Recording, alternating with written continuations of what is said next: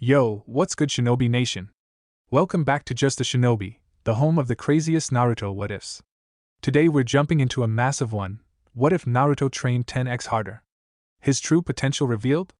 This is part 1, so strap in, because things are about to get explosive.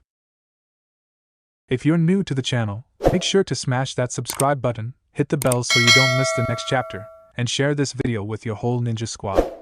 And of course, drop your theories in the comments. Your support is what keeps this shinobi grinding. Chapter 1A, Change of Pace. It was early morning in Konoha, the village hidden in the leaves. The sun was just starting to rise, painting the sky in oranges and yellows. People began to slowly wake up and start their day, merchants getting their shops ready, parents making breakfast for their children, and children getting ready to go to school. Like always, it was a normal day. As the sun shone into his apartment, one Uzumaki Naruto groaned, turning over so the light wouldn't hit his eyes and he could remain asleep and dream of Sakura feeding him ramen as he was named Hokage. Unfortunately, it was not to be, as the alarm clock Naruto had set began blaring loudly. Beep! Beep! Beep! Ga! Naruto shouted as he fell out of bed. Blinking, he looked around as his vision began to clear. He stood up and shut off his alarm, yawning loudly as he stretched. He looked back at the alarm clock. It was fairly old and worn from use. Naruto had found it in a trash can and fixed it up. However, he had never actually used it before. For a moment, Naruto tried to remember why he had set the alarm clock in the first place. He scratched his belly for a moment in thought before his eyes caught sight of his calendar, more specifically the date with the large red circle. That's right, it's the final exam before I become a ninja, Naruto shouted in a frantic voice as his eyes widened. He rushed into the bathroom, turning on the water of his shower as he took off his pajamas and stepped into the shower. The water was cold, freezing cold in fact, but Naruto had long since learned to ignore it. The owner of the complex was a rather cranky old lady who, like most of the villagers, meaning around 98% of the population, hated his guts. She had long ago turned off all the hot water that went to his apartment, forcing him to take cold showers. Finished washing, Naruto turned off the water, grabbed a towel and dried himself off. Moving back into his room, Naruto moved over to the closet. Opening it up revealed his entire collection of clothes. All of them were a bright orange track suit that he had managed to get. He had actually not even bought these. They had been too expensive since he had been charged triple the price for what most people would pay for normal clothing. Naruto had actually been forced to wait until the store owner had finally gotten rid of them, which was what the man had been going to do anyway when Naruto wanted to buy them, and then snatch them from the trash can.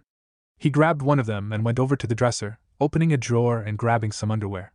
He soon put his clothes on and made his way to the kitchen. Opening his cupboard, the blonde grabbed one of his cups of ramen, opening it up and pouring some water in it. He moved over to his microwave and opened it up, placing the ramen in it and setting the timer for 3 minutes. Like all the appliances he had, the microwave was beaten and battered, having been found and fixed up by Naruto after someone had thrown it out. As soon as the beep sounded, Naruto opened the microwave, grabbed the ramen and a pair of chopsticks and made his way out of the apartment. Not bothering to lock the door on his way out, after all, no one ever bothered coming here anyway. Naruto opened the door to the room where he had spent the last 6 years training to be a ninja. He looked around for a seat and was disgruntled when the only open one he could find was the one next to Uchiha Sasuke, brooder extraordinaire, and his ultimate rival. Naruto had never understood the brooding emo king. Everyone loved Sasuke, the girls in his class, the teachers in his class, the civilians and other shinobi in the village, everyone. The boy was handed everything on a silver platter, Konoha's golden boy. But for some reason Sasuke remained a cold and aloof bastard. It irked Naruto, who would do anything for the kind of love and attention the raven-haired kid had. Not being able to find anywhere else to sit, Naruto moved over to sit next to the last Uchiha. Team. Naruto said it in a way of greeting. HN. Naruto merely rolled his eyes at the response he received, having grown used to that kind of response. Hell, that was the only response Sasuke gave anyone. Even the teachers had trouble getting more out of him. The only one quieter than Sasuke was Aburame Shino, a member of the famed Aburame clan, and Naruto was convinced that kid was mute. I hope you're ready to bask in my awesomeness as I kick ass today, Naruto said, seeing if he could get some kind of reaction out of the boy. HN. Naruto grit his teeth in frustration. He was just about to start yelling when Harino Sakura walked through the door. Sakura was a girl with bubblegum pink hair, and wore a red Chinese-style dress with a white circle in the middle, black mid-thigh length skin-tight shorts and blue shinobi sandals. Like the other girls in his class, she was a complete Sasuke fangirl. However, to Naruto she was one of the most beautiful people he had ever met, and was the girl he had been crushing on for nearly his entire time at the academy with no success. Not that something as insignificant as 6 years of no success would stop him. "Hey Sakura-chan!" Naruto shouted enthusiastically as he waved at the girl. Hey, about after school you and I." "Shut up, Naruto baka!" Sakura shouted as she smashed a fist into Naruto's face, sending the boy sprawling back onto his seat. "I don't want to hear your annoying voice today. And move so I can sit next to Sasuke-kun." With nothing left to say on her part, Sakura grabbed Naruto by the jacket and bodily threw him off the seat. "So Sasuke-kun, I was thinking maybe after school we could go on a date together?" Sakura asked in a hopeful voice as she twirled her hair in her fingers and gave Sasuke a shy look. Sasuke didn't even spare her a look as he continued to stare out of the window. HN. Naruto winced a bit as he stood up, sighing as he took the seat on Sasuke's left. He had grown used to this over the years. He had lost count of the number of times that Sakura had rejected him for a date, as well as the number of times she had hit him for asking. Sometimes, after her particularly more harsh rejections, he would often wonder why he even bothered. Of course, those bouts of depression never seemed to last more than 3 seconds or so. After a while, Irika, the Chunin Academy instructor for the academy, came in with Mizuki, his assistant, following close behind him. "Alright class, it's time for the test to see who among you are ready to receive their headband and become ninja of Konoha," Irika said. Naruto grinned. "I can do this," he thought with confidence. Naruto had been up late last night training. He was positive that he could complete any test set before him.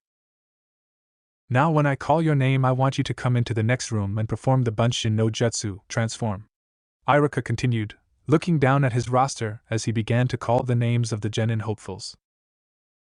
With those words Naruto began to feel despair. Out of all the things he could have asked us to do, why that one? Bunshin had always been Naruto's worst jutsu. For some reason, no matter how hard he worked at it, he just could not get it down. Naruto watched as the other kids came out, their headbands proudly displayed on their heads. It was nearly enough to make him lose confidence. However, the blonde quickly shored up his determination. He was not going to fail again. He was Uzumaki Naruto, damn it. "Uzumaki Naruto," Irika called out. Naruto grinned, masking his nervousness behind a confident smile as he walked into the other room. Irika took a seat behind his desk next to Mizuki. "Alright Naruto, show us what you can do," Irika said. He was not quite sure what to think about the blonde boy. He had only recently, yesterday, started to try and understand Naruto, after having had a talk with the Hokage after Naruto had done a prank of painting the Hokage monument. The kid in some ways reminded Irika of himself when he had been an academy student, the pranks, the constant being loud in order to get attention. In the end, he just decided to silently wish the boy luck. Naruto went through the hand seals required for the jutsu as he began to channel his chakra. "Bunshin no Jutsu," he shouted. A large puff of smoke was created, and when it cleared, everyone's attention was on the clone next to Naruto. The completely dead-looking clone that was laying on the ground and twitching spastically. Several ticks appeared on Irika's head as he looked at the clone. "You fail." Naruto's eyes widened. He couldn't understand it. He failed? But he had tried so hard, and he really wanted to pass this time. "Come on Irika, I think we can make an exception this time," Mizuki said, surprising Irika and Naruto. While he did not manage to create a clone, he did try really hard. Irika sighed, "I can't do that. Everyone else in the class was able to create at least 3 clones. And Naruto only managed to create 1, and look at it, it's pathetic." The instructor looked at Naruto. "I'm sorry Naruto, but I can't pass you." Naruto felt his world shatter with those words. He dejectedly walked out of the room and took his seat. As the class ended and the kids ran up to their parents, showing off their new headbands, listening with joy as their parents heaped praises on them. One person, however, was not partaking in the joyous atmosphere. Naruto sat over on a small swing set, staring at all of the students and their parents with a look of longing. Having never known his parents, the blonde had often wondered about them. The people at the orphanage had told him they had left, not wanting to be with a monster like him. The old man had told him that his parents had died during the Kyuubi attack and no one knew who they were. Seeing all these kids with their parents hurt, he would never show it and would deny it if anyone mentioned it, but he could not deny to himself how much it hurt. I'm so glad that boy didn't end up graduating. Naruto turned his head slightly as he heard the voice. He had always been blessed with enhanced senses. His hearing, vision and smell were far more formidable than most people. Sometimes that was more of a curse than a blessing. Yeah, I know. Could you imagine what would happen if he became a ninja? I mean, he's... Sure. You know we're not allowed to talk about that. Naruto frowned as he turned his attention away from the discussion taking place. He had heard many talks of a similar nature with other people whenever they spoke of him, and thought he couldn't hear. They would always stop, however, as if they had been about to say something taboo. He wished he knew what they were going to say. Maybe then he would understand why he was so hated. Hey Naruto. Naruto turned around to see Mizuki looking at him. Come with me, I wanted to talk to you. You know, Irika didn't fail you, Mizuki said as he and Naruto sat on the roof of the academy. He's just worried that you're not going to be ready to face the responsibilities of being a ninja. I know, Naruto sighed dejectedly. But I really wanted to pass this time. An evil glint came to Mizuki's eyes, but Naruto did not see it. Then I guess I have to tell you. Naruto grinned as he entered the Hokage's office, having sneaked past all of the guards downstairs. It had been notoriously easy for him to do so. In fact, a part of Naruto was surprised by how easy it was, but he just chalked it up to his amazing skills. Now let's see, where is that scroll? Naruto muttered as he looked around. Naruto had been in this office many times in the past, often coming in after a prank or sometimes just to visit the old Hokage. The office was fairly standard. It had a wooden oak desk in front of him that had a window overlooking Konoha behind it. On the left was a couch, and behind that were the pictures of the 4 Hokages. On the other side was a bookshelf filled with books and scrolls.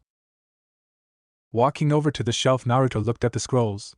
When he didn't see what he wanted, he frowned. He was about to turn around when his eyes caught sight of the stand right next to the shelf. Because Naruto had only given the room a cursory glance every time he was in here, he had never noticed it. The stand was really just that, a stand made of wood that had a large scroll on it. This has got to be it, Naruto said as he grabbed the scroll. He tied the ends with some ninja wire before strapping it to his back. He was just about to leave when the door opened up and Sarutobi walked in. Naruto, the old Hokage, blinked as he looked at the blonde. What are you doing here? Well, you see, Naruto racked his brain to find a way out of this. In his desperation, he realized there was only one chance. Naruto quickly made a hand sign and called out the only original jutsu he had. Oiroku no jutsu, sexy jutsu. Naruto snickered to himself as he entered the forest. Ha! I showed Ajisen who's boss. With how easy it was for me to knock the old man out, he might as well just make me Hokage. Taking the scroll off his back, Naruto sat down and unrolled it. He looked at the first jutsu and groaned, Kage Bunshin. Not another Bunshin jutsu. The blonde sighed. Oh well, might as well get to work. Deciding that it might actually be a good idea to read up on the jutsu in order to help him, Naruto looked over the description of the jutsu first. Kage Bunshin no Jutsu AB rank Kinjutsu, forbidden jutsu, that can only be used by ninja with higher than normal chakra reserves. This jutsu takes the user's chakra and divides it equally in order to create solid copies of the original. The more chakra the user has, the more clones they can create. Be warned, this jutsu also gives memory feedback every time a clone is dispelled and has been known to kill people who overused it due to this particular trait. Naruto gulped a bit at the knowledge that this had killed someone, though a part of him wondered what it meant by memory feedback. He shook his head. It doesn't matter if this killed someone. I'm Uzumaki Naruto, and I'm going to master this. Determination renewed, Naruto stood up and began getting to work. With a jutsu this powerful, he would be Hokage in no time. Less than an hour later, Naruto found himself staring at 10 more copies of himself, The jutsu had been surprisingly easy. Blinking a few times, he reached out with a finger and poked one of them. "Stop, that tickles," his clone said as he swatted the hand away. Naruto blinked again before a large grin spread across his face. "Yada! I did it!" Naruto shouted as he pumped a fist in the air. "Yada!" All of his clones shouted, emulating his actions. Naruto dispelled the clones since he didn't need them. However, when he did, Naruto found himself getting the images of himself and his clones from 10 other perspectives. What the hell? Was that what the scroll was talking about when it said memory whatever? Naruto asked himself. He shrugged. In the end, all that mattered to him was that he had mastered the jutsu. He was just about to go over some more jutsu from the scroll when a familiar voice yelled at him. "There you are!" Naruto looked up and saw Iruka stomping up to him. The blonde grinned as he jumped up and pointed a finger at him. "Ha! I found you, Iruka-sensei!" "Baka!" Iruka shouted as he stopped in front of his blonde student. "I found you!" "Hee, I guess you did, sensei," Naruto replied as he rubbed the back of his neck. "You were pretty fast. I only had time to learn one jutsu." Iruka started as he looked around at the ruined clearing. "He has been training hard, I can tell." Naruto jumped on the balls of his feet as he spoke to his sensei in an excited manner. "Hey, but listen, Iruka, now that you're here I can show you this totally awesome jutsu and you can let me graduate. That's how it all works out, right?" Iruka, who was just about to go back to scolding Naruto, blinked. "What? Graduate?" Naruto nodded. "Yeah, that's how it works, right? I learned jutsu from this scroll and you let me graduate." Iruka looked at Naruto cautiously. While he did certainly look like he had been training, Iruka had no idea where Naruto had gotten this idea for graduating this way. "Naruto, who told you you can graduate this way?" Iruka asked. Naruto tilted his head to the side. "Mizuki-sensei did. He told me where to find this scroll and about this place." Iruka's eyes widened as he realized what was going on. He was just about to say something when he heard a whizzing sound and shoved Naruto away. "Get down!" Several kunai came out of the trees and impaled Iruka in the leg and arms. The instructor looked up and scowled. "I see, so that's how it is. Wow, you got here pretty fast." Naruto, who had been staring at Iruka in shock, looked up to see Mizuki with a large grin on his face. "Mizuki-sensei, what's going on here? Why are you attacking Iruka-sensei?" Naruto mumbled. Hearing his voice, the two Chunin turned their attention to Naruto. "Give me the scroll, Naruto," Mizuki commanded, holding out his hand. "No, Naruto, don't give it to him!" Iruka shouted. What's going on?" Naruto asked, unsure what he should do. "Mizuki used you to get the scroll," Iruka said. "That scroll contains Konoha's secret and forbidden jutsu. He lied to you so you would do his bidding." "Oh, I'll tell you who's lying, Naruto," Mizuki said with a smirk. Iruka looked over at Mizuki and saw the smirk on his face. It was then he realized what the white-haired traitor was going to say and his eyes widened. "No, Mizuki, don't say it, you know it's forbidden." Naruto looked back and forth between his two senseis in confusion. "What do you mean? Who's lying?" "They've been lying to you your whole life, ever since the degree of 12 years ago," Mizuki looked at Naruto with an insane grin. 12 years ago? Naruto shook his head. "I don't understand." "No, Mizuki, don't. Haven't you ever wondered why you were hated?" Mizuki questioned, making the blonde eyes widen. "Why were you ignored? Why did people treat you like you were worthless? Like less than dirt?" "Mizuki, stop it now!" Iruka shouted to no avail.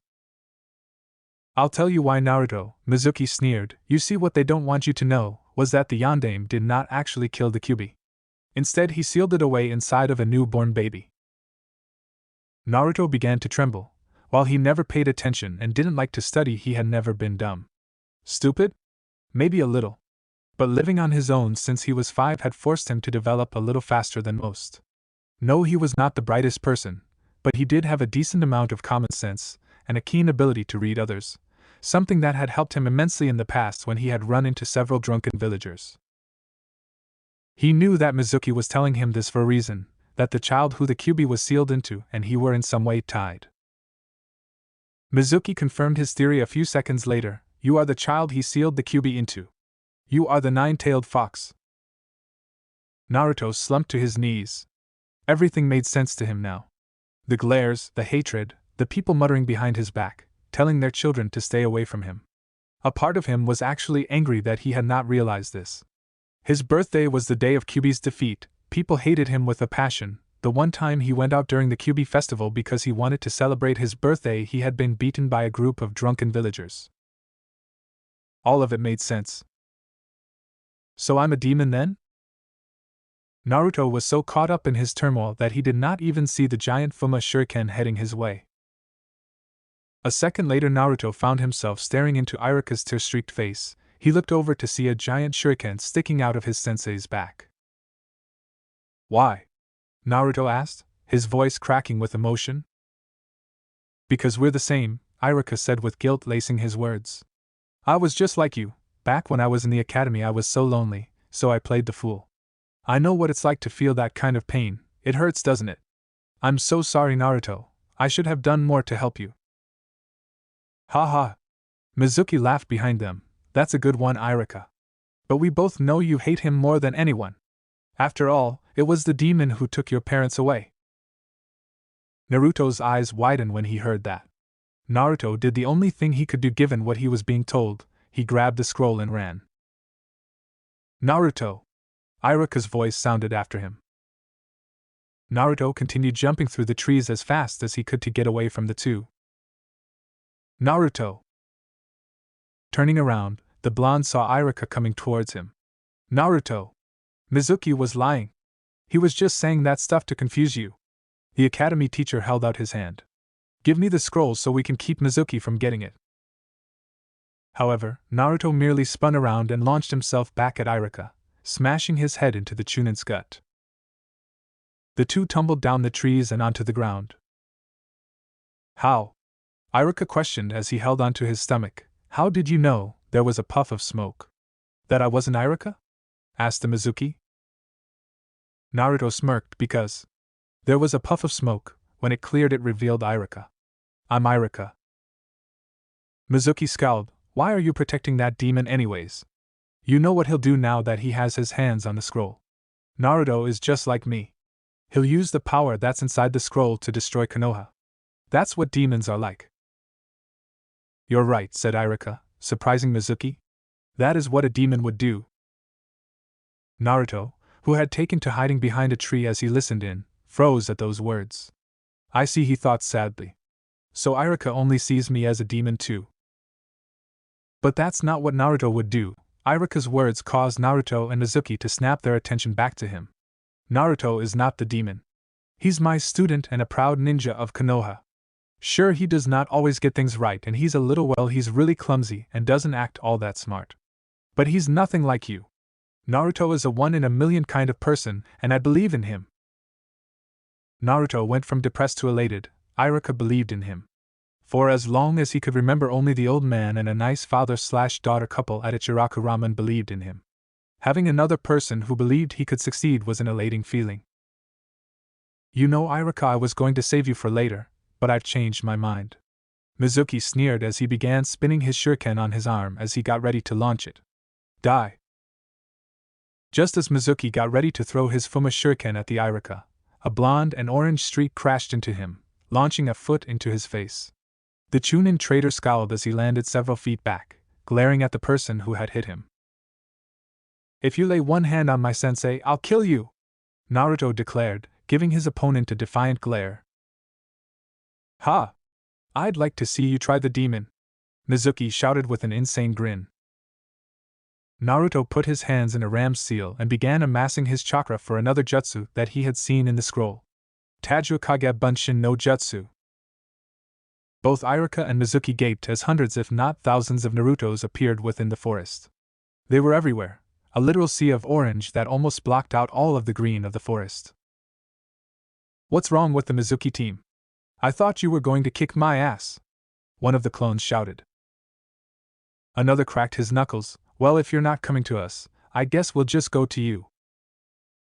The clones all jumped up and headed towards the terrified traitor. Naruto grinned as he looked down at the mass of black and blue flesh that had at one point been Mizuki. Hee, maybe I went a little too hard on him, the blonde said with a sheepish grin. Unbelievable, Iruka thought in awe. To be able to have learned such a powerful jutsu in less than an hour, and the number of clones. He said that he wanted to surpass the Hokages, and I'm beginning to believe he just might do it. Naruto, Iruka said, getting the blonde's attention. Come here, I have something I want to give you. Naruto blinked before walking over to him. What's up, sensei? Close your eyes for a moment, Iruka said. Naruto did so, and as he did felt a weight being removed from his head before a new one took its place. Okay, you can open them now. Naruto did so and his hand went to his head, feeling the cold metal and notched grooves of a Konoha headband. Iruka had his goggles in his hand. Congratulations. You graduate, Iruka said with pride. And to celebrate, we're going out for ramen tonight. Naruto smiled and was hard-pressed not to cry. He decided to hide his tears by jumping on Iruka in a hug. Iruka-sensei.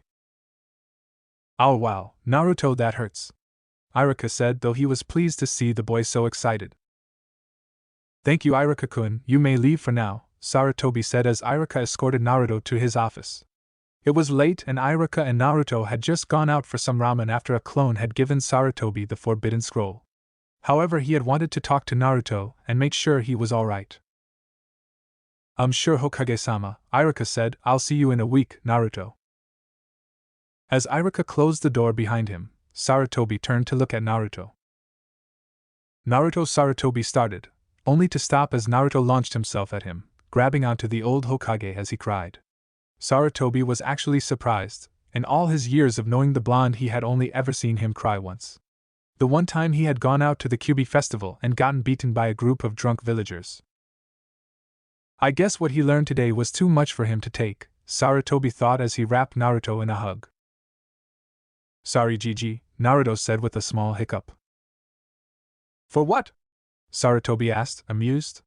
Scroll his back. You helped me root out a traitor, and just became a genin. I got your robes wet, Naruto pointed at the small wet spot from his crying. Sandaime looked down to see that his robes were indeed wet from Naruto's tears. Sarutobi held in a snort of amusement. Of all the things Naruto could be sorry for, it was for getting his robes wet. Gigi, Naruto said in an abnormally quiet voice. Is it true? What Mizuki said? Sarutobi sighed. He had known this was coming at some point, and had hoped to have some time to prepare for it. It is. So I am a demon, Naruto said, looking down at the ground, tears forming in his eyes. Sarutobi grabbed Naruto by the shoulders, making the blonde look up at him. Naruto, I want you to listen carefully. You are not a demon. When Yondaime sealed the Kyuubi into you, he had made it his dying wish for you to be seen as a hero. A hero? Naruto questioned, getting a nod from Sarutobi. Why? Because of Naruto, it is only thanks to you that Kyuubi is safely locked away. You are the entire reason that Konoha is still standing today, Sarutobi said. Really? Naruto asked, his voice a little hopeful. Yes, Sarutobi said, you are the hero of Konoha? Then, how come everyone hates me? The blonde asked. Sarutobi sighed. They don't hate you, Naruto, they just don't understand. Sealing, or as it's called, is one of the most obscure ninja arts there is, and the hardest to master. Very few people understand this, and so when something like a demon gets sealed into somebody, they are unsure whether the seal can really hold something like that, a being of such power in. You have to understand that when the Kyuubi attacked, many good ninjas died that day, and because of that they are unwilling to accept you, fearing that you are really just the Kyuubi in human form. Naruto frowned. That made sense, in some sick and twisted way. But now that he knew why he was hated, he had to wonder what he should do. Would people be able to accept him? Could he get people to see past the Kyuubi and look at him as Naruto? At the moment it didn't seem all that likely. After all, the people of Konoha had 12 years to get over their loss and see Naruto for himself. Then again, he had not really helped in that regard. He had been so desperate for attention that he had turned to pranks, since even bad attention was better than no attention. But maybe if I show them how good a ninja I am, and that I'm willing to protect the village, maybe I can change their minds. Naruto thought to himself. He looked up at Sarutobi with determination. I'll show them that I'm not the Kyuubi, that I'm Uzumaki Naruto, future Hokage of Konoha. I won't let this get to me, ever. Databao. Sarutobi smiled at seeing the boy's will of fire returning. That's good, Naruto-kun. I have no doubt you will eventually get there. However, it will require a lot more hard work than what you are used to. You won't be able to do your pranks anymore and will have to actually take the time to learn about being a shinobi. After all, a Hokage is not just the most powerful ninja in the village, he is the smartest and most cunning as well. So then you're pretty smart, Ha'ajizan, Naruto said. Sarutobi chuckled a bit. Naruto-kun, do you know why I earned my nickname of Professor? Naruto scratched the back of his head. Because you're smart? Well, essentially yes, Sarutobi admitted. However, it is much more than that. I earned the title of Professor because of my ability to read people and react to any given situation both on and off the battlefield. In the many years that I have lived, I have amassed much knowledge from reading books. Things that taught me about shinobi basics, to the more advanced ninja abilities and theories, as well as knowledge on civilian practices like politics, which has become essential for every Hokage to know now. He took a minute to curse the Nidame's decision to create the council, the whole reason a needed to know politics. He had been told by his sensei, Senju Tobirama, before the Second Shinobi War started that he was 100% positive he had been drunk when he came up with the idea. It looked good on paper, having a group of people dedicated to helping the Hokage deal with the everyday affairs of Konoha's civilians. However, the reality was far different. Sarutobi had spent more time fighting with the council than anything, and many of the people in it, especially on the civilian side, were extraordinarily greedy, always wanting more money and to line their pockets with more coin. The old Hokage shook his head and banished the thought. Anyway, the point I'm trying to make is that to be a good shinobi requires you to be not just strong, but also smart. I guess that makes sense. Naruto tilted his head for a moment before remembering something. Oh yeah. Speaking of being strong, you know that awesome jutsu I learned? The Kage Bunshin? Yes, I know it, Sarutobi said, wondering where the blonde was going with this. Yeah, well, I was reading the description of it, and I was hoping you could help me figure out something I read in it. The scroll said something about memory feedback, and that it was really dangerous for some reason. But I don't even know what that is. Naruto scratched the back of his head sheepishly. Sarutobi looked at Naruto as he used his cunning mind, the mind that had given him his title of professor, to come up with a plan that should help the blonde get stronger without really helping him form his mind. Memory feedback is the memories of the clone's life returning to the user, Sarutobi answered. Whenever a clone is dispelled, whether on purpose, by accident, or running out of chakra, all of its memories are given to the person who created them. Like when I created those 10 in the forest, and saw 10 different sides of myself and my clones, Naruto mumbled to himself, though Sarutobi still heard it. Yes, the Kage Bunshin no Jutsu is a powerful technique that way, Sarutobi said. Naruto looked up and tilted his head in curiosity. How so? Sarutobi tapped his chin.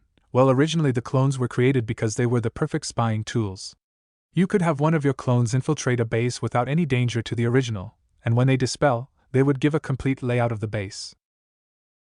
So it's used to memorize things? Asked Naruto, scratching the back of his head. Sarutobi nodded yes. However, the Kage Bunshin can be used for more than just memorization of Naruto-kun. In fact, Jutsu is an excellent method to learn new things. You can learn just about anything from your clones, from chakra control and Jutsu, to the books you read, writing, and even taijutsu, since muscle memory is a mental faculty. That sounds almost like it can be used for training, Naruto exclaimed, excited by the prospect of what he could get his clones to do. The old Hokage nodded. It can indeed be used for training. Though I suspect that only you will be able to use this jutsu to its full potential. Why is that? Asked Naruto, excited at the prospect that there was something only he could do. Because you're the only one who has enough chakra to summon enough clones to really make the training worth it. Most ninja, even jonin, can only make 5, maybe 10 clones if they're lucky, Sarutobi answered. Ha! I made nearly 1,000 in the clearing when I beat the crap out of Mizuki team, Naruto said. That you did, Sarutobi chuckled at the boy's enthusiasm, but it will take more than spamming out clones to become a great ninja. You will have to train hard and actually be serious about your profession. Naruto thumped his chest. Don't you worry, old man. I'll train harder than everybody in Konoha. I'll become not only the most powerful Hokage ever, but the strongest shinobi in the elemental nations. That's my promise of a lifetime. Databao. I'm sure you will, Naruto, Sarutobi chuckled. And to help, I have some advice for you. But before I tell you what it is, I want you to promise me you will listen to everything I have to say and follow the advice I give you to the letter. Naruto grinned as he thumped his chest. Don't worry, Ajisen. I promise in my honor as the future Hokage of Konoha that I will listen to what you have to say and follow your advice. Databao. Sarutobi smiled before he began. Very well then. Now since you are a shinobi, you will have access to the ninja section of the library. There you will find scrolls on chakra theory and control, ninja basics, and I think they even have a few books on Fuinjutsu if you're interested. Though I would also suggest reading books on things like politics and other civilian practices. If you're going to be Hokage, you will need to know these things. I want you to start off by finding books on basic chakra control and theory, as well as a taijutsu style that will suit you if the basic style does not. I know you do not want to hear this, but the basic principles are the most important aspects of being a shinobi. Without them you cannot grow because you do not have the essential steps necessary to advance in skill. Sarutobi looked at Naruto. Promise me you will do this. Naruto nodded, for once actually paying attention to what he was being told. You got it. I promise. First thing tomorrow morning I will go to the library and look up that information. Naruto frowned for a moment. Though, I don't know if they'll let me in. Sarutobi frowned. He knew that a lot of places did allow Naruto entrance, like many of the shops and restaurants. Thankfully, the library, unlike the shops and restaurants, was government-owned, meaning he was the only one who could bar someone entrance. If they try to bar you from entrance, just tell them barring entrance to a shinobi is illegal, and that if they try they can take it up with me. Also, might I suggest some new clothes? New clothes? What's wrong with these clothes? Asked Naruto. He liked these clothes. They were orange, and warm, and comfortable, and orange. Naruto, I know you like the color orange, however it is not a good color for a shinobi. Sarutobi said. When you are out on a mission, those clothes will stick out like a sore thumb, and a ninja is supposed to blend in. Deciding to add some incentive, Sarutobi added another thing. Besides, if you wear clothes that are more shinobi-like, it will add a powerful and mysterious image to you, making people recognize how powerful of a ninja you are. That seemed to get Naruto hooked. I'll do it. He frowned for a moment as he remembered when he had tried buying other clothes a few times. However, he had always been kicked out of the stores before he could even take a look at the clothing selection. Good. Sarutobi smiled. Now you have a whole week to get stronger before you get your Jonin sensei assigned. Sandaime said, I suggest you use this time to catch up with the rest of your class. With Kage Bushins you should be able to get a decent level of knowledge and learn the basics. Though you will have to do physical exercise yourself, since clones can't do that for you. Naruto blinked. Why not? Because a clone is merely a chakra construct, it's not your real body, therefore it can help you grow physically, Sarutobi answered. Now it's getting late, so why don't you get to bed? That way you can start getting stronger early tomorrow. Right. Naruto shouted enthusiastically, I'll see you later, Gigi. Sarutobi watched as Naruto left. With the knowledge of that jutsu he should be able to grow strong. Sarutobi looked at a picture of Minato. Your son is on the path to being a great shinobi, Minato. Chapter 2 Starting Anew. The next morning Naruto woke up early feeling fresh as a daisy, despite having been up late last night helping deal with the traitor and the shocking revelations that followed. He stood up and stretched out, working out some of the kinks he had gotten from the night before, and after that he started to get ready for the day, getting showered, getting dressed, eating his ramen and then heading for the library. As he walked down the street Naruto ignored the glares and mutterings sent his way. While they still kind of bothered him, he refused to let it get to him in any way. Now that he knew why he was hated, he was more determined to make them see that he wasn't some demon. He was a proud shinobi of Konoha. He would start by following his grandfather figure's advice and start getting stronger and smarter. Hence the reason he was heading to the library to study. He didn't much like the idea of studying, but he had promised Sarutobi as a future Hokage, so he had to go through with it. And if there was one thing Naruto would never do, it was going back on his word. Who knows, maybe it would actually help. Naruto entered the library and looked around, feeling his eyes widen at the sight before him.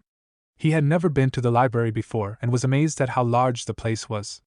There were about 4 stories in the library altogether, and all along the walls and in aisles going down the library were books, loads and loads of books. It was giving him a headache just looking at them. Just as Naruto was about to make his way towards the ninja section of the library, he was stopped by the custodian. "I am going to have to ask you to leave, boy," the custodian, a woman who looked to be in her mid-50s, said, spitting out the word boy with venom. Naruto's first desire was to jump at the woman and start yelling about how she couldn't kick him out.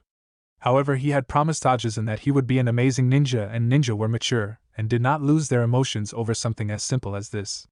Instead, he merely looked at the woman calmly as he spoke. "Listen, lady, I happen to be a shinobi of Konoha, and it's illegal to bar me from entering the library." To emphasize his point, Naruto pointed to his headband, making the woman pale a bit. "Of course, if you feel this is still a problem, I am sure that I could escort you to see Hokage Oji-sama, and we can work it out with him." Naruto breathed a sigh of relief. He had almost called the Hokage Ajisen, but that would not sound good if he called the Hokage that right now. After all, most people could never get away with calling the most powerful ninja in the village an old man. The woman took a step back in shock for a second, unsure what to do in this situation. The boy had never actually come to the library before, so this had not really been a pressing issue. However, like people who worked at other places, she did not want the demon to be in her presence, or in the vicinity of stores of knowledge that could potentially help it shed its human flesh. She soon realized, however, there was nothing she could do. It was well known that the Hokage was quite partial with the boy, and would favor him over her. Scowling, she turned around and left, but not before giving him some advice. "Fine, you can stay, though I suggest you take care when reading as a child. Should any of these books be out of place or damaged in any way, I'm holding you responsible." Naruto snorted as the woman walked off. Seriously, did she think someone like her could scare the great Uzumaki Naruto with such a lame threat? Shaking his head now that the crisis was averted, Naruto made his way to the shinobi section of the library. He put his hands in a ram's seal and created 5 kage bunchins. "Alright, I want you guys to grab some books and check them out. Anything you can find on chakra, seals, taijutsu, and basic shinobi skills will be fine. Also, find a book on politics, whatever that is. Ji-san said it was important for a Hokage to know, so I need to know it. Bring them back home and start reading them." "Wait, what will you be doing?" asked one of the clones, angry that his creator was shoving off his reading on them. "I'm going to go shopping," Naruto said. He hated that he was going to get new clothes, but again, he had promised Ajisen that he would get new clothes, and the man had made a point. After all, he wanted people to take him seriously, and if this would help, then so be it. After all, if I want to be a good shinobi, I have to look cool too. Naruto sighed as he was kicked out of another store. Walking off, Naruto tried to think of a way to get into a store. Unlike the library, which was owned by the government, aka the Hokage, the stores were all civilian-owned, so they could kick him out if they did not want to do business with him. Which basically meant every store he had gone to had kicked him out, not wanting to sell anything to the QB brat. Looking around, the blonde found a store that looked fairly nondescript. The only sign that told him it was for shinobi was the rather large kunai symbol above the door, and the sign that read Higurashi Weapon Shop.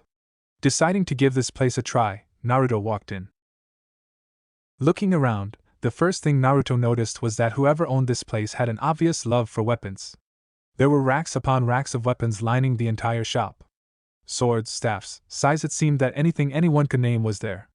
He had never seen so many different weapons in one place ever, and some of these weapons he had never seen at all. It was enough to make even someone like Naruto, who knew next to nothing about weapons, drool. "Can I help you?" Naruto stiffened and almost shouted as he spun around. Behind him was a young girl that was maybe a year older than him, wearing a Chinese-style pink tank top, dark green cargo pants, and had her hair done up in 2 buns. To Naruto, they made her kind of look like a panda. Or a mouse. Naruto did his best not to snicker at the thought. "Hello?" Naruto blinked as the girl waved a hand in front of his face. What?" Naruto said, blushing in embarrassment as he took a step back and put a hand behind his head. The girl just looked at him before she rolled her eyes at the kid's inattentiveness and shrugged. "I was asking if you needed help finding anything?" Naruto blinked in surprise. You work here? That's right, the girl said. My name is Higurashi Tenten. My father owns this store, so I come in and help when I'm not on missions. You're a ninja then? Naruto asked curiously. Yep, I've been a ninja for about a year now, Tenten replied. That's awesome, Naruto stated with a large grin. I just graduated. He blinked as he remembered why he was here. You know you can help me. I was looking into getting some new clothes. I can see why, Tenten said with an amused smirk. Your clothes are hideous. Hey, Naruto said, feeling the need to defend his clothes. These clothes are warm and comfortable and ugly, Tenten finished with a grin. Seriously, who wears orange? I like oranges, Naruto shouted indignantly. Seriously, what was it with people continuing to diss on the color orange? It was the best color in the world. It's my favorite color. Even so, it's not a very good color for a ninja, Tenten replied, finding the boy's defensiveness amusing. Especially when it's so bright. Naruto clenched his fists a bit as he resisted the urge to yell. Remember your promise to Ajisen. Naruto had to remind himself. You promised to act like a real shinobi, and real shinobi do not get upset over things like this. Damn him for making me promise this. He's so lucky I promised not to do any more pranks, or I would be pranking his ass into next week. He took a deep breath before letting it out. Feeling a little more in control, Naruto looked back at Tenten. Look, can you help me with my clothes or not? Naruto asked when he felt he had calmed down sufficiently. Sure, Tenten replied, amused by Naruto's reaction. She took him over to the clothing section of the store. So what are you looking for exactly? She asked. Naruto thought about what he wanted to look like. He needed something that made him look cool and added a mysterious persona to him. Something that screamed powerful and awesome. Something. You know, I'm not sure, he said sheepishly. I've never really shopped for clothes before, so he had actually tried clothes shopping once when he was 6 and had just gotten an apartment. However, the store owners had kicked him out before he could actually shop. That had actually been the same day he found his jumpsuits in the trash after the same store he tried to shop from had thrown them away. You're kidding, right? Tenten looked at him incredulously. When he shook his head, she sighed. Then it looks like we're just going to have to see what works. She pulled him over to the clothing section of the store, where she began grabbing different styles of clothes and then making him change into many styles she gave him, essentially turning him into a life-size dress-up doll. Eventually she found a style that fit. Now Naruto was wearing dark black shinobi pants that tucked into a pair of black steel-toed combat boots instead of shinobi sandals. He had a black sleeveless Chinese-style shirt like hers but with a dark orange trim. She had tried to talk him out of wearing any orange, but was unsuccessful in getting the blonde to completely rid himself of his favorite color. At least there was less orange than before, and it was in a darker tone than his jumpsuit had been. His hands were covered in fingerless gloves that had metal knuckles that he could channel chakra through to increase the damage done. His arms were also covered in black bandages up to his biceps.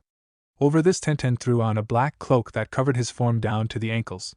Lastly, she changed the strap to his headband, giving it a long black fabric that went down to his knees. There, you look much better now, Tenten said, smiling at him. Indeed, he did look much better. Now that she was seeing him without all the orange, he actually looked cute. Now you like a real shinobi. You think so? Naruto blushed as he scratched the back of his head. Of course. So will that be all? Tenten asked. Yes, Naruto paused for a moment, and his eyes glazed over as the memories of one of his clones hit him. Hello, anybody home? Tenten asked at seeing the blonde space out again. This kid is so weird. Actually, I do need some more things, Naruto said, turning his attention back to Tenten, who was looking at him with her head tilted. First, do you have any training weights I can buy? Of course, Tenten said, leading Naruto over to one section of the store. She went up to a shelf and grabbed a box. This has a 2-pair set of training weights, one for the arms and one for the legs. To change their weight, you just channel chakra into them, and to release the weights, you just hold your hand in the release seal and say Kai. Naruto nodded at the explanation as he grabbed the box in her hand.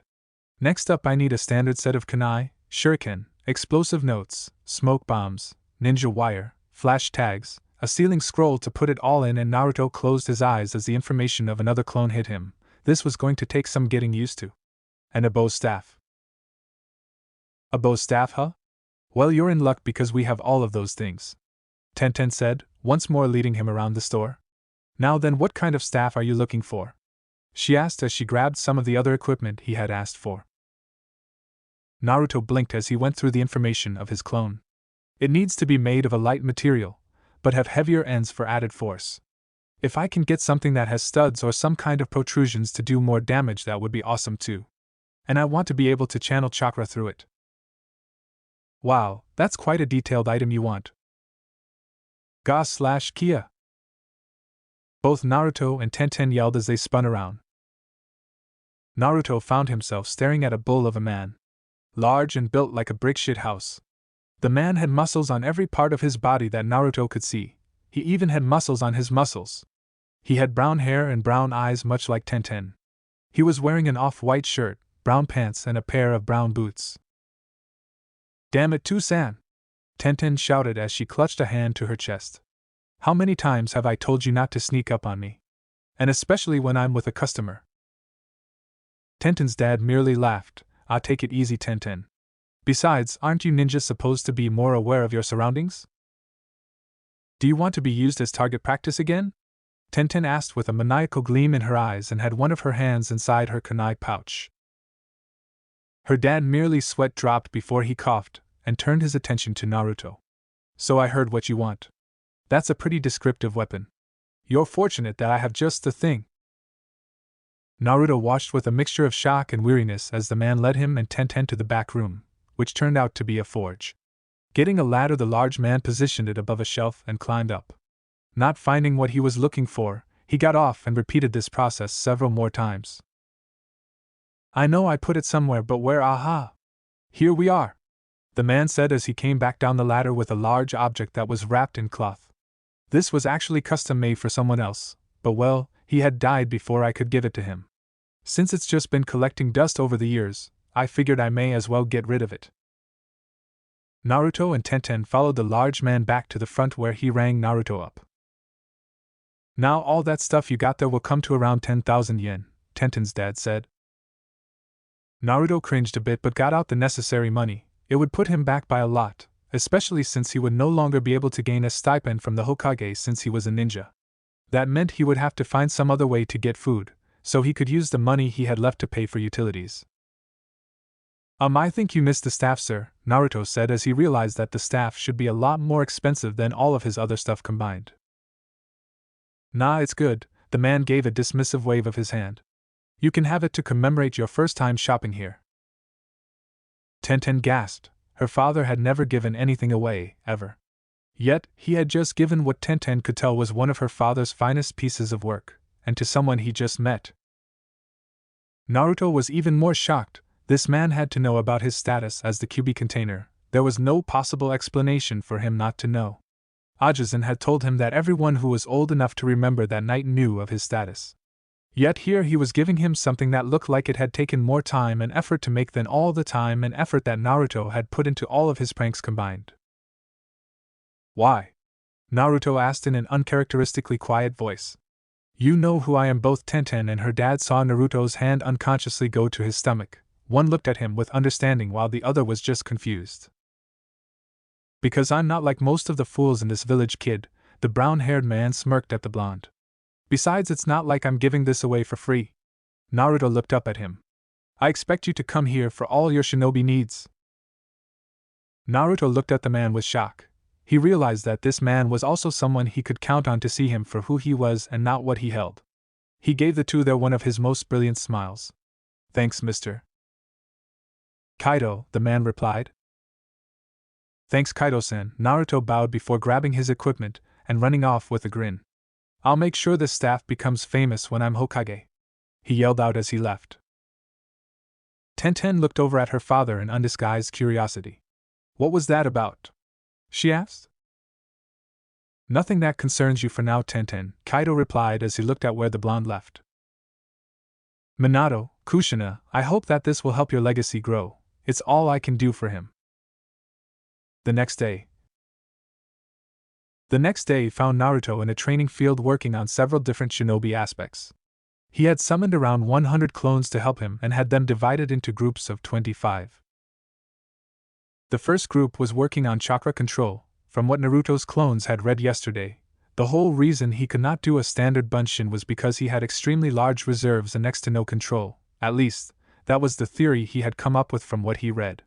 So he would need to fix that by getting better control. Right now they were working on the leaf floating exercise, the first and most basic exercise. It was basically floating a leaf over the palm of their hands and making it spin. It was just in one hand at the moment, but Naruto eventually planned on increasing the amount of leaves that he could spin, figuring that the more leaves he could float at the same time, the better his control would be. It was not in the scroll he had read, but Naruto had always been innovative when coming up with pranks, and that ability was easily carried on into other aspects of his life and career if he actually set his mind to it. He wanted to at some point be able to spin a leaf on each finger at the same time, rather than using his palms before he moved on to tree climbing, which was the next exercise he saw when he had skipped to the intermediate chakra control book, just to see what it held of course. Another group of clones was working on his taijutsu. In the academy he had been told the wrong stances by Mizuki team, who had been in charge of the taijutsu lessons, and so he really had no style, fighting more like a brawler than anything. He had originally grabbed a scroll in the basic academy taijutsu style. However, he soon found that even with how simple they were, the style simply didn't fit him for some reason. It was odd because he had only started working on it today. But for some reason it felt wrong, was the best way he could describe it.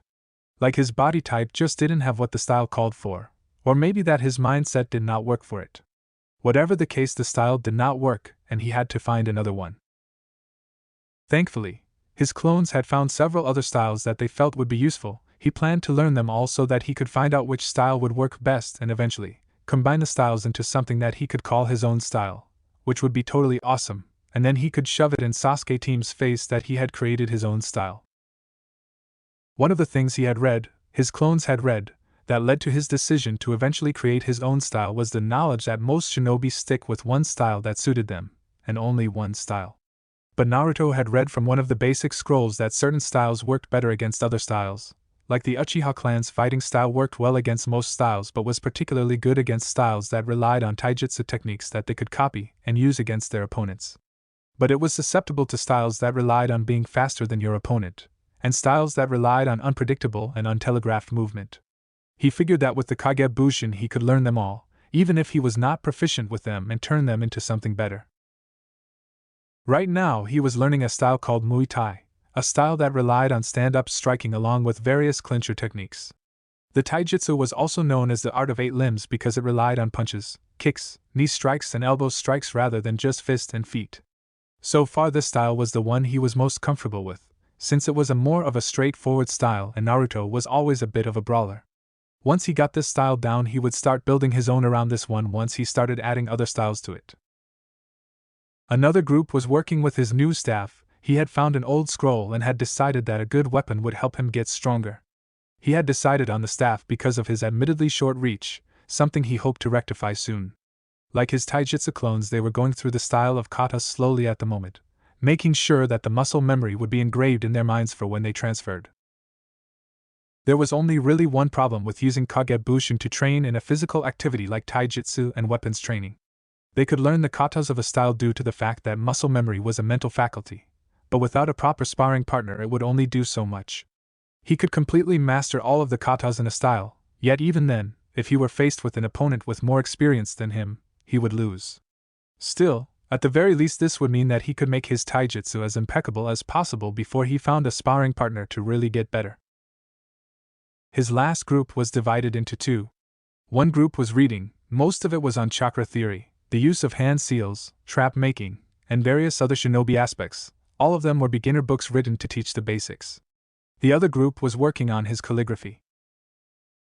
Naruto had decided that he was going to be better than all the Hokages, and had figured that surpassing the Yondaime in what he was best known for would be the best way to show just how awesome he really was. The first thing Naruto had learned about the complex art of sealing was that it required a steady hand, and absolutely perfect brush strokes. One wrong mark on a seal and the results could be explosive. This meant he had to work on his calligraphy, because even if he did not want to admit it, his handwriting sucked. So Naruto had been forced to delegate a group of clones to get better at handwriting. It was a basic skill he needed to learn, and while it sucked, he remembered Sarutobi's advice about basics being the fundamental stepping stone into more advanced stuff. At least he was pretty sure that was what he had said. The man had talked so much when he had been giving advice that Naruto was not sure he got it all. Meanwhile, Naruto himself worked on the physical aspects of his training.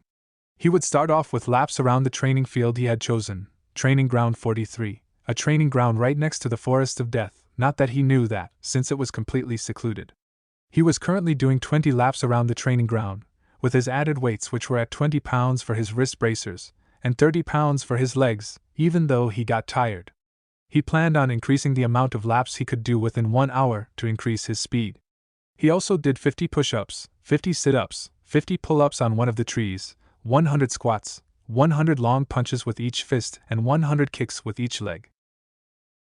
And that was his morning routine. Naruto found himself laying on the ground as he panted, exhaustion actually setting in. It was an odd feeling, he reflected. Naruto had never really felt tired before, something he was beginning to suspect he got from the Kyuubi. Oh sure, sometimes he could get sleepy but never from lack of energy. Right now he is really exhausted.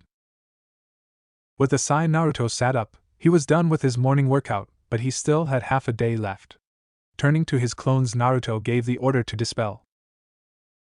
Unfortunately, they all decided to dispel at once. Even with his enhanced healing factor, Naruto could not withstand 100 clones dispelling at the same time, which, when combined with his exhaustion from his new morning routine, ended up knocking the blonde unconscious. It was nearly an hour later when Naruto woke up, looking at the sky and sighing in relief as he realized not much time had passed. Promising himself to make his clones dispel in groups to avoid the massive headache next time, Naruto stood up and made a few more clones. Go hunting and see if you can find something to eat, Naruto said. He was getting hungry and needed some food. With his money nearly gone from clothes shopping, Naruto did not want to waste it trying to get a decent meal. While his clones did that, Naruto set about making a fire pit, digging out a small ditch before collecting rocks and putting them in a circle around it. He gathered some dried wood and put the pieces in the middle of the pit. With that done, Naruto went through a few hand seals and used a small katan, fire release, jutsu he knew. It was a fairly basic jutsu that was ridiculously easy to learn, and he had only learned it because of its use in starting a fire for occasions like this. The jutsu was also easy, requiring very little control to create, and one did not need an affinity for fire to use it, meaning that anyone who had the ability to channel chakra could learn it. Hey boss! Naruto turned to see his clones. The one in the middle, who had spoken, was carrying several fish they had managed to catch. Good job, Naruto said, feeling a little awkward at knowing he was essentially complimenting himself. Go ahead and dispel yourselves. The clones nodded and dispelled as Naruto set about cooking his meal. After lunch, Naruto created another batch of 100 clones and had them restart everything they had previously been doing. Meanwhile, Naruto attempted to meditate. In the book on the basics of chakra theory, he had read that by meditating a ninja could sharpen their senses, as well as their mind, and familiarize themselves with their chakra. So Naruto sat down and began feeling the chakra in his body. It wasn't hard. Naruto had always had a lot of chakra. In fact, finding his chakra had been the one thing he had been able to do before the other academy students. He simply had so much that he did not need to actually spend time looking for it. It was already right there. Once he felt it, he began to channel chakra to his ears. At first he winced, having channeled too much chakra and hurting his eardrums as the various sounds of the world invaded them. But after a while he managed to find an appropriate balance of chakra. He listened to the different sounds of the forest, or training ground. He could hear several birds chirping and some animals that were scurrying around on the ground. He heard running water, so there was a pond or stream not too far from him. It had probably been where his clones had caught those fish. He also heard other sounds coming from the forest of death, roars, hisses, and other odd noises that sounded like they came from some kind of ferocious beasts. The place sounded like something from a nightmare. He shook the thought off and began channeling chakra to his nose. Once again he channeled too much and had to immediately cut back. However, when he found the right amount of chakra where it no longer hurt, he began to try and differentiate the scents he picked up. It was hard since he did not know what some of the things he could smell were. But he did manage to pick up the scent of the trees, the dirt and grass of the field. Other scents he could smell, but simply not recognize.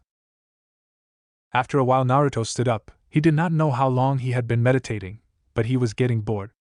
And a bored Naruto was a dangerous Naruto. Deciding to test his taijutsu limits, Naruto put his hand in the ram sign, Taju Kage Bunshin no Jutsu. He shouted. There was a large burst of smoke, and when it cleared, Naruto could see nearly 400 more clones than there had been in the field. Alright. All of you who I just summoned, this is gonna be a battle royal, all of you versus me. Naruto grinned as he got into the beginning stance for Muay Thai. His stance was as near perfect as could be on his first day ever. Let the ass-kicking commence. Without delay, Naruto charged into his clones head first. Little did he know that he was being watched from afar by a curious observer who had been passing through.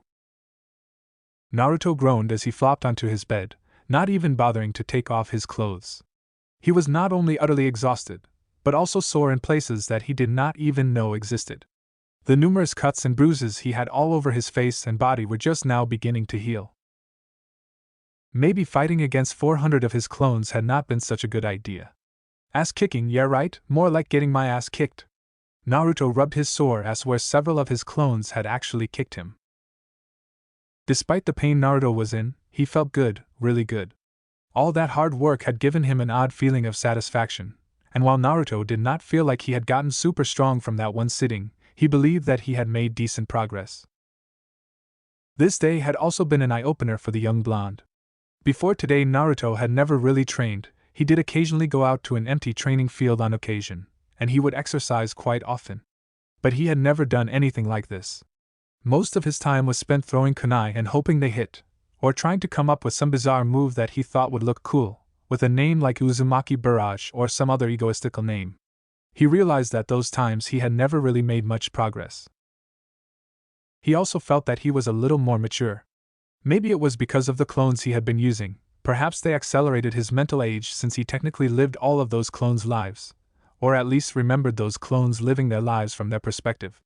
Or it could be the meditation he had done at the end. He still hated it, but he had felt better afterwards. Well, better until his clones had beat the holy hell out of him. Stupid clones. Or perhaps his change in mentality was due to the events that had transpired and led him to where he was now.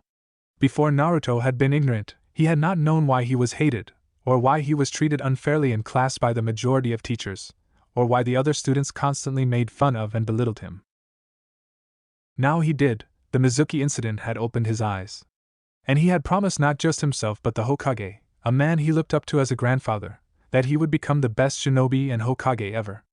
And he would be the best Hokage ever, Naruto was sure of it. All he had to do was prove to the people of this village that he was not the Kyuubi, earn the people's respect by becoming a powerful ninja, and show how far he was willing to go to protect the village. Then they would see him. Easy, right? Looking over at the clock, Naruto saw that it was nearing 1000. With a stifled yawn, Naruto shut his eyes and passed out. Tomorrow and the rest of the week would be just as busy as today had been. Hopefully he could get stronger before it was time for the genin emplacement. The next day. The next morning saw Naruto doing much the same as he did yesterday. His clones had split off into 4 groups of 25. They would again work on chakra control, taijutsu, and then reading and calligraphy for the moment. Meanwhile, Naruto would do his physical workout. It was a little harder than before. Naruto had decided to increase the weights by 10 pounds, so he was having a few problems. But he still managed to pull through his routine, and this time, he was not quite as exhausted, since his body was already adjusting due to the Kyuubi. Naruto began having his clones dispel in groups of 10, that way he would not pass out from memory overload. He created 4 more and told them to go out and hunt. Meanwhile, he was getting the things necessary for the fire pit. However, as he was walking, Naruto heard the distinct whistling of kunai, a sound he had grown intimately familiar with yesterday during his battle royal. Dropping the rocks in his hand, Naruto rolled forward, pulling a kunai from his pouch at the same time. Standing back up, Naruto looked over where he had been to see an odd flat kunai sticking out of the ground. Looking around, the blonde tried to find where the person who tossed the kunai was located, even going so far as to channel chakra through his nose and ears. When he didn't find anyone, Naruto became impatient. "Show yourself before I kick your ass," Naruto shouted, a bit of his old self coming back. Several kunai were launched from within the trees. Naruto dodged some and blocked others, tossing his kunai into the trees they had come from. He was not very good at throwing kunai, having been focusing on other aspects, but he had merely wanted his opponent to reveal himself. Or rather herself. For it was a female who jumped out from within the trees. As she landed on the ground in front of him, Naruto got a good look at the woman. Said woman was wearing clothing that could be considered more of a lack thereof than anything else. She had on a dark orange miniskirt that barely covered her unmentionables, a fishnet shirt that once again did really nothing to cover her. It was especially bad since she had no bra under it as far as Naruto could see. Over that she had a tan trench coat that covered just enough of her breasts that Naruto could not see her nipples. She was wearing a pair of standard shinobi sandals with shin guards over them and had a Konoha headband on her head that held up dark purple hair that looked kind of like Shikamaru's pineapple hairstyle. The sight of this woman, who Naruto actually found really beautiful, read sexy, he's just too innocent to think that right now, and yet at the same time frightening for some reason, made him blush and look away. Of course this caused the woman to grin at him. I take it you like what you see, kiddo? Well, I am it, and Naruto blushed as he began to sputter nonsensical words. Enko's grin widened. You know I usually castrate men for staring at me, so you should be lucky I'm making an exception this once. Those words seemed to reboot Naruto's mouth as he turned back to her. You know, I really don't think you have any right to attack men for looking at you. Since your clothing you're wearing, or perhaps I should say the clothing you're not wearing, makes you stand out more than Sasuke team does when he's running around town from his fangirls. Oh ho, Enko said with an amused smirk, so the Gakkai can speak after all. You know I had almost taken you for a mute. Naruto scowled. Look, I'm not in the mood to play games with you, whoever you are. I need to get back to my training, so why don't you tell me why you're here or leave? Now don't take that tone of voice with me, Gakkai, Enko said in a teasing tone. Before Naruto could even blink, Enko tossed a kunai that cut across his cheek before reappearing behind him, another kunai held to his neck. Holy shit! Naruto thought, his eyes widening. She's fast. I didn't even see her move. I was just curious to see who was training out here, Enko said in a pouty-sounding voice as she wrapped her arm around his neck and pressed her chest into his back. She grinned as Naruto released an involuntary shudder, and his blush came back full force. Really, I mean when you get a new neighbor it's common courtesy to greet them. A neighbor? Asked Naruto as he tried to ignore the feeling of the woman's breasts pressed against his back. Having never had to deal with any kind of physical contact from a member of the opposite sex, except for the times Sakura hit him, he had absolutely no clue what to do in this situation. Uh-huh, Enko said with a grin as she leaned closer to him. Naruto blushed when the woman licked the blood off his cheek, causing Enk's grin to widen, though she was slightly disappointed and confused when she saw that it was already healed. This training ground is right next to my home away from home, she pointed over to the Forest of Death. You train there? Naruto asked incredulously. He did not know what was in there, but if what he had heard the other day was any indication, it was not a friendly place. Yup, Enko said, smiling at him. It's such a great place, all the creatures there that would like nothing more than to kill you, the giant tigers that love to feast on human flesh, spiders, man-eating plants. As Enko continued to list off all of the amazing animals that could be found within the forest, Naruto was thinking about other things. Dear Kami! This woman must be fucking crazy to go in there. And listen to her talk, it's like she gets off on life and death situations. As he continued to listen, his mind went down a different path. Although she does seem strong, I didn't even see when she threw that kunai and then she moved right next to me in an instant. It was obvious that when she had first gotten my attention she was toying with me. I wonder. You know, you never told me your name, Naruto interrupted the scantily clad Kunoichi, who was currently talking about the best way to eat dango. How she got on that topic without Naruto noticing is anyone's guess. Well, since you're asking, why don't you tell me your name first, Gaki, Enko said. Naruto gave her a cheeky grin. Since you interrupted my training to introduce yourself, I believe it's common courtesy for you to give your name first. Hell, well, I suppose you got me there, Enko smirked. Well, alright. I am the super sexy Midarashi Enko. Naruto gave the woman a grin as he turned around after she let go of him. And I'm Naruto, Uzumaki Naruto, future Hokage of Konoha. He stuck out his hand, pleased to meet you. Anko blinked in surprise. Wait, this is the Kyubigaki? Last time I saw him he was wearing that hideous orange jumpsuit. She had not seen the boy often. Usually she would spot him after he had done some kind of prank and started running from an occasional umbu afterwards. She actually found the boy's pranks to be pretty funny and had always looked forward to seeing what kind of havoc he would cause next. Anko looked the boy up and down. Well, he definitely looks more like a shinobi in that. I wonder what happened to his jumpsuit. Pleasure to meet you, Gaki, Anko said, taking the hand and shaking. One of Naruto's eyes twitched. You know I told you my name so you would use it. Anko's grin threatened to split her face, I know. Naruto was about to growl at her when he remembered how fast she had been and his disgruntlement vanished. Hey Anko? Said woman looked at him. That was really awesome the way you were able to throw that kunai so quickly, and then you got behind me like super fast. So I was wondering if you would be willing to help with my training? Anko's eyes actually widened for a second. She had not thought he would actually request something like that, or request anything at all really. Truthfully, she had just been curious to see who was near her turf, since most people stay away from any training ground near the Forest of Death, and had hoped that he would amuse her.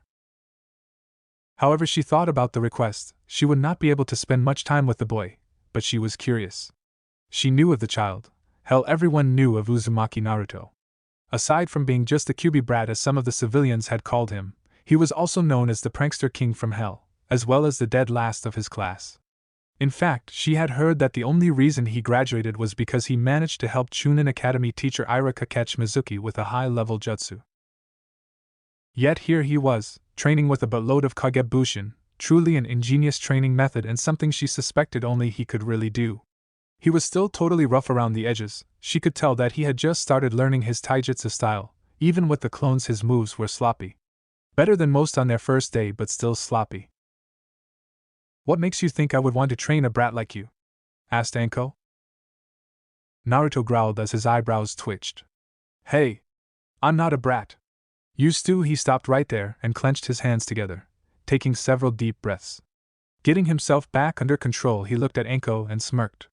Because if you train me, you'll be able to brag about how you train the future Hokage of Konoha. Future Hokage of Konoha, huh? Anko mumbled with a smirk. She had been getting bored with the monotony in her life anyways. Who knows, maybe training some brat would actually be fun. Okay, you got yourself a deal, Gaki. Just meet me at the entrance to Training Ground 44 tomorrow and we'll begin the training. Which training ground is Training Ground 44? Asked Naruto, completely oblivious to her slight slip-up. Anko grinned and pointed to the forest where he had heard all of the creepy-ass noises coming from the other day. Naruto felt an involuntary shiver run down his spine but agreed anyway. After all, how often was it that he actually had someone aside from the old man pay attention to him? The next day, Naruto cursed as he dodged the incoming snakes that were launched at him from the left. Jumping over to the next tree branch, Naruto panted a bit as his cuts healed, and the bit of snake venom in his body was flushed. Standing up, Naruto looked around in fright. He had met Anko today just outside of Training Ground 44 as asked. Naruto had been hesitant to follow her when she had begun walking in the forest, but at her insistence he had followed. Almost immediately after that the hunt had begun, and he had been running ever since. Anko had disappeared and then began to play a game of death tag, using snakes, kunai and anything else she could think of to throw at him. He had yet to see her since, only catching a few glimpses of her here and there, right before she launched a snake or some other projectile at him. To top it off, there were all of the creatures that were in here that seemed to be flocking to the noise he was making in his haste to get away from the crazy snake using. Everything from giant-ass spiders to large man-eating plants were there, and all of them were trying to kill and devour him. So he had to not only worry about Anko, but also worry about the creatures in the forest. Training my ass, Naruto growled to himself. I'm starting to think she just wanted to torture some poor sap, and I was unlucky enough to be in the wrong place at the wrong time. He was beginning to regret asking Anko to help train him. Hearing a snap from behind, Naruto rolled to the left, just dodging a giant spider that had tried to land on top of him. Grimacing, Naruto grabbed a kunai and wrapped an explosive tag around it. He had tried early on to kill these things another way that would be less wasteful, but had learned that he did not have enough physical strength to kill them with just muscle power yet, even when it was enhanced by his chakra. And Naruto had not actually bothered to learn jutsu either, preferring to get his basic skills in chakra control, tai, and up to snuff. He told himself as soon as he was out of here he was going to learn some jutsu that would get through these thick hides. As the spider began to move towards him, Naruto threw the kunai. It managed to hit the creature right in the left eye, one of its only weak points. This was the only good thing this damn forest had given him right now, better aim, since without it he would have been killed from wasting so many kunai. The creature shrieked and thrashed in pain, however it still continued to charge after Naruto. Putting his hands in a ram seal, Naruto activated the explosive tag. He jumped off the branch as the creature's head exploded in a gout of blood and brains. Bouncing from branch to branch, Naruto eventually landed on the ground. He leaned up against the tree, panting as he tried to get a breather. Before he could, however, several kunai came at him from above. Naruto pulled out his own kunai and deflected some away from him as he rolled across the floor. Coming up on his feet, Naruto's eyes widened as Anko swooped down on him like some kind of bird of prey. He dodged her first kunai slash, jumping back as he tossed his own kunai at her. Anko merely caught and threw it back twice as fast. Naruto was able to dodge the attack but was not fast enough to dodge it entirely, and ended up getting a nick on his left arm. Deciding to test his taijutsu, Naruto ran towards Anko. He ignored the fear that welled up inside of him when he saw her grin. Anko flicked out her hands and shouted Sanaijushu, hidden shadow snake. Several snakes were launched from her sleeves. She had used this jutsu enough in the time he had been running from her that Naruto had come to expect it, and dodged to the right. What he did not expect was for the snakes to change in mid-direction, coming at him from behind and wrapping tightly around him.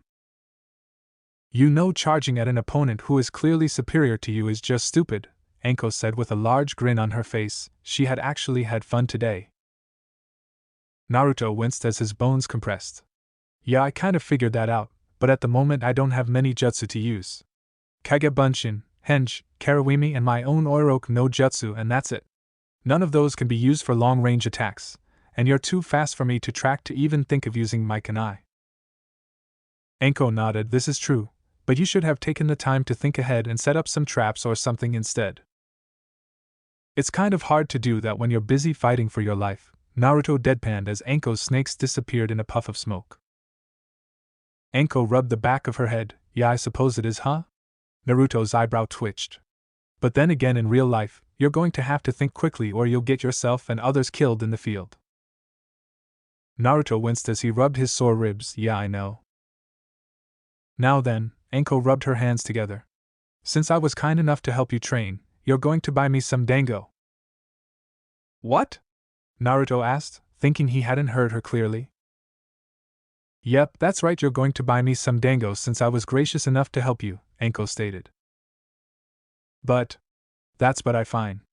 Naruto sighed when he saw her pout. This would probably take the last of his money, but she had helped him, and now that she had brought the I helped you trump card, he would feel guilty if he did not do as she asked.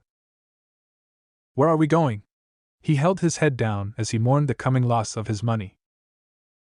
Anko smirked as she grabbed Naruto and began dragging him to her favorite dango stand.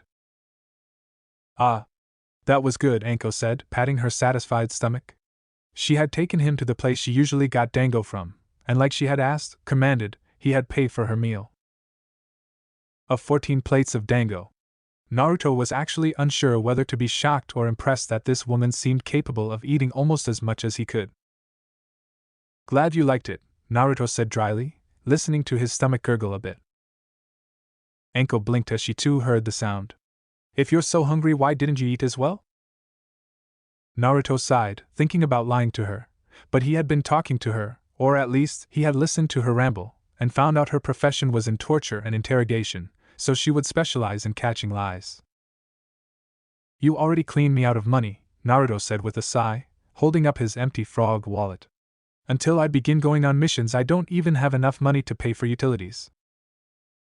Anko actually looked down a bit at that, actually starting to feel bad that she had pretty much just eaten him out of all his money. Contrary to popular belief, she was not some heartless bitch like most of the villagers made her out to be. However, she had to put up a hard front, or the villagers would try to harass her like they had after her sensei. She shook her head of thought and looked at the blonde in front of her. Then why did you actually agree to pay for my food? She asked. Because you helped me, Naruto shrugged as if that explained everything. You're the first person to ever help me this directly. Even Hokage Ajisen hasn't helped me like that. Enko actually felt worse at hearing that. What about your stipend? You're an orphan, right? Don't you get some kind of monthly allowance or whatever? Naruto shrugged. Yeah, when I was a civilian. But now that I'm a shinobi, I won't be getting one anymore since I'm considered an adult. He noticed her guilty expression and sighed. Look, don't worry about it. I can see about getting some kind of part-time job when I'm not on mission, so it should be fine. That is, if anyone will actually let me work. Enko looked at him oddly before shaking her head. You know, you're a weird kid. I eat away the last of your money, and you tell me not to worry about it. Great, now you actually made me feel bad. She groaned for a moment and looked at Naruto. So tell you what, I'll help train you when I'm not on missions or torturing some poor sap for free instead. In return, all you have to do is start giving me a good fight. Naruto looked at Enko for a moment, thinking about the offer.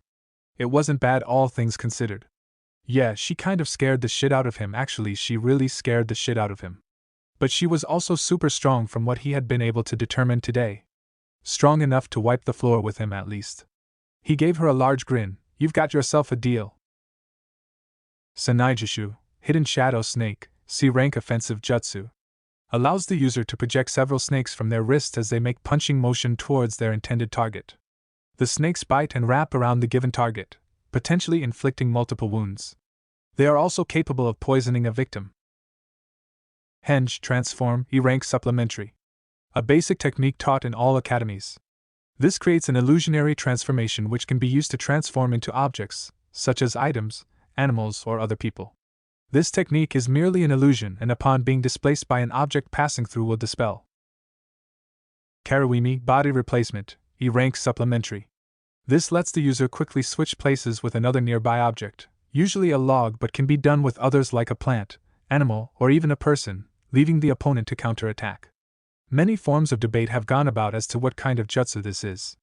Some are under the belief that this jutsu is in fact a space/time ninjutsu at its most basic. Space-time jutsu includes jutsu such as the Hiraishin used by the Yondaime Hokage.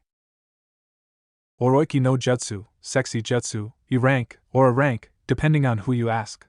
The technique utilizes the true transformation technique, or shadow transformation, in order to transform into a beautiful nude woman. Unlike standard transformations, this is a real transformation which creates a chakra construct that envelopes the user. Chapter 3, Meeting Konohamaru. 2 days later. It was early in the morning as Naruto went about his daily exercise routine. Enko had gone on a mission today, so she was not here with him like she had been the past couple of days. Not that he was going to complain, the woman's training method may be effective, though if you asked Naruto it was more torture than training, but he really had no desire to come home looking like a walking bruise today. Not to say his training had not been progressing well, even Enko had been impressed by how quickly he was learning, though her way of saying that was wow. Keep this up and maybe you won't continue to suck. Yeah, not exactly the nicest thing for someone to say when giving out compliments. Still, he would not complain about her or her training methods. Each day they sparred, or he would be forced to run from her in the forest of death, he would last just a little bit longer, meaning he was just a little bit stronger than he had been when first starting. And really, wasn't that the whole point in training? Naruto's chakra control was getting better. He could now float 5 leaves on one hand, each of his fingers, and rotate them. His clones were beginning to work on the other hand now. It was his hope that he would master this soon, and then get started on tree climbing, since the idea of being able to walk on a solid vertical surface was the coolest thing he could think of. Even if he had promised not to do pranks, he could just imagine all of the potential that ability would have had for his pranking career.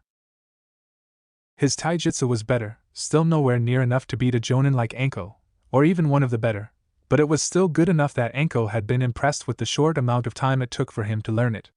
Normally during their training, Enko would literally tear his taijutsu apart, picking the entire style apart piecemeal. Often when she found a weak point in his guard, or an attack that would overstretch him, she would take full advantage of it, beating him into the ground before telling him what he did wrong. After all, there was nothing like getting your ass kicked to make sure you really did not want to get your ass kicked again. His physical strength also had increased a bit. His arms' weights were now at 30 pounds while his leg weights were at 40 pounds. The ability he had to increase his weights faster than normal was thanks to his healing factor. Naruto had found out that when his muscles ripped or his bones broke, the Kyuubi's chakra would come out of the seal and heal his body, making it twice as strong at the break. It was probably the one good thing that had come with the Kyuubis so far. Bijutsu was a bit slower than the other things he was trying to learn, especially since learning to use a weapon was a completely new experience unlike taijutsu. He was still getting better every day, but learning to use a staff was harder than everything else he was working on. Surprisingly enough, it was his studies that made the biggest leap. He had been told that the art was one of the hardest to learn, however Naruto seemed to take to it like a fish to water. He had already read the basic book and was reading the first level intermediate book. His ability to actually make seals was a little slow, having been forced to make his handwriting perfect so that he would not accidentally make some mistakes on the seals and have it blow up in his face. Still, he understood the subject well, and had hoped that he would eventually be able to create some seals without it killing himself. He had also learned a few new jutsu that Anko had decided to teach him. The first one was the Kunai Kagebushin no Jutsu, Kunai Shadow Cone Jutsu, and its shuriken variant. It was a simple C-rank jutsu that multiplied the amount of kunai thrown and was used for mass bombardment of an enemy's position. The jutsu required little control, and for someone like Naruto who had learned the Kagebushin in 1 hour, this jutsu was simple. Aside from that, he had also learned the Bushin Daibakuha, Great Exploding Clone. This had in all honesty become his favorite jutsu. Basically, it was a shadow clone that you simply overloaded with chakra to make it explode. The key to doing this was to send a large dose of chakra to the clone in one go, rather than gradually building chakra in it like when he created reinforced clones. Other than that, his aim with kunai and shuriken had gotten better. He could now hit a moving target with some degree of accuracy. He had also found the limit to his seemingly limitless energy, though that had come from spending several hours playing death tag with Anko in the Forest of Death. The last of Naruto's accomplishments was with his issue of money. Originally, he had been tempted to go and see if Kaido would be willing to let him work there for money. However, he had decided against it since the man had already been so kind to him, and he did not want him to lose customers for having the demon brat working for him. The solution had been for Naruto to create Kagebushin and have them change into regular people. They would go and find a job to earn money and he could continue his physical exercise. So far, he only had 2 of them that found a job. A female clone with long black hair and brown eyes he had named Akira, and a male clone that looked like an older version of him except with brown hair and gray eyes. Either of them had whiskers, called Kian. Akira had managed to get a job working as a waitress for one of the Akamichi-owned barbecue restaurants. Surprisingly, or perhaps unsurprisingly, the girl was a hit. Of course, Naruto had learned from Anko that sex appeal goes a long way towards being popular, with guys at least, and since Akira was basically just his Oiroku no Jutsu with some minor altercations, different colored hair, eyes and wore clothes, she was very, very popular. His other clone had gotten a job working as a clerk for a grocery store. Of course, he knew there would be a problem with the 2 clones later on. Eventually Naruto would be forced to leave Konoha for missions. When that happened, he would not be able to make his clones to do their jobs. But he was trying to work on a solution for that, and had even already thought of a possible answer. But it would have to wait until he got better at. Looking up at the sun as he finished his daily routine, Naruto realized it was time to get back home. Today was his last day to exercise before getting his job and sensei assigned. Tomorrow was Sunday and he had decided to get some rest. After all, the body, even his body, needed rest in order to keep from burning out. Naruto ordered his clones to dispel in groups before heading back to his apartment. The next day. The next morning, Naruto got up and started getting ready for the day. After getting showered and dressed, Naruto moved into the kitchen where one of his Kagebushin was trying to make breakfast. Naruto had decided to change his diet to a more healthy food than just ramen, having read that he needed to have more balanced and nutritious meals if he wanted to get taller, something he was desperate to do, even desperate enough that he would stop eating just ramen to do it. His clones had only recently started cooking, so nothing they made tasted all that good. But at least they hadn't burned the house down yet, so Naruto was counting his blessings. After eating his meal, Naruto left the house, locking the door before leaving. Hopping onto the roof of his building, the blonde made his way towards the Hokage Tower where he would get his ninja registration and photo ID. Naruto smiled as he made his way towards the academy so he could present his photo and registration to the Hokage. Walking in the door where the old man was, Naruto greeted him in the way that only Naruto could. He slammed the door open and shouted, "Yo Ajisen! I've got my registration!" Sarutobi smiled as he looked up. Naruto! How Sarutobi trailed off as he looked over at Naruto. He blinked as he took in the change of clothes that the blonde was wearing. The orange jumpsuit the blonde had on was gone. In fact, Sarutobi could not see anything other than the large cloak that the boy was wearing since it went all the way down to his ankles.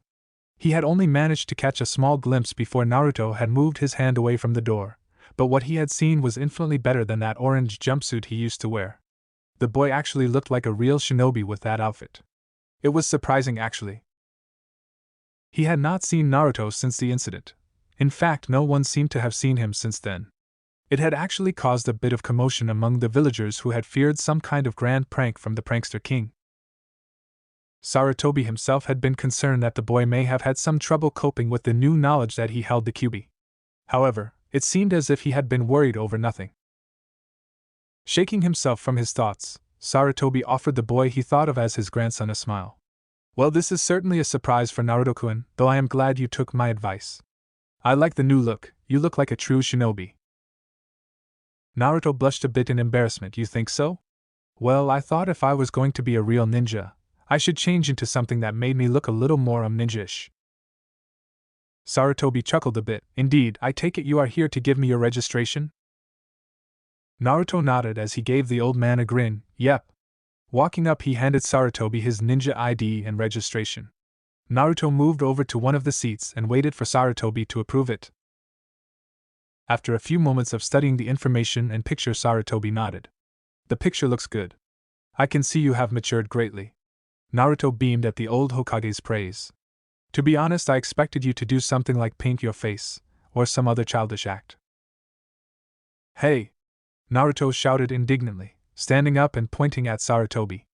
"I've grown up since then. I'm not some brat who would do something like that anymore. I'm an adult now." Sarutobi just gave the boy an amused expression. "Yes, that is true, you do seem to have grown exponentially this week. I was merely talking about what you would have done before." Naruto calmed down slightly at that and gained a sheepish expression. He probably would have done something like that before. "Well, I suppose you're right." Sarutobi smiled before remembering something. "I forgot to mention something important the night of the incident, Naruto." Sarutobi began, catching the blonde genin's attention. "Due to the fact that you were able to root out a traitor to Konoha and keep the Forbidden Scroll safe, I have listed it as your first B-rank mission." Naruto's eyes widened in surprise at the new knowledge.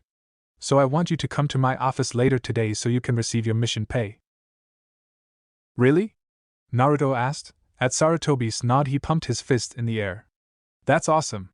My first B-rank mission, and I only just started as a genin. I'll be Hokage in no time with this kind of track record."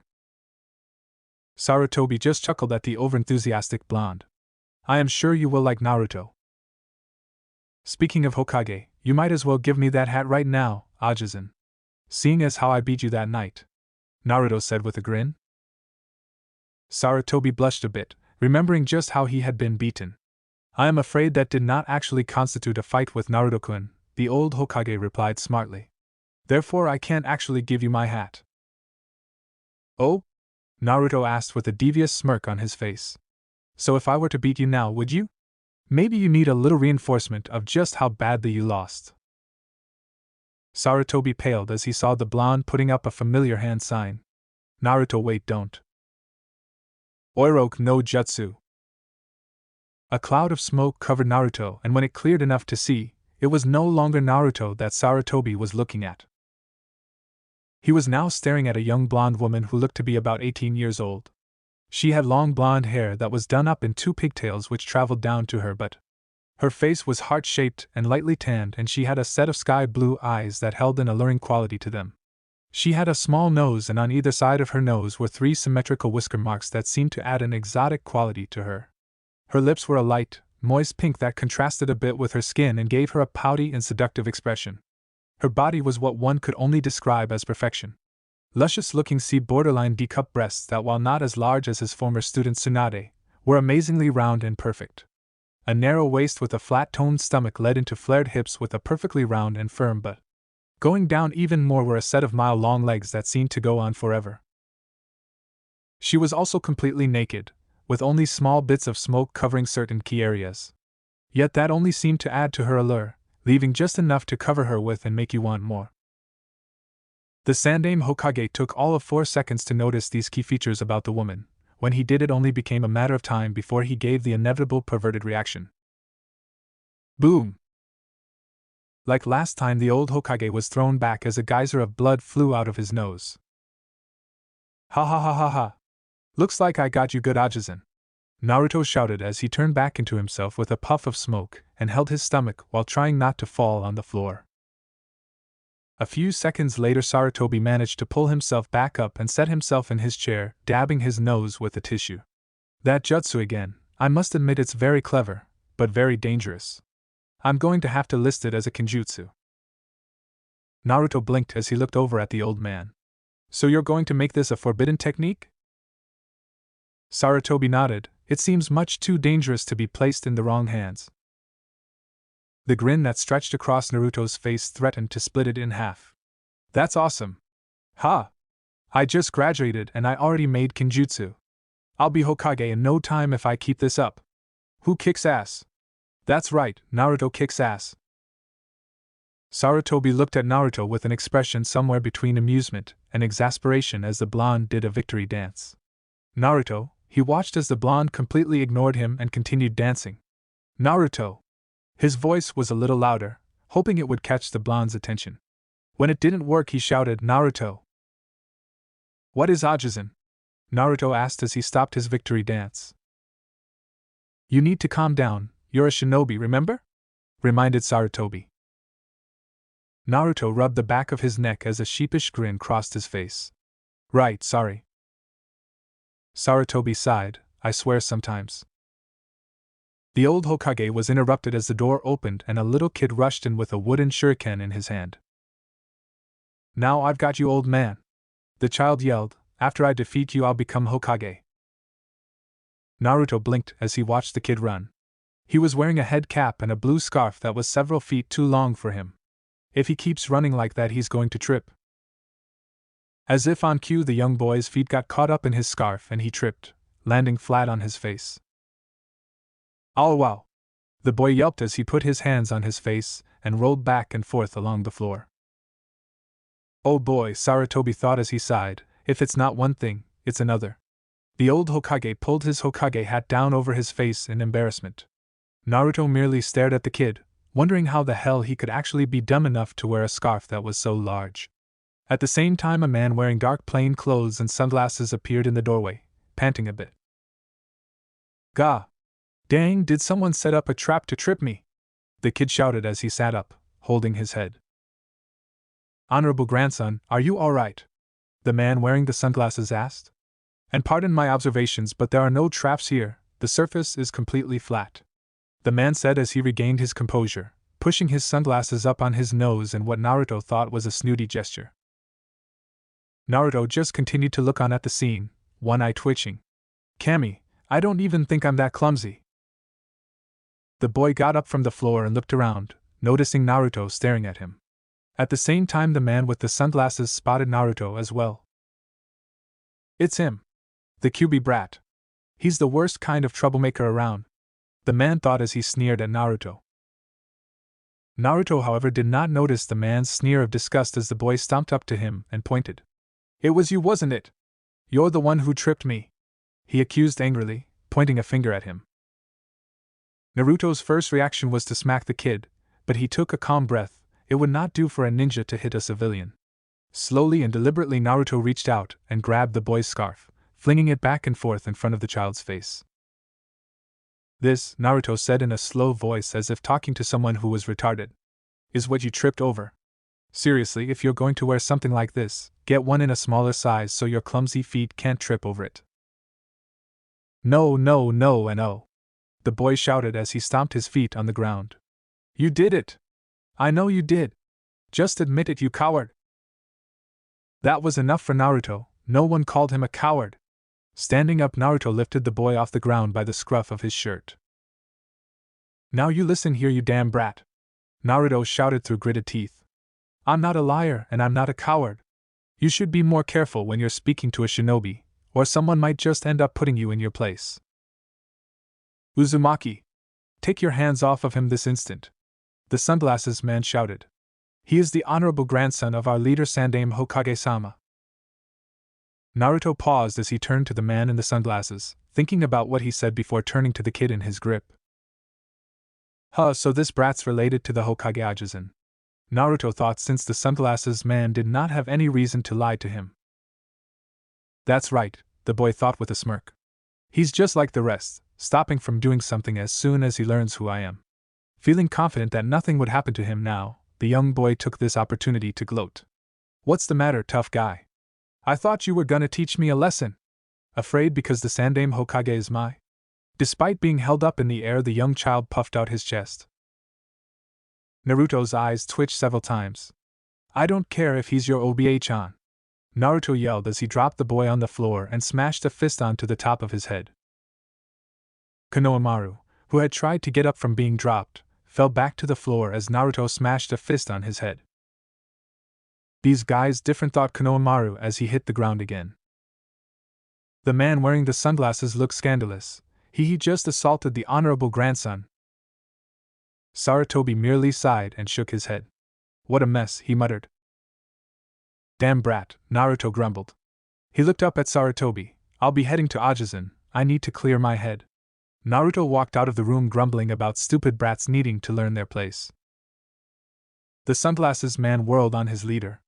Hokage-sama, how could you let that? He stopped as soon as he noticed his leader's harsh gaze. That delinquent did something like that to your grandson. He must be punished. Punished? Sarutobi questioned, raising an eyebrow. For what exactly? It's not like he did any permanent damage to Ebisu. And Konohamaru did deserve that for questioning and insulting Naruto-kun the way he did. The old Hokage sighed. Now then, if you could take care of this, he gestured over to Konohamaru, who was sitting back up with a groan. Honorable grandson, are you all right? Ebisu asked, helping the boy to his feet. Hey, where'd that guy go? Konohamaru asked, looking around. He had to find him. That guy was different from the others. He didn't treat him special just because of who his grandfather was. Ebisu looked at Konohamaru with a frown as he pushed his glasses up. Now you must listen to me, honorable grandson. You must not associate yourself with juvenile delinquents like that, nor should you attempt to draw him into a conflict even if he does deserve it. Ebisu lectured the boy. He is far beneath you, so you must not stoop to his level. As your distinguished Jonin sensei, I am never wrong about these things, which means I am always right.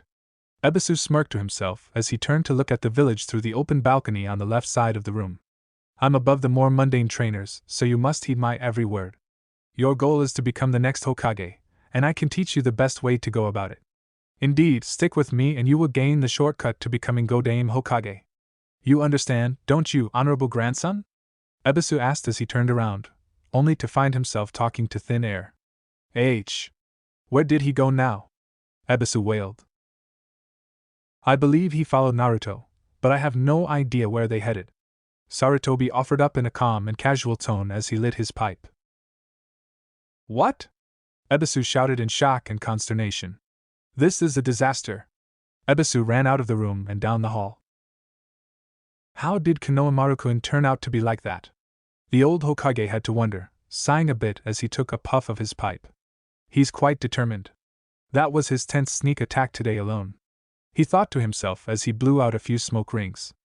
Although if he hangs around Naruto he might learn a thing or two. He paused in his thoughts and grimaced. At least so long as Naruto doesn't teach him anything tricky. The image of a naked blonde woman quickly sprang to mind before he banished it. Sighing, Sarutobi looked down at the paperwork he had gotten from Naruto and began to read it over. Naruto sighed to himself as he walked down the street, the confrontation with the little boy already placed in the back of his mind. As he wandered around the village, the blonde tried to figure out what he should do. Today was supposed to be his rest day, so he wasn't going to be doing any training. However, because he had told himself that he would no longer do any pranks, he didn't really have anything else to do. Maybe I can go visit Tenten, Naruto thought. He had not really spoken to her much, but she had treated him like a normal person, unlike most of the people in this village. Though she may be out of the village or with her team. I could just go and look at some of the equipment, since I need to buy some more kunai and explosive notes. Naruto made a silent curse to Anko for making him waste so much equipment on those damn monsters in the forest of death. Then he sighed. Of course it would only be looking since I don't have as much money right now, and what I do have I need to save for my housing bills. Naruto's thoughts trailed off as he noticed a cloth that was near the fence that was designed to blend in with it, except that it was dirtier than the rest of the fence, and being held sideways. And there were a pair of hands holding it up on either side, and a pair of feet sticking out of the bottom and a small tuft of hair sticking out of the top. He can't seriously think that's going to work on me, does he? Naruto thought with a sweat drop. Sighing, he went over to the camouflage child and grabbed the cloth, pulling it down. I take it you want something, seeing as you're following me? Naruto asked in a bored tone. He really didn't feel like dealing with this brat right now. I'm impressed that you saw through my disguise. Your reputation is well earned, Konohamaru said with a large smile as he pointed at Naruto. So that settles it. I'll be your apprentice and you'll be my trainer. Naruto blinked. What? He asked slowly, as if not understanding. Yeah. You gotta teach me that Oroku no Jutsu thing you used to beat, Konohamaru shouted as he bounced on the balls of his feet. Hey! Hold on. Who said anything about me teaching you? Asked Naruto. What the hell was with this brat? Thinking he would just up and teach someone he did not even know. Come on. Please. Please, please, please say yes, boss. Konohamaru begged. What? Boss? Naruto asked, tilting his head in a quizzical expression. Yeah. That's right. You're the boss. Boss, boss, boss. Konohamaru shouted as he jumped up and down. Naruto looked up at the sky as he scratched the bottom of his chin. Well, he was getting bored and had been trying to find something to do. Well, I suppose I can give you some pointers, but it will only be for today, Naruto said, looking at the overactive child pointedly. What? Konohamaru cried out, looking ready to complain. Why only today? Because tomorrow I have genin orientation, so I won't have any free time after that, Naruto said with a smirk as he pointed to the headband on his head. Or did you not notice the headband? Konohamaru looked at the headband and his eyes widened. Suga. That's so cool. I suppose it is. Naruto took a step back at the boy's enthusiasm. Anyways, let's head over to one of the parks. Naruto smirked as he jumped up onto the roof of one of the buildings. It was one of his more recent accomplishments, being able to jump that high by using his chakra. But it did a good job of making Konohamaru get all starry-eyed. I hope you can keep up, Naruto shouted and began to jump to another building. Konohamaru, who did not have the chakra control for that, had to travel on the ground. Naruto always made sure to stay in the boy's sight as he hopped across the rooftops, making sure that the boy had to make a concerted effort to follow him. He made sure to circle the parks at once or twice before heading over there. By the time they had reached the park, Konohamaru was stumbling and falling over as he panted for breath. He fell down onto the ground as he looked up at Naruto, who was sitting on a tree branch a few feet above him. What was that for? Konohamaru asked as he tried to regain his breath. Naruto frowned at how tired the boy was. Are you in the academy? He asked. Konohamaru looked indignant, or as indignant as an exhausted 8-year-old could look. He stood up only to fall back down. Of course I am. What are you doing sitting on the ground like that? Interrupted Naruto. Stand up. Konohamaru glared at him. I'm tired of you making me run all over the place. Naruto shrugged.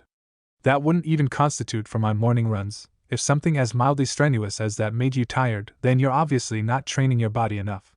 Man, this is weird, the blonde thought. I wonder if this is what Iruka-sensei felt like when he gave me a lecture? He had to admit that, while it felt odd, it was also satisfying to actually be able to teach someone else. Maybe there really was a point to all of those boring lectures Iruka-sensei gave. Anyways, Naruto shook his head of thoughts on Iruka. Since you're so exhausted, it's obvious that your chakra reserves are too small to do anything more than the basic jutsu. So I think we'll start with. Hey! Konohamaru shouted with an angry expression on his face. I am not small. Naruto's face palmed as he listened to the little kid. Please, Kami, tell me this is not how I sounded to Irika-sensei and Ajisen.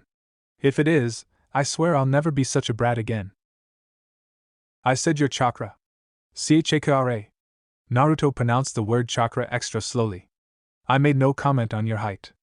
I am merely saying that your chakra reserves are a tad on the small side. This means you'll have to work on getting your reserves up to snuff. I'll write down a few exercises I found in a book and give them to you to practice on your own. Naruto paused for a moment. Though if your reserves are smaller, then you should have better control. Tell me, how good is your chakra control? He asked. Well, I don't really know much about that, Konohamaru admitted. For I-sensei hasn't gone beyond what the academy has already taught me. Naruto sighed and rubbed a hand over his face. Which means you have had absolutely no practice in chakra control. He paused. Come to think of it, he hadn't been taught chakra control exercises either. Though, he had assumed it had been one of the days he had been sent out of class, or skipped. He frowned to himself before shaking his head. Have you at least been working on the Henj no Jutsu? Please tell me you have? Konohamaru puffed up his cheeks indignantly. Of course I have. Alright, no need to get defensive. Naruto held up his hands in a defensive gesture as he jumped off the tree branch. So show me what you can do. I need to see how far along you are, before we can start doing anything. What should I transform into? Asked Konohamaru, scratching the back of his head. Naruto shrugged. Anyone, it doesn't matter so long as I can see where you're at. After that I'll show you some material I have to create your own version of the Oiroku no Jutsu. The thing about the Oiroku no Jutsu is it requires an innate understanding of the female body. Or at least it does now. Naruto thought with a snort and a light blush. He had read 1 or 2 books on anatomy, and one of them was on female anatomy as well as a book on the reproduction system. Plus all that time he had spent with Anko this past week had pretty much guaranteed that he would know what certain female parts looked like. Naruto shook his head to clear. Alright, let's see what you can do. You got it, boss. Konohamaru shouted as he did the hand seal for the jutsu. Henj no Jutsu. Ebisu scowled as he looked out across the village from the roof he was standing on. He had been searching the village for the better part of an hour, and it was getting on his nerves. Where is that filthy delinquent? What could he be doing to the honorable grandson? It could only be something truly evil. Ebisu thought viciously as he clenched his hands into fists as he scanned the streets. I am an elite jonin. As one in a long line of senseis that have shaped and guided potential candidates to the illustrious position of Hokage, I cannot allow such a disaster to occur on my watch. I'll crush any insect that clings to my student even if it is a Jinchuriki. Without a second thought he began hopping across the roofs, searching for any sign of the blonde brat or his wayward student. Naruto sighed as he dropped some change into a vending machine to get himself some soda. If only vending machines ended up taking over for shops, then I wouldn't go broke because of stupid prejudices. He shook his head at the thought, knowing that thinking something so negative would do him no good. Turning around he looked at a temporary student. The boy had done remarkably well for his first time, though Naruto could see signs of exhaustion setting in.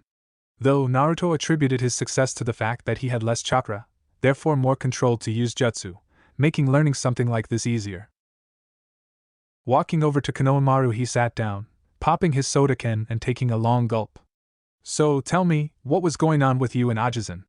It didn't seem like this was a singular event. Ajisen named me Konohamaru, after the name of the village. He said it would bring me luck. Konohamaru murmured. Naruto nodded to himself as he listened. You'd think that it would be easy to remember. But no one, not a single person in the whole village ever calls me by my name. It's because when they look at me, they don't see me, they see the honorable grandson of the Sandaime Hokage. Naruto raised an eyebrow as Konohamaru kicked a rock. They don't see who I am, just who I'm related to.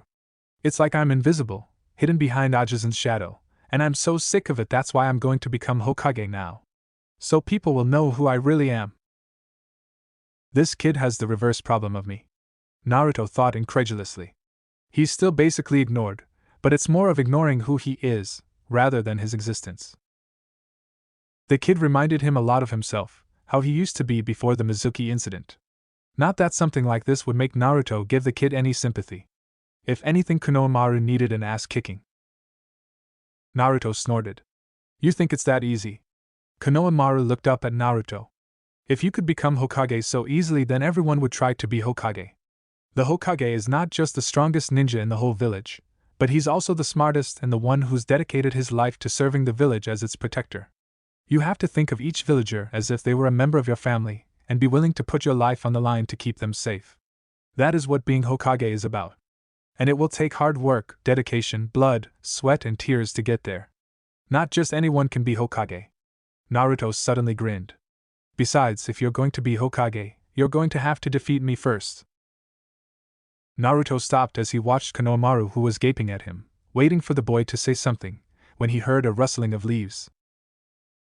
I've found you! A voice came from above them.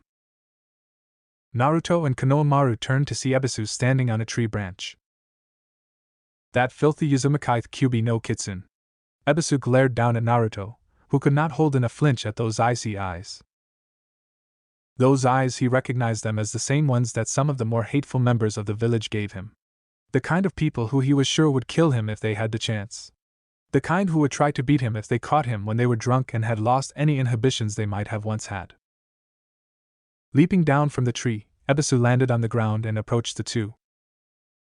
Honorable grandson, it's time that you return home, Ebisu said in the same overly confident tone as before, adjusting his sunglasses. Konohamaru jumped to his feet. No way! I'm learning how to beat Ajisen and become Hokage. Don't interfere. Naruto couldn't hold in his smirk. It sounds like he thinks I'm a better teacher than you. Ebisu sneered at Naruto. Silence, Uzumaki. I will not just sit idle while you corrupt my student with your rubbish. Shut up! Konohamaru yelled. He's a better teacher than you'll ever be. At least I can understand what he says. Both Ebisu and Naruto were startled by the boy's exclamations. No, honorable grandson, you must not listen to him. He cannot teach you the things you need to know. To be one must understand virtue, justice, ceremony, wisdom, loyalty, prudence, and be skilled in 1,000 jutsu. You don't even know one jutsu, Ebisu continued. However, it seemed that Konohamaru had heard enough. I'll show you a jutsu. Eat this. Oiroku no jutsu. Where before there was a small brown-haired boy, now there was a tall, older, and absolutely drop-dead gorgeous female with dark brown hair. And she was naked. How's this for a jutsu? She asked with a seductive voice as she made a pose. Ebisu froze and his jaw nearly fell to the floor. Naruto watched as the man shivered. However, he was still standing. Huh, well, what do you know? Naruto thought to himself. He hides it well. Konohamaru poofed back into existence and frowned. Why didn't that work? He asked, scratching the back of his head. WHWH, what kind of disgraceful jutsu is that? Ebisu shouted indignantly, though Naruto could see the red tinge to his cheeks. Such things are not fit for the eyes of a gentleman. I would never fall for such a vulgar and outrageous jutsu. I am far above such things. Naruto's eyes began to twitch at the bold and obviously false declaration. Ebisu grabbed Konohamaru's scarf and tried to start dragging him back with him. Honorable grandson, you must stop this at once. That Uzumaki brat is turning you into a delinquent. Do you want people to see you as an imbecile? Only with my teachings will you gain the shortcut to becoming Hokage. Ebisu continued to pull on the scarf, trying to drag Konohamaru away. No. Just leave me alone. I don't want to learn from you, I'm learning from the boss. Konohamaru yelled as he yanked back. What sort of nonsense is this? Ebisu shouted back. The pair continued their little tug of war until Naruto decided to intervene. Kagebushin no jutsu. The pair paused when Naruto shouted and turned around to see around 50 clones puff into existence. Konohamaru looked at all of the copies with wide eyes. Come on! Why don't you pick on someone your own size? One of the clones shouted. Oh wait, I guess you were doing that, another clone said. Well, maybe you can pick on someone bigger than you, another spoke up. Ebisu sneered at the clones as he let go of Konohamaru and walked into the group of Narutos. I'm not impressed. I am a Jonin, an elite ninja. Not some lightweight like Mizuki. Ebisu pushed up his glasses and gave an arrogant smirk. Yes, I heard of your run-in with Mizuki. And for someone who was pushed away by their own sensei, you have no right to lecture me, upstart. Now, watch the honorable grandson closely, and see how a real ninja fights. Konohamaru looked back and forth between Ebisu and the group of Narutos, not sure what to do, but praying that Naruto could win. Sarutobi sat down in his spying room. Iruka had visited him a little while ago, and they had just finished a discussion about Naruto, and he was now watching the events on his spy orb. Naruto may have been fortunate against Mizuki, but this is most likely out of his league. Sarutobi frowned as he put his pipe in his mouth. Ebisu better be smart enough not to hurt him too badly, especially in front of Konohamaru-kun. And I think I'll need to talk to him about his attitude problem. Ebisu stood in the middle of the formation of Narutos with a cocky smirk in place. This kid didn't honestly think that a technique like this would be enough to beat him, an elite, did he? Well? He asked with a sneer and cocky tone. All the Narutos grinned before putting their hands up in a hand seal. Oiroke no Jutsu. All 50-something clones shouted, surrounding the area in smoke. When the smoke dissipated, Ebisu was assaulted by 50 very hot and very naked blonde girls, all of whom began grabbing at him. They began pressing and rubbing themselves against the shock, still joined while whispering seductively into his ear, but all of their words were lost as the feeling of their breasts and legs and other parts pressing against them became too much. Ebisu shuddered before being thrown out of the group of girls by the geyser that was his nose, shooting blood as he flew into the air. Naruto grinned as he saw the now completely unresponsive twitching on the ground a few feet away. A puff of smoke later, and all the clones dispelled. Turning to his shorter companion, Naruto grinned. And that is what I like to call Rem no Jutsu, harem jutsu. Suga! Konohamaru shouted, pumping a fist in the air. Sarutobi watched events that transpired with a shocked look. Naruto seems to have gained quite the dangerous skill, Sarutobi thought. Combining his Oiroke no Jutsu with the Kaigebushin no Jutsu is a dangerous combination. I don't know if I could even survive that. He reached out and grabbed a tissue, dabbing away at his now bloody nose. Naruto looked at the still twitching Ebisu, satisfied that he wasn't going to be getting up any time soon. The blonde walked back over to Konohamaru. Ah man! I couldn't even get Four Eyes Sensei to fall for the jutsu. I want to be so badly, but I keep messing up. Why can't I do it? Konohamaru grabbed at his hair in indignation. Because becoming Hokage isn't easy, Naruto said. You want to be at the top right now, to be Hokage as soon as possible so people will see you for you. I know how you feel, until in recent circumstances I was the same way. But the fact is, being Hokage is a long and hard ride. You can't just become Hokage because you want to. It takes dedication, skill, and hard work. You have to be willing to bleed, and cry, and sweat in order to be the strongest shinobi you can. You have to train both mind and body. But most importantly, you have to be willing to risk your life for the sake of this village and its people. And also, Naruto looked at Konohamaru with a serious expression, causing the younger male to gulp. You have to remember the most important truth about how to become Hokage. Oh yeah! Konohamaru shouted as he puffed out his chest. What truth is that?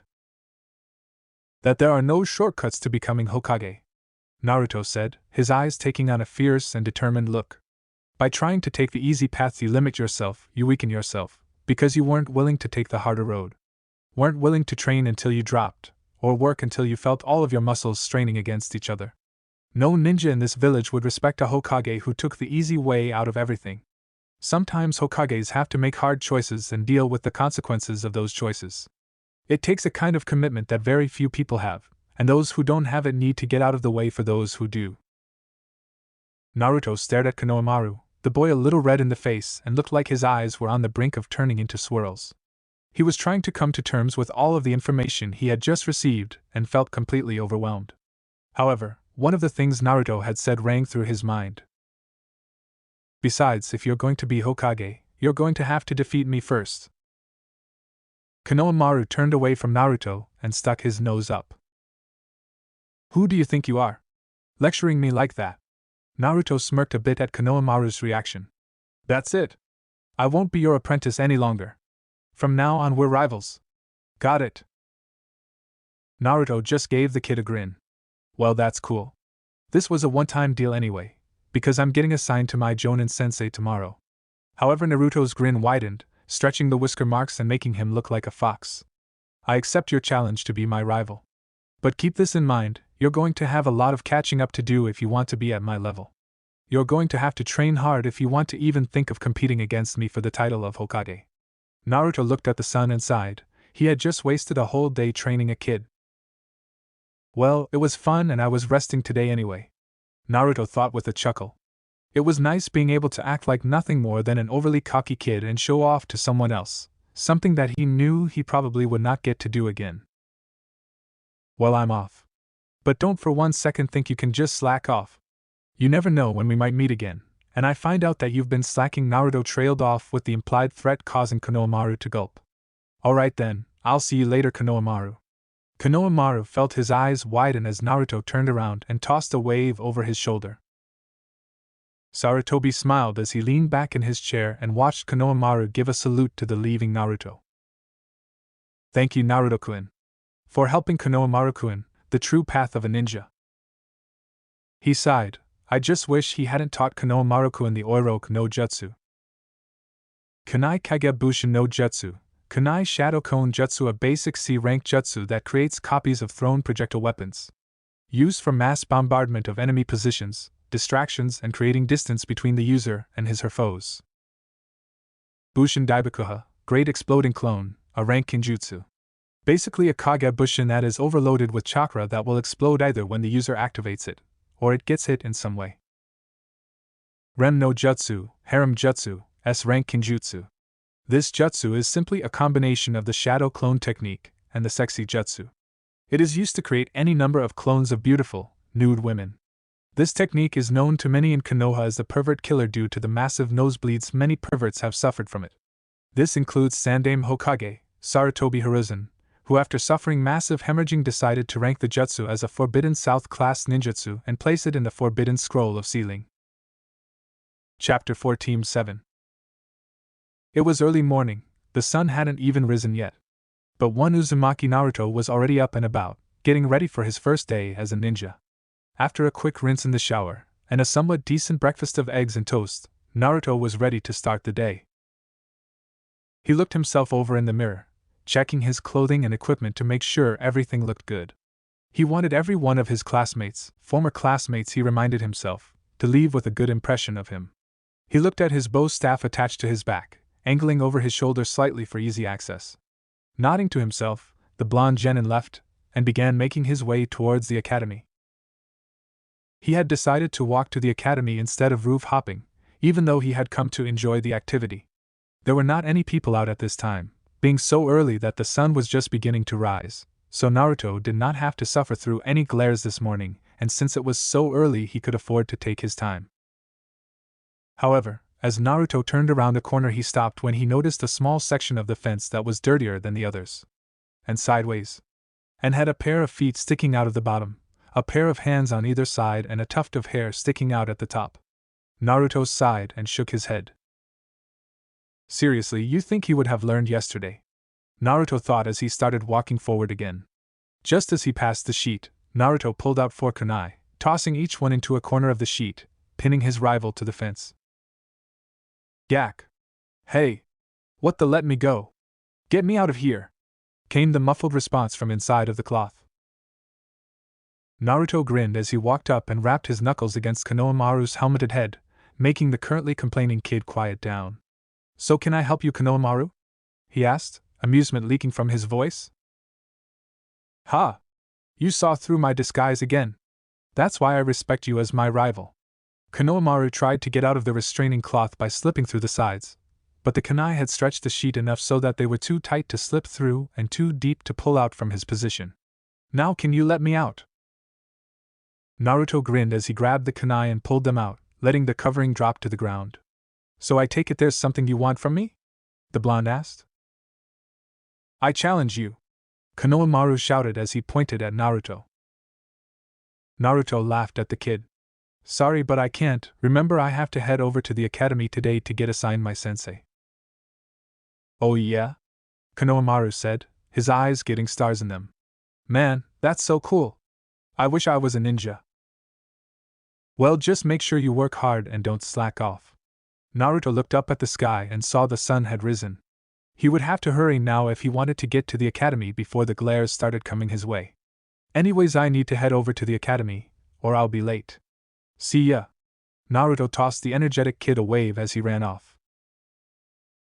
Naruto ended up getting to the academy a tad later than he had expected due to the interruption. However, it was still early enough that he doubted anyone else was there.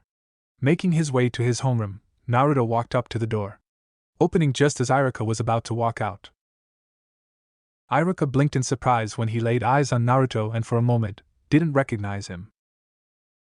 "Oh, morning, Iruka-sensei." Naruto greeted his teacher with a large grin. Iruka blinked once, twice, thrice. "Naruto?" he asked, getting a nod in response. The scarred academy teacher looked his former student up and down, taking notice of the rather large cloak covering the blonde frame. "You look different." Iruka smirked a bit. "You actually look like a real shinobi now." "Hey," Naruto said indignantly. "Are you saying I didn't look like a?" He stopped, took a deep breath and started again. "I mean, thanks, Iruka-sensei, hee." The instructor raised an eyebrow at the small turnaround in emotion, but just chalked it up to Naruto being Naruto. "You're here a lot earlier than I expected." Yeah, well, Naruto trailed off for a moment, as he tried to come up with an excuse for being so early. It would not do if he said he felt like walking and did not want to be subject to the villagers' glares on the day he became a ninja. "I guess I was just too excited to wait. I've been waiting a whole week, you know." Iruka chuckled. "And waiting was never one of your strong points." Naruto's left eye twitched, but he quickly calmed himself down. He was a ninja, and he refused to let himself get so worked up over something as trivial as this. Instead, he plastered a large grin on his face. "Yeah, I guess I did. But I've gotten a lot more patient now." "Really? That's good. I look forward to seeing the patience you're talking about." Iruka resisted the urge to chuckle when Naruto's left eyebrow began twitching. "Anyways, why don't you go have a seat? I have some things I need to get, so I'll be back a little later." "Right, see ya, sensei," Naruto said as he walked inside. Looking around, Naruto decided to choose a seat in the back right corner, where he could remain inconspicuous. Not that he did not want to be seen by his peers or anything. But he had read in a book called Ninja Basics for Dummies that a ninja should always remain aware of his surroundings in order to gather information. Naruto figured that he could practice this by using the better view that seat offered so he could find out more about his potential teammates from there. Taking off his staff, Naruto leaned it against the wall, before taking out a book and sitting down. He flipped the book, which was called Intermediate Level Fuinjutsu, Level 1, a book written by a man called Jiraiya, and began to read while he waited for the orientation to start. Slowly but surely people trickled in, giving him a curious glance, but because his head was buried in his book, no one really knew it was him and just wrote him off. Naruto flipped another page in his book as he continued reading, this chapter being about seals that affected the body, namely training seals. The gravity and resistance seals sound pretty useful. I'd bet they would work better than my weight bands since they affect the body as a whole, rather than just one specific spot. Naruto frowned as he read one particular note about the gravity seals. It seems they affect height if used at a young age, so I guess that's out. Still, the resistance seals sound useful. While the weights will increase my strength, the resistance seals are specifically designed to help boost speed. He sighed, however, when he noticed that there was no example of a resistance or gravity seal, and that this chapter was only talking about what seals can do to affect the body. Naruto continued reading as more and more students came into the class, ignoring most of the conversation around him as he read. However, he paused when he felt and heard an odd rumbling sound that increased in volume as time went on. It sounded almost like a stampede. He turned his head just in time to see two familiar girls burst through the door. Yamanaka Ino, a girl with long blonde hair done up in a ponytail and bangs on the right side of her face. She had a purple sleeveless shirt, purple arm warmers, and a purple skirt with cuts on the side and bandages covering her legs from mid-thigh, which moved down into a pair of blue shinobi sandals. Ino was a member of the famed Yamanaka clan, which was made famous during the Third Great Shinobi War due to Ino's father Inoichi, who had been a member of the Ino Shikacho trio. A team that had used phenomenal teamwork to defeat enemies and opponents far tougher than they were, making them one of the more feared people during the war. The Yamanaka clan was also well known for their jutsu that allowed them to invade the minds of their opponents, making them wonderful interrogation experts. Despite the fact that Ino came from a powerful clan, she was just like all of the other girls in class. More concerned with being her hair and dieting to be twig-like thin in order to impress the resident emo Sasuke. The second girl to appear within the doorway was Haruno Sakura, both holding up their hands as soon as they entered the room. "I win!" They both yelled at the same time, causing a few people, Naruto included, to sweat drop. "Ha! Beat that forehead girl! My foot was in the door first," Ino shouted with a smirk. "What are you talking about, Ino pig?"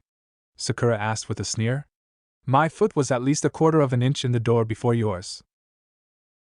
Were they always this loud? Naruto wondered to himself. He watched as the two walked up to Sasuke, who had taken his usual spot at the front of the room on the right side next to the window. "Sasuke-kun, would you like to sit by me today?" Sakura asked as she walked up to Sasuke with a smile that she hoped was cute. Naruto sighed as Sasuke ignored the girl like she did not even exist.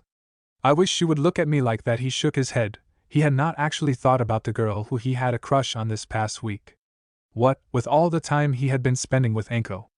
Anko's more attractive anyways, so's Tenten. Naruto blinked for a moment as he set his book down.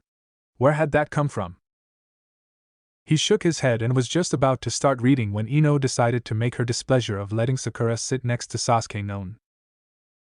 "You can't sit next to Sasuke-kun, because I'm going to sit next to Sasuke-kun," Ino screamed, before turning to said raven-haired boy. "Right, Sasuke-kun?" Once again the Uchiha ignored her. "Ha! Sasuke-kun doesn't want to sit next to you, Ino pig!" Sakura yelled. "I'm the only one he wants to sit next to."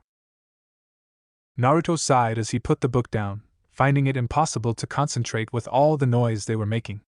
He had never really paid much attention to it before, but for whatever reason the amount of noise they were generating was starting to bother him. Of course, he had also never tried to read before, so maybe it was just that they were distracting him from his book. Standing up, the blonde made his way over to the two bickering girls. "Excuse me," he said, getting their attention, as well as that of the rest of the class who, after noticing his whisker marks, stared at him in shock. "But you do both realize that there are two available seats next to him." Naruto pointed at the seat on Sasuke's right, away from the aisle. "So neither of you has to actually fight for a seat." Naruto looked at everyone as they stared at him, surprise and recognition in their eyes. He would have smirked but held the urge in. It would not be cool if he gave them the impression that he enjoyed seeing the surprise on their faces. "Naruto?" Sakura asked as she noticed his whisker marks. It quickly changed to a sneer of disgust as she decided to berate him. "What are you doing here? In case you didn't notice, this is only for people who graduated, Narutoedit, not for failures like you." As the class laughed at Sakura's words, Naruto frowned. He had expected this, to be honest, but had kind of been hoping that with his new look it would change her opinion of him. "Guess not."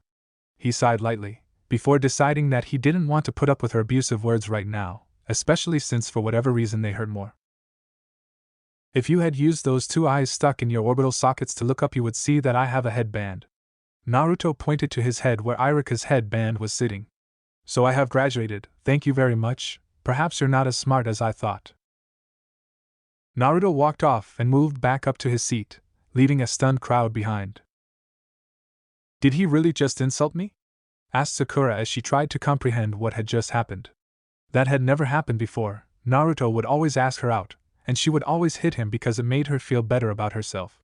Sakura felt an odd sense of emptiness as she wondered if Naruto had decided that he didn't like her. "He's just trying to make you feel bad, Shinaro," Sakura's inner persona shouted, getting Sakura to snap out of her shock.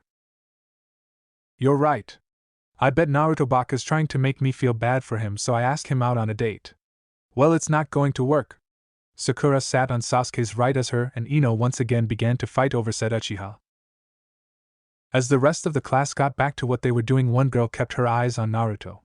"I had thought that Naruto-kun had failed." Hinata looked at Naruto, who had gone back to his reading with a blush. "I'm glad he didn't." In the special spying room located within the Hokage Tower, Sarutobi and 9 jonin were gathered around the crystal orb. These jonin were the ones who had been assigned as the senseis for the newly graduated genin, though only 3 would end up getting that position. "Well, that was slightly unexpected," one of the in the room said, a man with spiky silver hair, wearing the standard attire named Hataki Kakashi.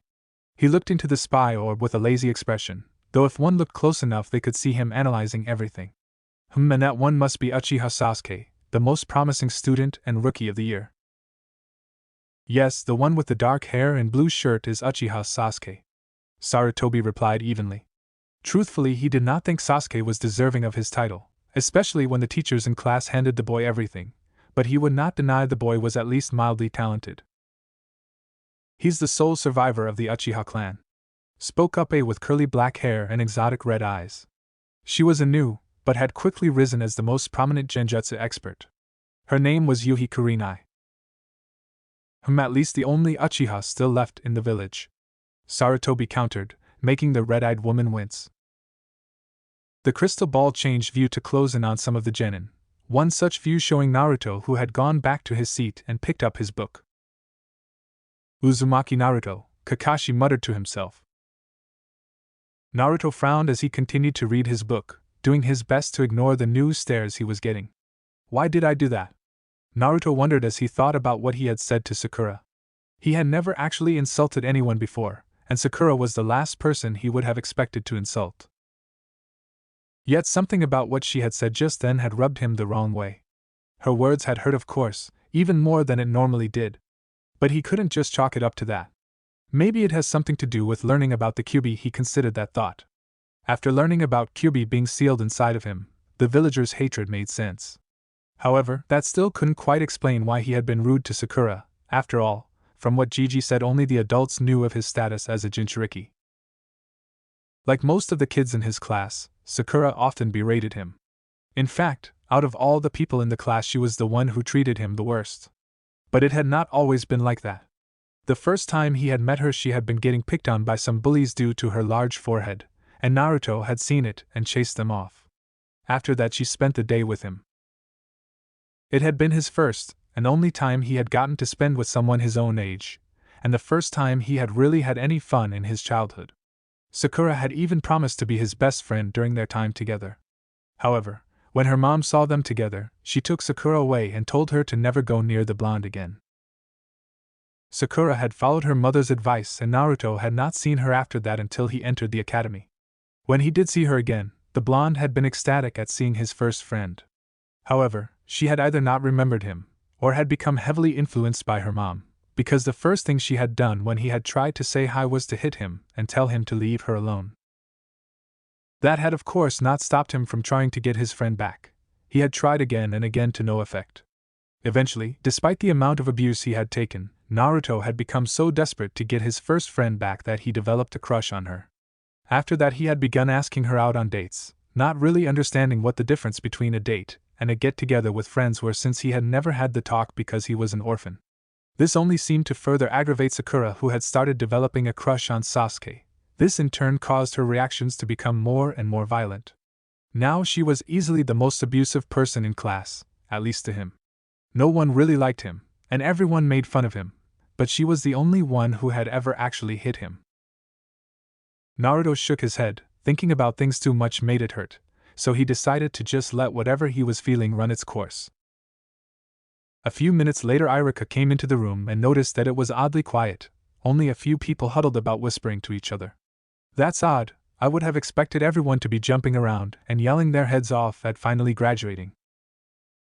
Deciding not to think about it, Irika coughed to get the attention of the newly graduated class on him as he began his speech. As of today, you are no longer academy students, but full-fledged ninja. But in the ranks of ninja, you all are only genin, the lowest ranking in the ninja hierarchy. However, the first step has now been made and your greatest challenges are now ahead of you. Irika paused and pulled out a clipboard. For the next stage, you 27 genin will be assigned into 3-man squads, with each squad being assigned a sensei, who will supervise and continue to train you from here on out. Several students looked up with surprise etched on their faces, as they heard they were being assigned into groups. Naruto looked up when he heard that, but only spared the thought a moment before he went back to his reading.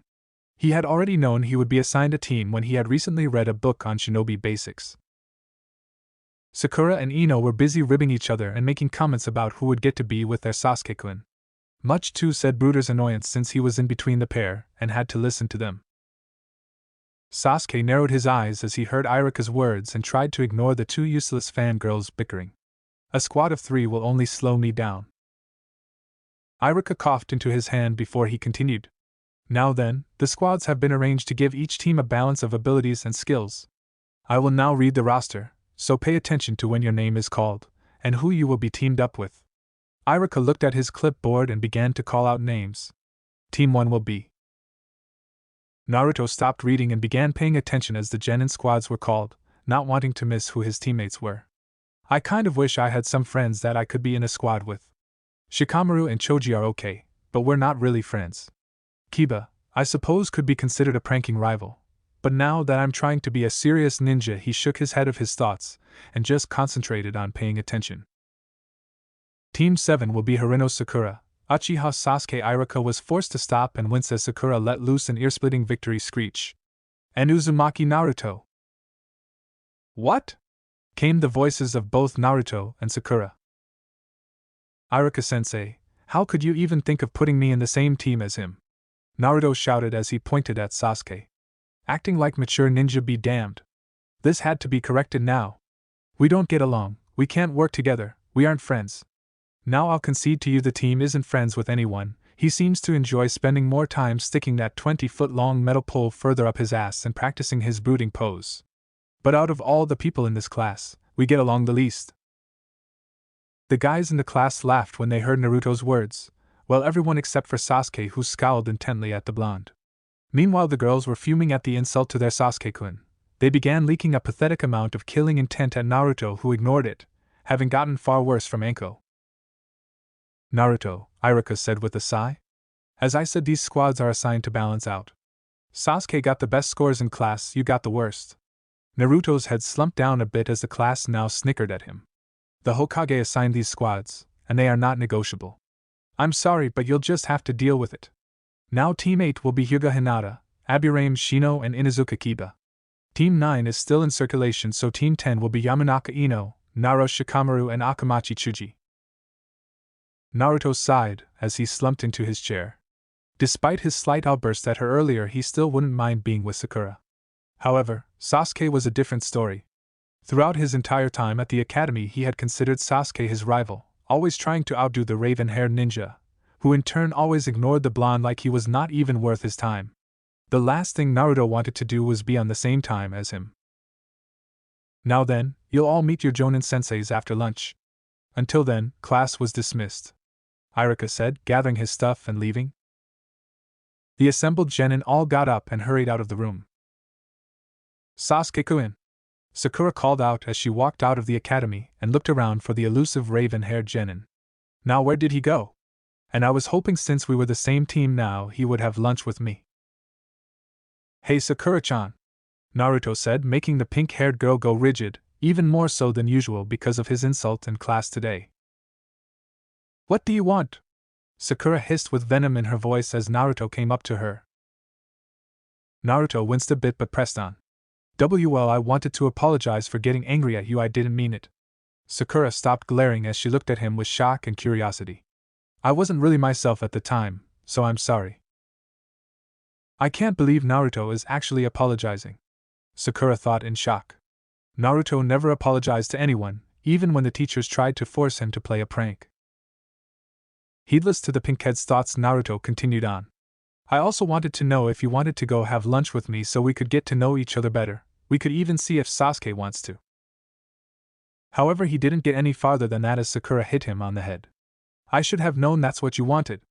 I bet that was your plan the whole time. Insulting me and then apologizing afterwards to make me think you were a good person so you could ask me on a date. It's not going to happen. Naruto winced a bit as he rubbed the new lump he had gotten on his head. Standing back up, he tried to defend himself. That's not what's going on. I just wanted to get to know my teammates better.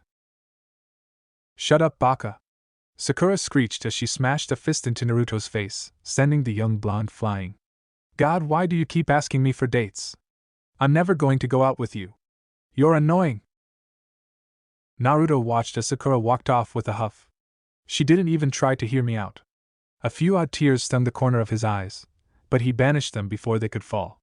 Getting back up, Naruto made his way over to the tire swing that he had been on after he had failed. He didn't really understand it, so he was so undesirable that Sakura would not even listen to him. Or had I pestered her for so many dates that she just assumed I was going to ask her for another one? He asked himself with a sigh. The answer to that question probably no longer mattered anyways. Reaching into his left kunai pouch, Naruto pulled out a containment seal. Unrolling it, he unsealed the contents, revealing it to be some rabbit that he had caught a few days ago, cooked and sealed. Grabbing the chopsticks he sealed with his food, he began to eat. "What ya doing, Gakkai?" "Ga!" Naruto shouted as he threw his food up in the air and jumped off the swing. Spinning around in midair, Naruto landed on his feet and came face to face with a grinning Anko. "Sweat Kami! You scared the shit out of me!" Naruto yelled as he clutched his rapidly beating heart. "Don't do that!" Anko snickered. "Sorry, I just couldn't help myself. You're just too easy." Naruto scowled. "You know I'm going to get you back for startling me like that, right? I'm not called the Prankster King from hell for nothing, you know." "Ha! I'd like to see you try and get me a kid." Anko spoke with a smirk. "We both know you're 100 years too soon to get me." Naruto sighed as he calmed down. Truthfully, he was glad for the distraction Anko would provide, and it did feel nice to know she had come here even though she had most likely just gotten back from a mission. "So how was your mission?" he asked, sitting back down on the swing and unsealing another scroll of cooked rabbit. "Nah, it was a mission. I went in, assassinated some douche who messed with the wrong people and came back," Anko said, grinning at the glare Naruto gave her. "And?" Naruto asked, wanting more details. "And that's it," Anko shrugged. Naruto just sighed. Anko rarely ever talked about the things she did. He had asked her about her normal job at the INT department, and all she had said was, "Oh, it's amazing listening to the screams of your victims as they cry for the mommies." Not really a descriptive explanation. "So what are you doing here?" asked Naruto after swallowing a mouthful of food. "What? Can I visit my favorite gaki?" Anko asked with an innocent expression on her face. "I'm pretty sure I'm the only gal you know," Naruto deadpanned. Anko grinned. "Well, if I knew more, you would still be my favorite." "I'm sure," Naruto said as he rolled his eyes. "So who did you get stuck with for your genin squad?" Anko asked. Naruto looked up from his meal as he swallowed a bite of rabbit. "Well, I'm on Team 7 with Haruno Sakura and Uchiha Sasuke." Anko shuddered. "Man, do I feel bad for you, getting on a team with that brooder. I've seen that kid walk around Konoha before. He's got a bigger stick in his ass than his old man did when he was alive." Naruto grinned. "I'm glad to see that someone understands my plight." "Yeah, I feel for you, kid. I'd probably end up killing the team if he's as spoiled as I think he is." Anko chuckled. "So what about this other teammate, that Sakura girl?" Naruto frowned as he thought about her. "She's a girl in my class. She has pink hair and was listed as second best in academics. To be honest, she didn't do well in the physical portion and has small reserves, but from what I've read she would be the genjutsu and medical ninja support, so I suppose that wouldn't matter." Anko noticed the boy's frown and slight monotone voice. "Ah, come on. There's more to it than that, right?" "Well," Naruto sighed. "I kinda have a crush on her." "So the little gal is growing up?" Anko asked with a grin. "I've had a crush on her since I was 8, Anko," Naruto said in a deadpan voice before sighing. "However, she never seems to like me, no matter what I do. She's too stuck up on the Uchiha team." Naruto scowled a bit at the thought. "I had really thought that my new looks would change her opinion of me." Anko looked at the kid's growing depressed expression. "You can't change people's opinion of you within a day, Gakkai," Anko said with a blunt tone. "If it were that easy, then everyone would love you by now." "I was able to get you to like me, wasn't I?" Naruto said with a smirk. Anko blinked a bit, before blushing. She would not admit it to anyone, but she had grown fond of the blonde soon-to-be ninja in a short amount of time. That's different. I'm not like the rest of those stupid villagers." Naruto saw Anko's hand go to her neck and frowned at the almost instinctive move. "I guess that's true," Naruto said, shaking his head as he smiled at her. "That's right. I'm not to be lumped in with those bakas, Anko said, pumping her fists in the air. Now don't worry about that girl anymore. If she doesn't like you, just say screw her and move on. There are plenty of other fish in the sea, or however that saying goes. I wonder why they say fish anyways. Yeah, I suppose I should, Naruto said, turning to a trash can as he threw away his empty plate and chopsticks. Besides, I am a shinobi now. Romance should probably wait until after I get more powerful and accomplish my goal of becoming a powerful ninja. That's the spirit. Forget all about that pink-haired chick, Anko said as she came up behind him. She grinned as she felt Naruto shiver when she wrapped her arms around him and pulled the blonde against her feminine assets. Besides, I'm way better than some premature little girl. WWH, what are you doing? Naruto stuttered, his voice cracking as he squeaked. Not that he was actually surprised by her actions, mind you. She had started doing this a while ago after an incident where he had surprised her during sparring, only to trip and land smack dab in between her bosom. Rather than kill him, she grinned and asked if he liked it. Of course, Naruto, being Naruto, had not been able to speak and stuttered out incoherent gibberish, which of course caused Anko to get amused. Since then she had taken to either sneaking up on him and doing this, or grabbing him and setting her in his lap when they were eating dango, claiming she could not get comfortable without her fox plushie. What's wrong? Don't you like this? Anko whispered in his ear, an unseen grin on her face. Really, this kid was too easy. She had always enjoyed using her feminine wiles to toy with men and then put them down. With Naruto it was even more fun since he obviously had no clue what to do in this kind of situation. That's the problem, Naruto thought, because he did like it. The way her chest pressed and rubbed against his back made him feel things he had never felt before, even when he was thinking about Sakura. It was also due to the oddly warm feeling he got. He had never been hugged before by a member of the opposite sex, or even having women get close to him, with the exception of Sakura, who got close enough to hit him.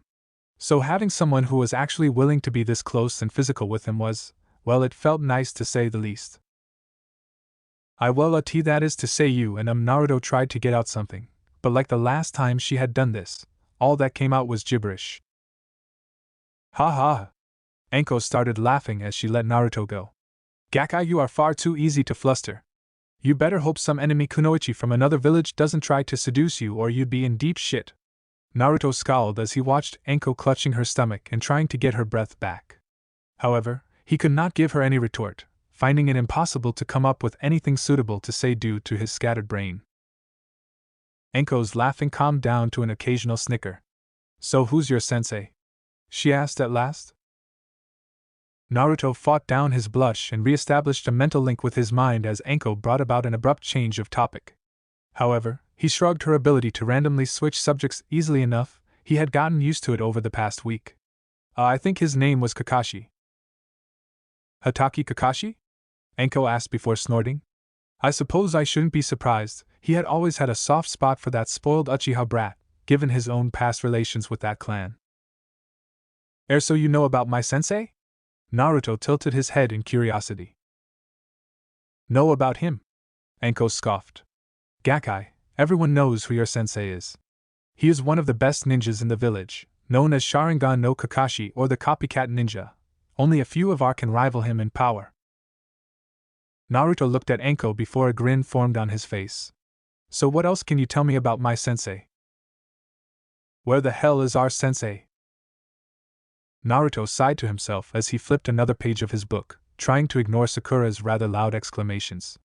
Not that he could quite blame her, he was infinitely less patient than she was. If it wasn't for his book, he would probably go mad. Calm down, Sakura, Naruto said, deciding to not add the affectionate chan suffix at the end, something that neither of his teammates seemed to notice. Kakashi is always 3 hours late to anything barring an A rank or higher mission, or a direct order from the Hokage. Both of his teammates turned to him. How do you know that, Dun? Asked Sasuke, for once curious about what the blonde idiot had to say. Naruto smiled lightly as he remembered his enlightening conversation with Anko just a few minutes before. A little birdie told me, he replied, flipping another page of his book. He and Anko had agreed not to let anyone know she had given him the information on their sensei, agreeing that it would be much more fun to let them suffer and stew in their ignorance.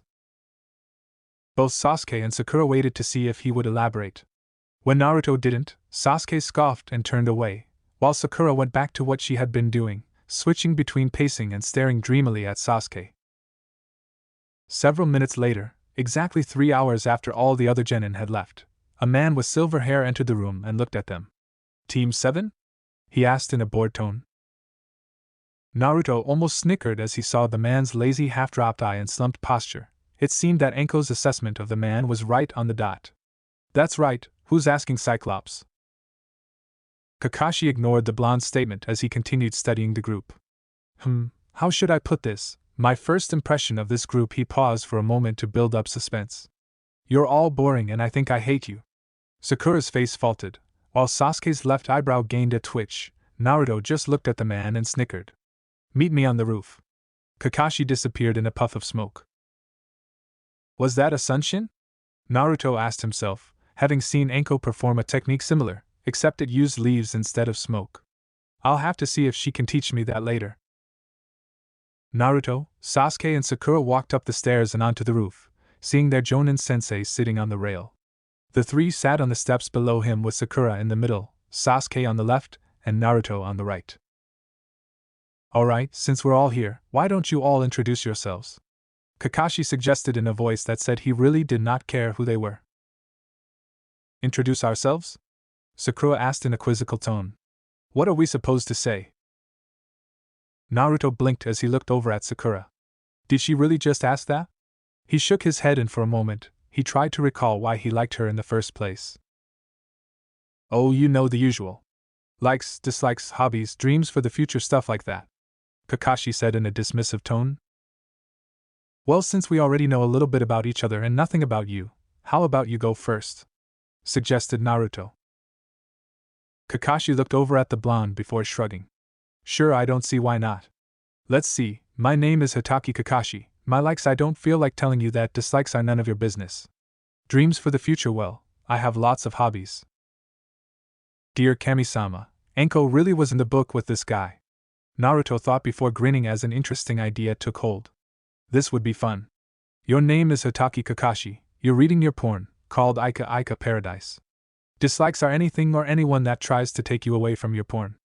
My hobbies are reading your porn in broad daylight and public places. And your dreams for the future are to star in one of the Ika Ika books and an Ika Ika movie if one ever comes out. Naruto said with a smirk as he watched the other three. Sasuke looked over at him before going back to brooding. However, he seemed to have developed a nasty eye twitch. Sakura was looking red as she stared between Naruto and her sensei, though, whether from anger at him, their sensei, or embarrassment because of the information just given, Naruto didn't know. And Kakashi was looking at him with narrowed eyes. How do you know all of that? Kakashi asked in a serious tone. Naruto just smiled. A little birdie told me.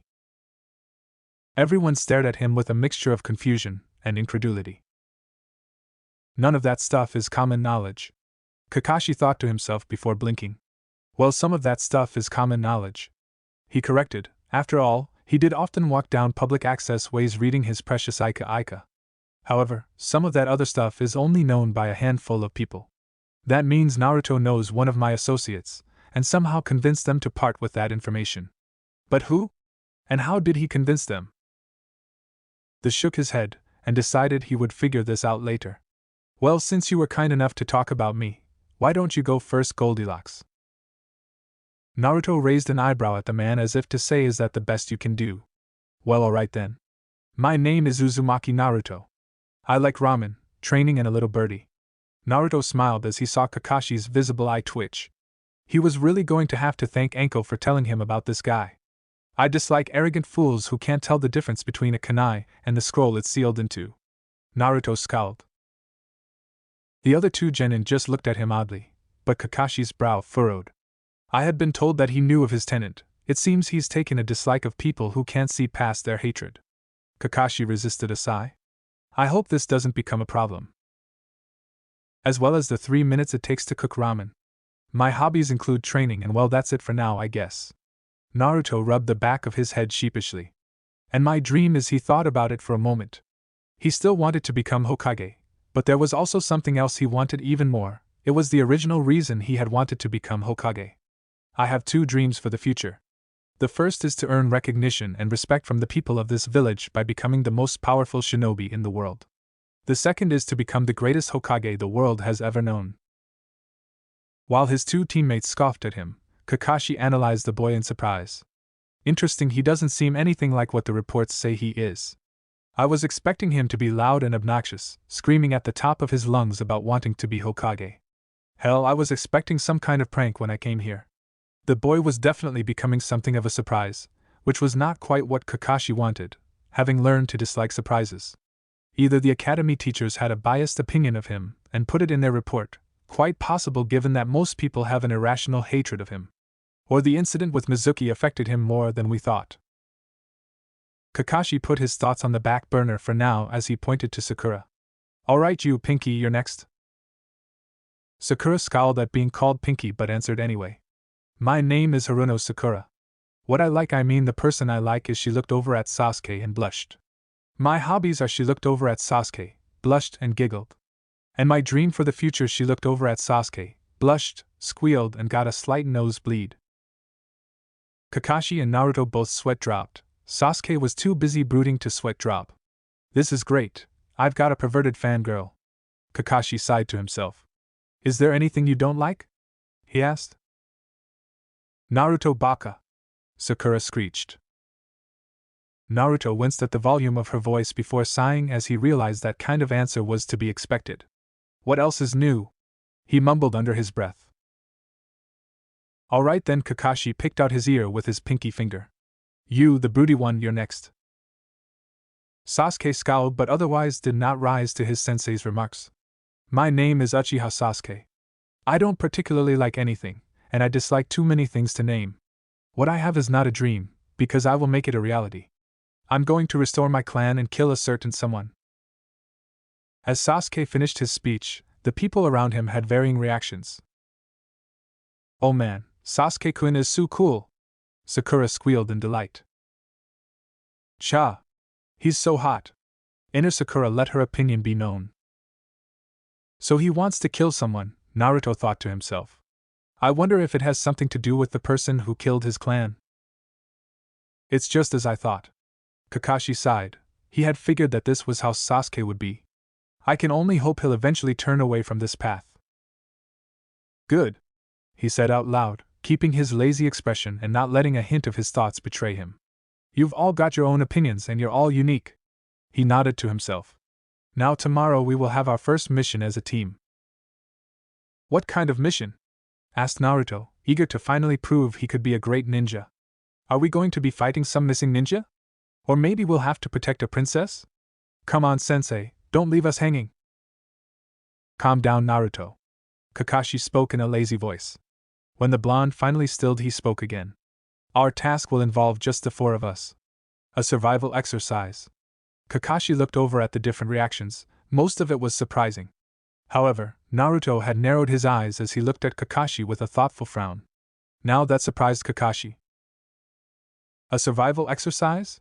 Sakura questioned. But we already took those back to the academy. This isn't going to be some simple exercise. This is nothing like your training at the academy. Kakashi stated with a smirk, not that his soon-to-be students could see it. Or not, it all depends on if they pass the test. Naruto's frown deepened. There was something going on here. Then what kind of training is it? Kakashi began to chuckle, causing the three students to give him odd looks ranging from confusion to consternation. Hey, that was a normal question, sensei, what's so funny? Asked Sakura. Well, if I told you, you'd chicken out? Kakashi said, laughing some more. Naruto glared at the man fiercely. Just try us. Oh, don't worry, Naruto, I will. Kakashi laughed, before shifting his personality to be more serious. Of the 27 graduates that made it this far, only 9 will actually be accepted as genin. The other 18 will be weeded out and sent back to the academy. In other words, this is a make it or break it pass-fail test, with the chances of passing being at least 66%. Sakura's eyes widened in shock as she began to worry about what her sensei was saying, wondering whether or not she would be able to pass and still remain with her Sasuke-kun. Said Uchiha, on the other hand, looked irate at having to do another test, especially with 2 other people who would only slow him down. Naruto, however, was in thought. I've never heard of this test before. Maybe I can ask Anko to shed some light on this new development. But we already graduated, Sakura shouted. That's not fair. Then what was that test we took at the academy all about? Oh, that? Kakashi shrugged dismissively. That was simply to weed out the hopeless cases. The ones that pass that test are the ones who have the potential to become genin. I'm the one who gets to decide whether you three pass or fail. Be at training ground 7 at 5 o'clock a.m. Bring all your gear and weapons. Kakashi paused for a moment before giving them the clincher. And I would suggest not eating breakfast tomorrow morning. Why is that? Asked Sakura. Because you'll just throw it up. Kakashi disappeared in a puff of smoke, leaving a pale Sakura, a brooding Sasuke, and a contemplative Naruto. Another test. And if I fail, I'm going to be separated from Sasuke-kun, Sakura thought to herself. This is a test of love. Another test won't make any difference for me. It'll be easy, Sasuke thought as he looked over at his two teammates. So long as these two don't get in my way. Another test, this one to see if we can actually become genin. Naruto frowned in thought. He said not to eat, but I read that breakfast is the most important meal of the day, especially if we want to have enough energy to fight. He also said to be there at 500. Is all of that a trick? Part of the test? Perhaps he'll expect us to come late because he was tardy today, and then he'll come on time tomorrow.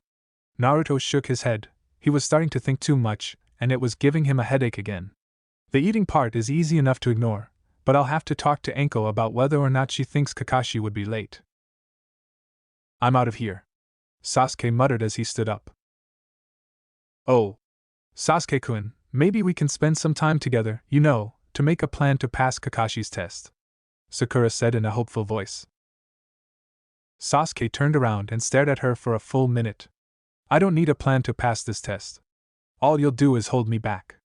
I don't need worthless teammates like you and the dobe to get in my way. Sasuke walked off, leaving a dejected Sakura. Naruto grit his teeth a bit. Who the hell does he think he is? Always belittling people. He looked over at Sakura. A part of him still held on to his small crush and wanted to help her. But another part, the part that had been slowly coming out since the Mizuki incident, wanted her stew in her own misery for a change. In the end he sighed, giving her a small pat on the shoulder as he walked past her. I'm sure he didn't mean what he said, he told her. Naruto? Sakura asked in surprise. But Naruto didn't pay any attention as he jumped off the roof and made his way towards his special training ground. Naruto continued tree hopping as he looked around the forest of death. He stopped at the next tree branch and sighed. I wonder where she is, he asked himself. He had been looking for over an hour and had yet to find a trace of her. Just then Naruto's senses went on high alert, and he rolled to left as a kunai lodged itself where he had been. Naruto pulled out a kunai as he came to his feet and looked around. Several more kunai came out of the trees to his left, and Naruto used his kunai to block them, before tossing his kunai into the tree. The kunai came back a few seconds later, but Naruto was already running towards that spot. He pulled out several shuriken and tossed them at the figure hidden in the brush. Going through a few hand seals, he called out a jutsu. Shuriken Kagebushin no Jutsu. 5 shuriken became 25 shuriken, and they all impaled the figure below. Naruto landed on the branch and narrowed his eyes as he saw a pile of mud. He jumped into the air when several snakes shot out of the tree bark. Rebounding off the surface of the tree, he pushed chakra into his legs to land on the next branch up. He spun around as he heard a whooshing sound and blocked a kunai that came his way. He looked at the person attached to the kunai and smiled. Do you have to greet me this way every time I come here? He asked. Anko smirked. Of course I do. I've got to make sure to keep you on your toes, otherwise you'll just die out in the field as some nameless loser. I knew you cared for me, Naruto said with a grin. Don't look too into Gakkai, Anko replied with a similar look. I'm just protecting my reputation. After all, what would people think if you died and they found out I trained you? Who knows, Naruto said with a shrug. Though, they would probably think you did it on purpose and praise you for finally killing the demon. Now there's an idea, Anko said, pushing him back a bit. Maybe. Naruto grinned. However, I'm not that easy to kill. Oh? Anko raised an eyebrow. I'm pretty sure I could kill you right now if I wanted to. You'd think that, wouldn't you? Naruto asked with a smirk, mouthing a word that made Anko's eyes widen. Boom. Boom. A loud explosion destroyed the top of the trunk the two were on. Naruto came out from hiding behind a bush on the ground level. Did I get her? He wondered out loud. His question was answered when a pair of snakes wrapped around his torso and held them. Not quite. A voice sounded in his ear. The snakes turned him around to see Anko grinning at him. Not bad, gal, but you should never let your guard down after a move like that. Always assume your opponent escaped, and plan your next move. Ugh, Naruto grunted as Anko's snakes squeezed him hard enough that he felt his ribs creak. At least she did not make her snakes bite him like the last time he had made a mistake when they sparred. I'll try to remember that. Good boy, Anko said as she put him down. So how was your meeting with Kakashi? Not bad, Naruto said, rubbing his now sore ribs. He smirked. You were right about him. You should have seen the look on everyone's face, especially his face, when I mentioned his porn addiction. Anko gave a sadistic grin. I know, it's a little depressing that I can't rub it into his face without him finding out that I was the one who told you all of this. Still, we might be able to have more fun with him this way, Naruto commented, thinking of all the fun he could have messing with his sensei's head using the knowledge Anko gave him. We're taking a test tomorrow, Naruto said, changing the topic. Ah yes, the genin graduation. Anko nodded. Did he say anything about it? Only meet at training ground 7 at 5 o'clock a.m., and do not eat breakfast, Naruto replied. Anko chuckled. Wow, it's no wonder so many people fail his test if he gives instructions like those. What are you gonna do about it? Naruto frowned in thought. Well, I'm definitely not going to skip breakfast. If the test is as hard as he says it is, and he's as good as you told me, I'm going to need all the energy I could get. Anko nodded her head, pleased to see the blonde was getting smarter. Ever since she saw the books his Kage Bunshin were reading, Anko had taken to testing the knowledge and ability to analyze information properly during their spars. If he got one of the questions she asked wrong, or if he was unable to analyze her body language and look underneath some of the statements she made, he would get punished. This normally just consisted of her kicking his ass even worse than she would have otherwise. Anko went under the motto that the best way to learn anything was to inflict enough pain on someone that they would never forget. It seemed to work well because Naruto would always remember what she told him, or what his clones read, for fear that she would stomp a mud hole in him if he failed to meet her expectations. As for the time, to be honest, I'm not sure. If he's as intelligent as you said, this may just be part of the test. We'll show up late, thinking that's what he's gonna do, then he shows up early and berates us for being late. Anko scoffed. Trust me on this, Kakashi may be smart enough to pull that off, but he lacks the motivation to try that hard. She looked at him and shook her head. Never figured you for such a heavy thinker, she teased. Hey! I think so! Naruto shouted at her, his glare only causing her to laugh. That's it! Naruto lunged at Anko while she just smirked. The rest of the day Naruto spent it trying to beat Anko, with no luck whatsoever as she proceeded to beat the crap out of him. Chapter 5: The Bell Test. The next day. The next morning Naruto woke up at 7 o'clock a.m. rather than 5 o'clock a.m. Kakashi had told him to wake up at. Hopping out of bed, he stretched himself out, making sure that his body was in working order after Anko beat the crap out of him last night. Sighing, he made a clone to go and make breakfast while he went to take a shower. Naruto rinsed himself off, turned off the water and stepped out of the shower. He grabbed a towel and dried himself off when his reflection caught his eye. Looking at the mirror, Naruto frowned in thought. He wasn't sure if his eyes were seeing things, but he looked a little more muscular than he had last week. I can't get seeable results from just this week, can I? He wondered as he looked over at his back, arms and chest. Even before he started really working towards getting stronger, he had always done a decent amount of exercise, so there should be no serious change in his body's physique. Though, he had recently started eating healthier, so maybe that had something to do with it. That, and maybe the Kyuubi had some hand in fixing his body now that it had the necessary nutrients to actually increase his physical growth. What Naruto did not know was that it was in fact the Kyuubi's yokai that was increasing his growth rate. because he had been unable to get a decent meal from anywhere except Ichirku's, and their food was not healthy in the least. Nearly half of the yokai circulating through the seal and into his body went into keeping his body as healthy as possible with the little amount of nutrients it had. Now that he was eating a decent mix of carbs, proteins and fats, the Kyuubi's yokai had more to work with, thus allowing for it to increase his body's strength and physical attributes more easily. Eventually the blonde just shrugged it off as seeing things in the mirror, and went into his bedroom room and got dressed. Naruto walked into the kitchen as he finished tying on his headband. He sat down at his table as his clones served him breakfast, grumbling about lazy-ass originals before dispelling. Grabbing a fork, Naruto began to eat, scrambled eggs with a side of bacon, toast and orange juice, just about the only thing he could make that didn't taste like crap at the moment. As he did, he thought about how the test would go.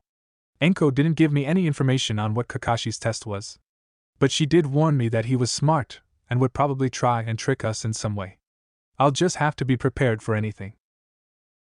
He stood up as he finished his breakfast, placing his plate in the sink.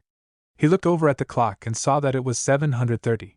Deciding that he should go to the training ground now, Naruto walked out of the door, locking it before jumping to the rooftops. He arrived at training ground 7 to see his two teammates already there. Sasuke was leaning against a tree, his face etched in a scowl as he did his usual brooding. Sakura was sitting a little distance away from Sasuke, looking like she wanted to talk to the raven-haired boy, but was not sure what to say. "Morning, you two," Naruto greeted, causing the two other genin to turn their heads. "Naruto Baka, why are you so late?" Sakura yelled as she stood up, glaring at him. Naruto blinked and tilted his head to the side. "I'm not late." Sakura's left eye twitched. "Not late? You." "Sakura," Naruto said, holding up a hand, stopping the girl from talking. "Do you see our sensei anywhere?" The girl blinked in confusion, wondering what that had to do with anything. "No," Sakura said slowly before she scowled. "But what has that got to do with you being late?" Naruto sighed. "And they called him the dead last. Our sensei is not here, therefore I am not late. Remember what I told you yesterday? Kakashi is always 3 hours late to everything barring a rank and above missions or direct orders from the Hokage. That means we technically still have at least 15 minutes before he shows up. Now if our sensei is not here, how can I be late?" Well, Sakura looked at him for a moment, unsure of herself. It didn't last as she scowled at him for making her look bad in front of her Sasuke-kun, but she did not reply as she sat back down. Naruto sighed in relief as he went over to one of the trees, sitting against it as he pulled out his book on. Opening it up, he smiled as he began reading. The subject itself was easily one of the most interesting and fascinating studies he had started to read, his clones had ever read. And for some odd reason, reading about seals relaxed him. The art of, he had read, had a total of 3 levels. The first was that of a novice. This was the lowest level of a user, and the one he himself was currently at. During this level, the most important things for an aspiring user was how to write kanji well. The importance of having perfect handwriting could not be underestimated in this art. Naruto had learned the hard way that one wrong brush stroke could have explosive results. After one was able to get perfect kanji, they were to work on increasing the speed of their strokes by creating basic seals like containment scrolls and a few others that the beginner's book gave examples of. The second level was that of a journeyman. At this level, a user must work on increasing his or her repertoire of seals. This was done by people making long journeys across the world and copying all of the seals they found along the way. Hence the title Journeyman.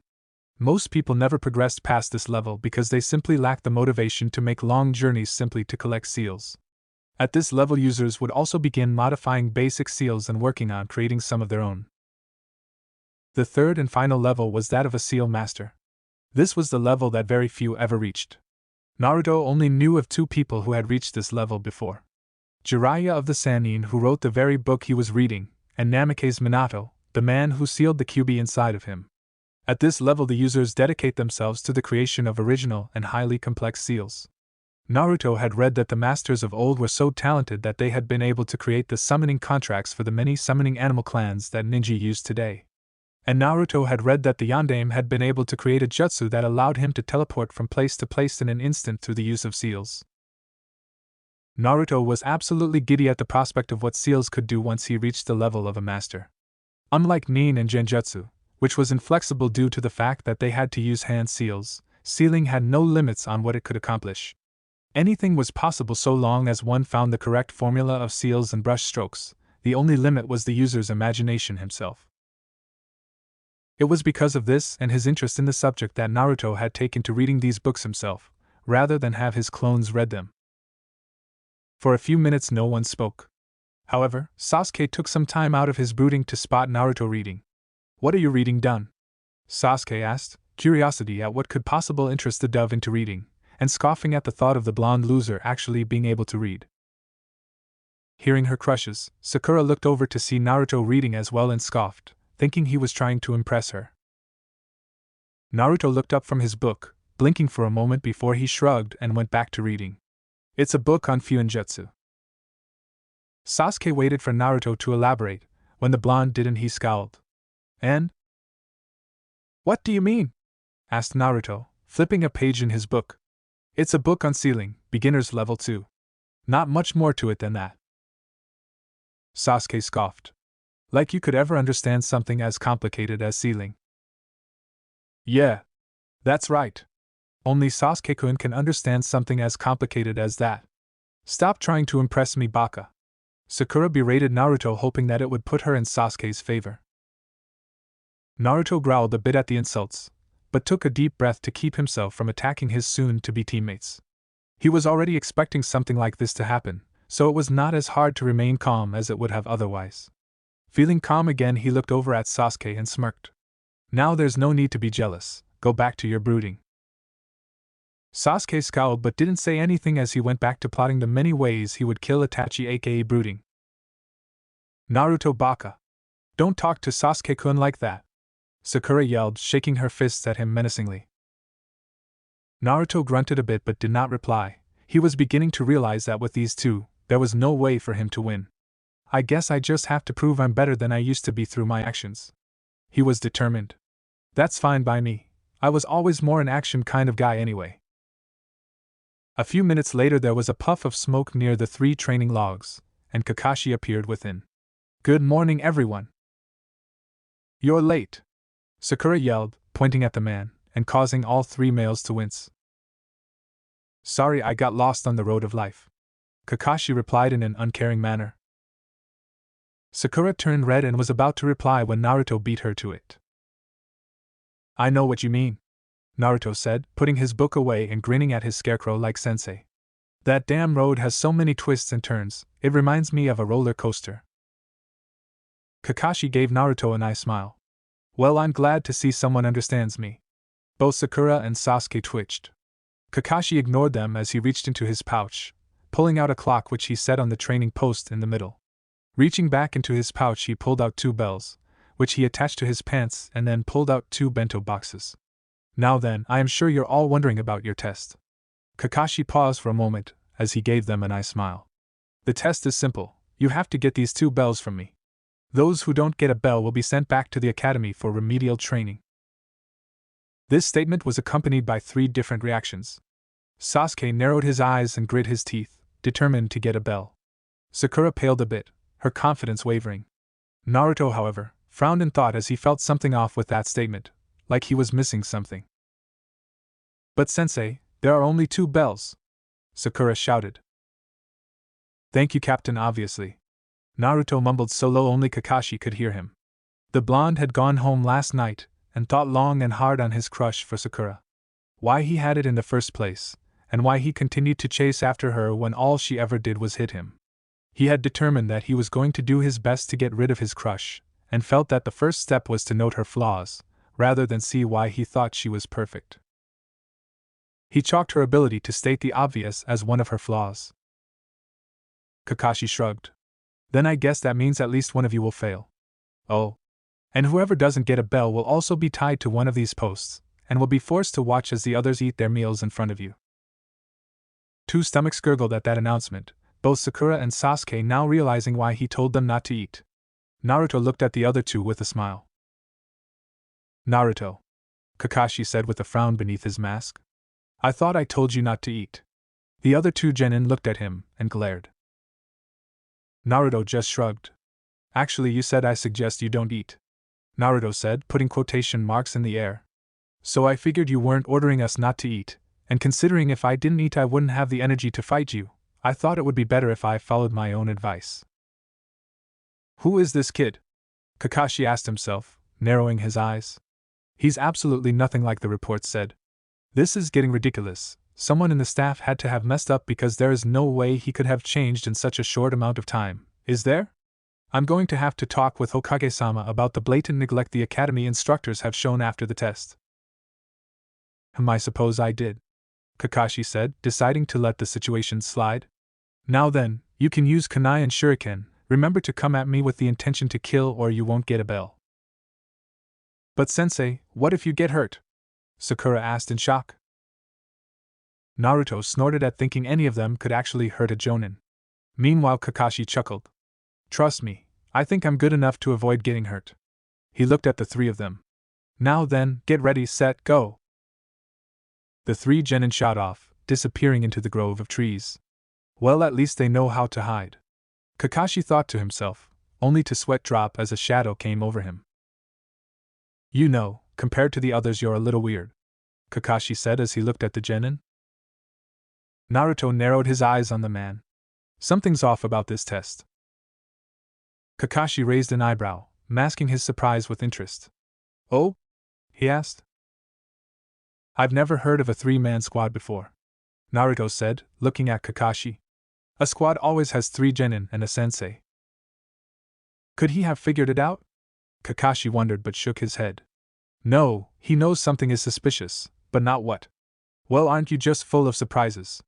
Kakashi said. However, that's not going to help you get a bell. I guess you're right, Naruto said with a shrug. So, can I have a bell? Kakashi blinked a bit. No, you can't. But good try. I've never had someone use that approach before. Well, it was worth a shot, Naruto said before rushing Kakashi. He stopped when he saw the Cyclops reaching into his pouch. A weapon? He wondered, only to sweat drop as Kakashi pulled out a book. Is that Ika Ika? Asked Naruto in curiosity as he looked at the familiar book. Kakashi looked up from his book and smiled. Why, yes it is. Are you a fan? Not really. But I know that Ajazan likes it. And I have a friend who read me a few parts. He blushed as he remembered Anko reading him a few of the more explicit scenes. Your friend has good taste, Kakashi said, flipping a page of his book. Now then, why don't you come and attack me? He turned his attention back to his book. Don't worry. I doubt your ineffectual attacks will even bother me. Naruto shook his head, not rising to his sensei's bait as he charged Kakashi. He reached into his pouch and pulled out several kunai, tossing them at Kakashi before he went through a few hand seals. Kunai Kage Bunshin no Jutsu, he shouted, making the 4 kunai he threw turn into 20. Kakashi dodged a few of them and caught the others with his left hand, never taking his eyes off the book. Naruto closed the distance between the two of them, launching a jab at Kakashi's face. Jonin blocked it with one of his hands, leaning his head back as Naruto came at him with the elbow of the arm he blocked. Attempting to close the distance even more, Naruto tried to come at with a kick from the left. Kakashi ducked under it, and Naruto spun around and tried to give him a heel kick, but the merely swatted the attack away. Naruto was put slightly off balance but recovered quickly, channeling chakra into his limbs to increase his speed. He thought about taking his weights off, but decided against it in case he needed a trump card. The increase in speed seemed to surprise Kakashi, but not enough to actually give Naruto an opening to land a hit. However, when a few of the hits got too close for comfort, Kakashi jumped back and put his book away. Looks like I'm not going to be able to read. He's better than I thought. Well, this is unexpected, Kakashi said in a mild tone. Looks like I'm not going to be able to read. So I guess I'm better than you thought, huh? Naruto asked with a smirk. Maybe a tad, Kakashi admitted. Don't get me wrong though, you still suck. Naruto received a tick mark but calmed down. Remember, I can't let emotions run too high. He's better than me and by getting angry I'll be sloppy. He'll be able to defeat me that much more easily. A thought crossed Naruto's mind. Then again, he probably expects me to get angry. He grinned as a plan began to form in his mind. You won't be saying that when my fist meets your face, Naruto yelled as he charged at Kakashi. Maybe some of the reports were right after all, Kakashi thought as he swatted the blonde's fist away. When Naruto came in with his other fist, Kakashi grabbed onto it and locked the blonde arm in place. You know, getting angry is the first step towards losing, Kakashi commented in a lazy tone. Naruto smirked. And getting close to me was the stupidest move you could make. Boom! Kakashi's eyes widened as Naruto exploded and forced the copy ninja to use a Karawimi. Does he know Bunshin Daibakuha? Kakashi questioned. I thought he only knew the Kage Bunshin. Someone had to have taught him that. He didn't get time to think anymore as Naruto jumped onto the tree branch he had landed on. Naruto came at him with a kick that Kakashi ducked under. However, his eyes widened as another Naruto tried to knee him in the face. Kakashi was able to block the attack in time, but it still surprised him. Kakashi jumped off the tree, with Naruto right behind him, coming at him with a knee, punch, elbow combo that Kakashi managed to dodge. Another Naruto came at Kakashi from his blind side, attempting to steal the bells, but Kakashi heard the bells jingle when the clone Naruto got a finger on them. He grabbed onto the Naruto behind him, forcing him in front as the other Naruto launched a punch at him. There was a puff of smoke as Naruto ended up hitting his clone. When the smoke cleared, he saw that Kakashi was gone. He glanced around wearily as he looked for the one-eyed sensei. You should never let your opponent get behind you. Naruto's eyes widened as he heard Kakashi's voice behind him. Konoha Hidden Taijutsu Oji Sennin Goroshi, Konoha's Hidden Taijutsu 1000 Years of Death. Kakashi shoved his chakra-encased fingers up Naruto's, but only for Naruto to explode, forcing Kakashi to jump away from the blast, though he still got singed. Another Bushin Daibakuha? Kakashi thought in surprise. Was I fighting that the whole time, or did he use Karawimi to replace himself? Looking around, he saw that Naruto was not in the clearing. He's a lot better than I expected. He shrugged. Well, whatever, I still have 2 more genin to test, and even with this surprise, I doubt they'll understand the true meaning of this test. Kakashi disappeared in a puff of smoke, going off to look for Sakura and Sasuke. Sasuke found himself seething as he watched the fight that had just gone on. The dove had done far better than he had thought he would. And what were those techniques? Weapons replication, solid clones, exploding clones. Where was the Dun learning all this? I should be the one with those jutsu, not him. PST, Sasuke. The raven-haired genin stiffened as he turned around and saw Naruto crouched down behind him. How did he get behind me? I didn't even sense him? What do you want done? Sasuke hissed, still feeling jealous of the blonde's abilities. Naruto frowned at the attitude his teammate had but shook it off. Listen, don't you think something's funny with this test? What do you mean? Asked Sasuke, frowning as anger and jealousy was replaced with curiosity. I mean, 3 genin going after A, Naruto said as if it was obvious. A is an elite ninja. There is no way a genin can ever hope to defeat a ninja of that caliber. I think we should work together. Sasuke's eyes widened at the suggestion. Work together? With Naruto? He scoffed. I don't need your help, loser. I can do this on my own. Naruto's eyes narrowed. Now listen to this team.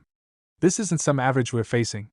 That man is Hatake Kakashi, an A-rank ninja who is said to have copied over 1,000 jutsu. There is no way you, I, or any one genin can defeat him. Hell, there's no way even 3 genin together can defeat him.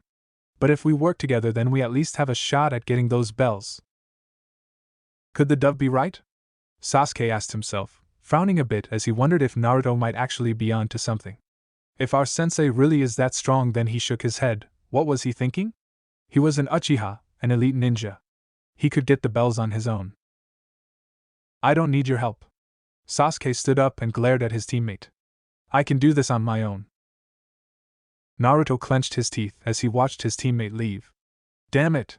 Why is he so set on doing this by himself? I know he saw my fight. Surely he can't think he has any chance of winning? Shaking his head, Naruto stood up and left in search of his other teammate. Truthfully, he did not have much hope that she would be willing to work with him without Sasuke, but he wanted to at least try and get her to cooperate. Sakura stared in shock as the fight between Naruto and Kakashi finished. Who knew that Naruto could actually fight like that? What was going on? The blonde had always been an idiot, the dead last at the academy. There was no way he could be that good. But there he was using jutsu that she had never even heard of before, much less seen. Could Naruto really be that strong? Of course not. Shinaro! Inner Sakura shouted. There's no way Naruto Baka is that strong. It's obviously some kind of trick to get you to think he's strong and fall in love with him. Shinaro! Yeah, you're right. Sakura agreed with her inner self. Well, it's not gonna work. My heart belongs only to Sasuke-kun. The pinkette stood up and left to find her crush. Maybe if she helped him get a bell she would gain his notice. And then they would start going out, and soon after that they would get married and she would have his babies. Her delusion set in place, Sakura began to carefully walk through the forest, stopping when she heard a twig snap. Sakura looked around and froze when she saw Kakashi standing a little ways away, reading his book. I don't think he saw me. Sakura thought to herself. She was about to continue when a voice spoke up behind her. Psst, Sakura. Turning around, she saw Kakashi looking at her. Then he disappeared in a swirl of flower petals and Sakura saw black. She woke up a few seconds later and sat up. Huh! Where am I? Sakura's eyes widened as she remembered the last thing she saw was Kakashi, and she began to look around frantically. What happened? Where's Kakashi-sensei? Sakura. Sakura turned around with a familiar voice.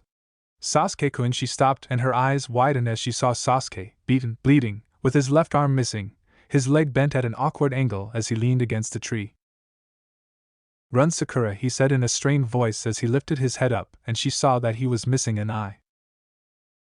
Sasu-kun, Sakura's eyes widened and she didn't do the only thing she could. Kaiea! She yelled before her eyes rolled up in the back of her head and she fainted. Kaiea! Sasuke's head turned to the sound of the scream. That was Sakura. He thought to himself before shrugging, she had probably just been stupid enough to get caught by their sensei. He was not surprised by this turn of events. The girl was nothing but a useless fangirl. The raven-haired genin-to-be turned his head when he saw Kakashi, leaning against a tree with his arms crossed. Maybe I went a little too far, Kakashi said. Though she was said to be the best at genjutsu. He mumbled at the end. Sasuke scoffed. I'm not like those two. Kakashi's eyes smiled. Say that after you get a bell, Sasuke. Sasuke smirked as he threw several kunai at Kakashi, who dodged to the left. Sasuke waited for a moment, expecting the trap he had set to go off. He ended up frowning when nothing seemed to happen. If you were expecting that wire trap to get me, you're going to be disappointed, Kakashi said. After having Naruto surprise him with his improved abilities, he had decided to keep his guard up with the others. Perhaps that was why he had used a genjutsu of a little higher quality than normal on Sakura. He shrugged. It was still a D-ranked one, so he could not be blamed if she was incapable of breaking it. Sasuke scowled as he rushed Kakashi, throwing a punch at Jonin. Once again Kakashi decided not to let Sasuke do anything, grabbing the genin's arms and then throwing him towards a tree.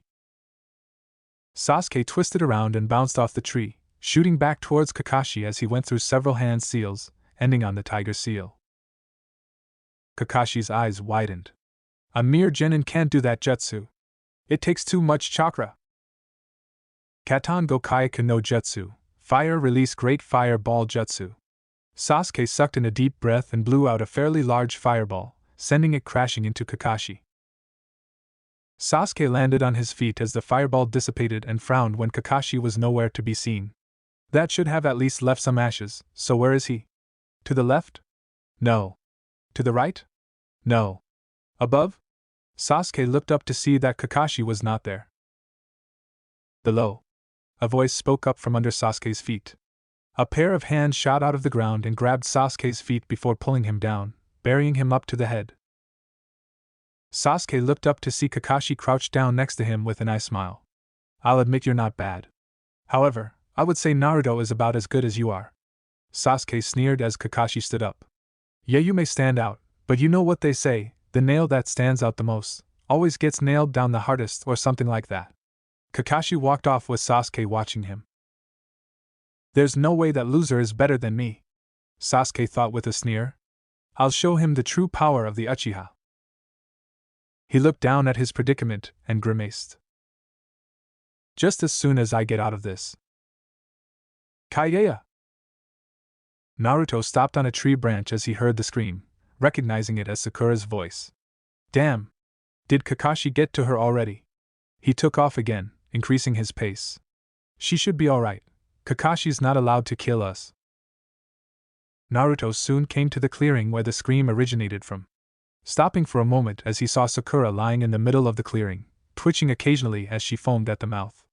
Running up to her, Naruto kneeled down and lifted the upper half of her up and tried to shake her awake. Sakura, Sakura, Naruto said, sighing in relief when Sakura gave a groan. What? Where? Sakura asked as she saw the blur in front of her. Nice of you to join us again, Naruto joked. However, Sakura paid no attention as she remembered seeing Sasuke on his deathbed. Sasuke-kun!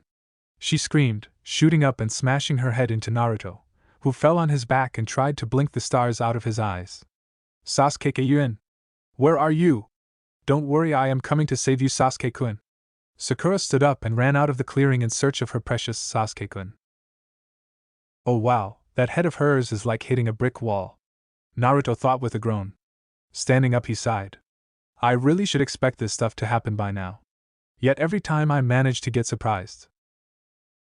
It looked like he would be doing this on his own. But that was okay, he had a plan to beat Kakashi. It would just take a little knowledge of the man and some deception on Naruto's part. Kakashi continued walking back into the clearing, reading his book as he thought about how his team had done so far. He was honestly disappointed in them. Sakura had fallen for one of the most simple genjutsu he had when, according to her reports, she was supposed to be the best on the subject of genjutsu. Sasuke, he had to admit, was good. He had managed to set a decent trap that might have worked had he not taken the fight more seriously from the beginning, and his taijutsu form was good. But the boy was simply too arrogant, believing that he could actually go head-to-head with a Naruto was a surprise, using tactics and jutsu that Kakashi did not know he had possessed. His taijutsu was also decent, just a little below Sasuke's, but he also used deception, making him better than Sasuke, who simply fought head-on. Not only that, but he had tried to get his teammates to work with him. Kakashi didn't think the boy knew that the whole point of the test was to work as a team. But Naruto at least recognized that he could not fight a joint one-on-one with any hope of winning. As Kakashi entered the clearing, he stopped and noticed there was another person already there, standing near the training posts. It was a woman with long black hair and red eyes that held an exotic quality to them. She was wearing makeup that consisted of red lipstick and purple eyeshadow, just enough to enhance her already beautiful features. Her outfit consisted of a red mesh blouse that had one long sleeve on the left, and no sleeve on the right. Over this was a very broad material that resembled bandages, and had a rose thorn pattern running along the center of them. Her hands were wrapped up in bandages, and she wore a Konoha headband on her head and regular blue shinobi sandals. Kakashi could easily recognize this woman as one of his fellow Yuhi Kurenai. Kakashi, Kurenai greeted as her red lips curved into a smile. I've been looking for you. Kakashi narrowed his eyes in thought as the beautiful red-eyed walked up to him. Kurenai is supposed to be testing her team right now. There's no way this can be her. Running through some calculations, the Cyclops determined who this really was and what was really going on. This must be Naruto using his infamous Oiroke no Jutsu I've heard so much about. Kakashi appraised the transformed Naruto as the blonde walked up to him. I have to admit, the henge is nearly flawless. However, it's only an illusion, and should only take a simple touch to dispel. He decided to go along with Naruto to see what he would do. Kurenai-san, I thought you would be with your team. I'm going to be testing them in a little while, Kurenai replied. But I wanted your advice first. Ah. Kakashi nodded his head as if that explained everything. How can I help you then? Kurenai gave him a smile. Well, I want to give my team a challenging test, but at the same time I don't want to make it impossible for them. And you want me to help? Kakashi raised an eyebrow. You do know that I'm not the best person to ask something like this. Kakashi smirked beneath his mask. Of course you would know this if you were really Kurenai, Naruto. Kakashi moved his hand up to dispel the henge, only to freeze as his hand landed on the red-eyed woman's breast. TTH, these are real, Kakashi thought, his one eye widening. But that's impossible. There is no way this can be real unless he paled. Unless this isn't a henge but really is Kurenai. His hand subconsciously twitched, squeezing Kurenai's breast, causing her to let out a squeak. Kurenai snarled as an angry look crossed her face. Grabbing a now fearful Kakashi by the front of his shirt, she pulled him so close that Kakashi could feel her body pressing against his. It was making him both extraordinarily frightened, being so close to her now rage-filled eyes, and also extraordinarily hot, having her breast smashed against his chest. You! Kurenai growled as Kakashi looked at her, turning from pale white to red, and back to white again as arousal and fright began to combat each other for the look on his face. You! Kurenai's face leaned into Kakaki's, her lips near his ear. Pervert! She whispered in a seductive voice. Kakashi's one eye widened even further, his face turned completely red, even though most of it could not be seen, and steam began pouring out of his ears. Then his eyes rolled up in the back of his head as he passed out, falling to the floor as Kurenai let him go, a trickle of blood appearing from inside his mask and began spreading across the fabric. There was a puff of smoke surrounding Kurenai, before it cleared to reveal Naruto standing there with a frown. Wow, I didn't think that would actually work. Guess I shouldn't underestimate just how powerful this technique is against perverts. He frowned a bit as he touched his chest. It felt really creepy and gross having Kakashi touch his chest like that in his female form. I'm going to have to look into that. That was just, he shuddered a bit before shaking the feeling off.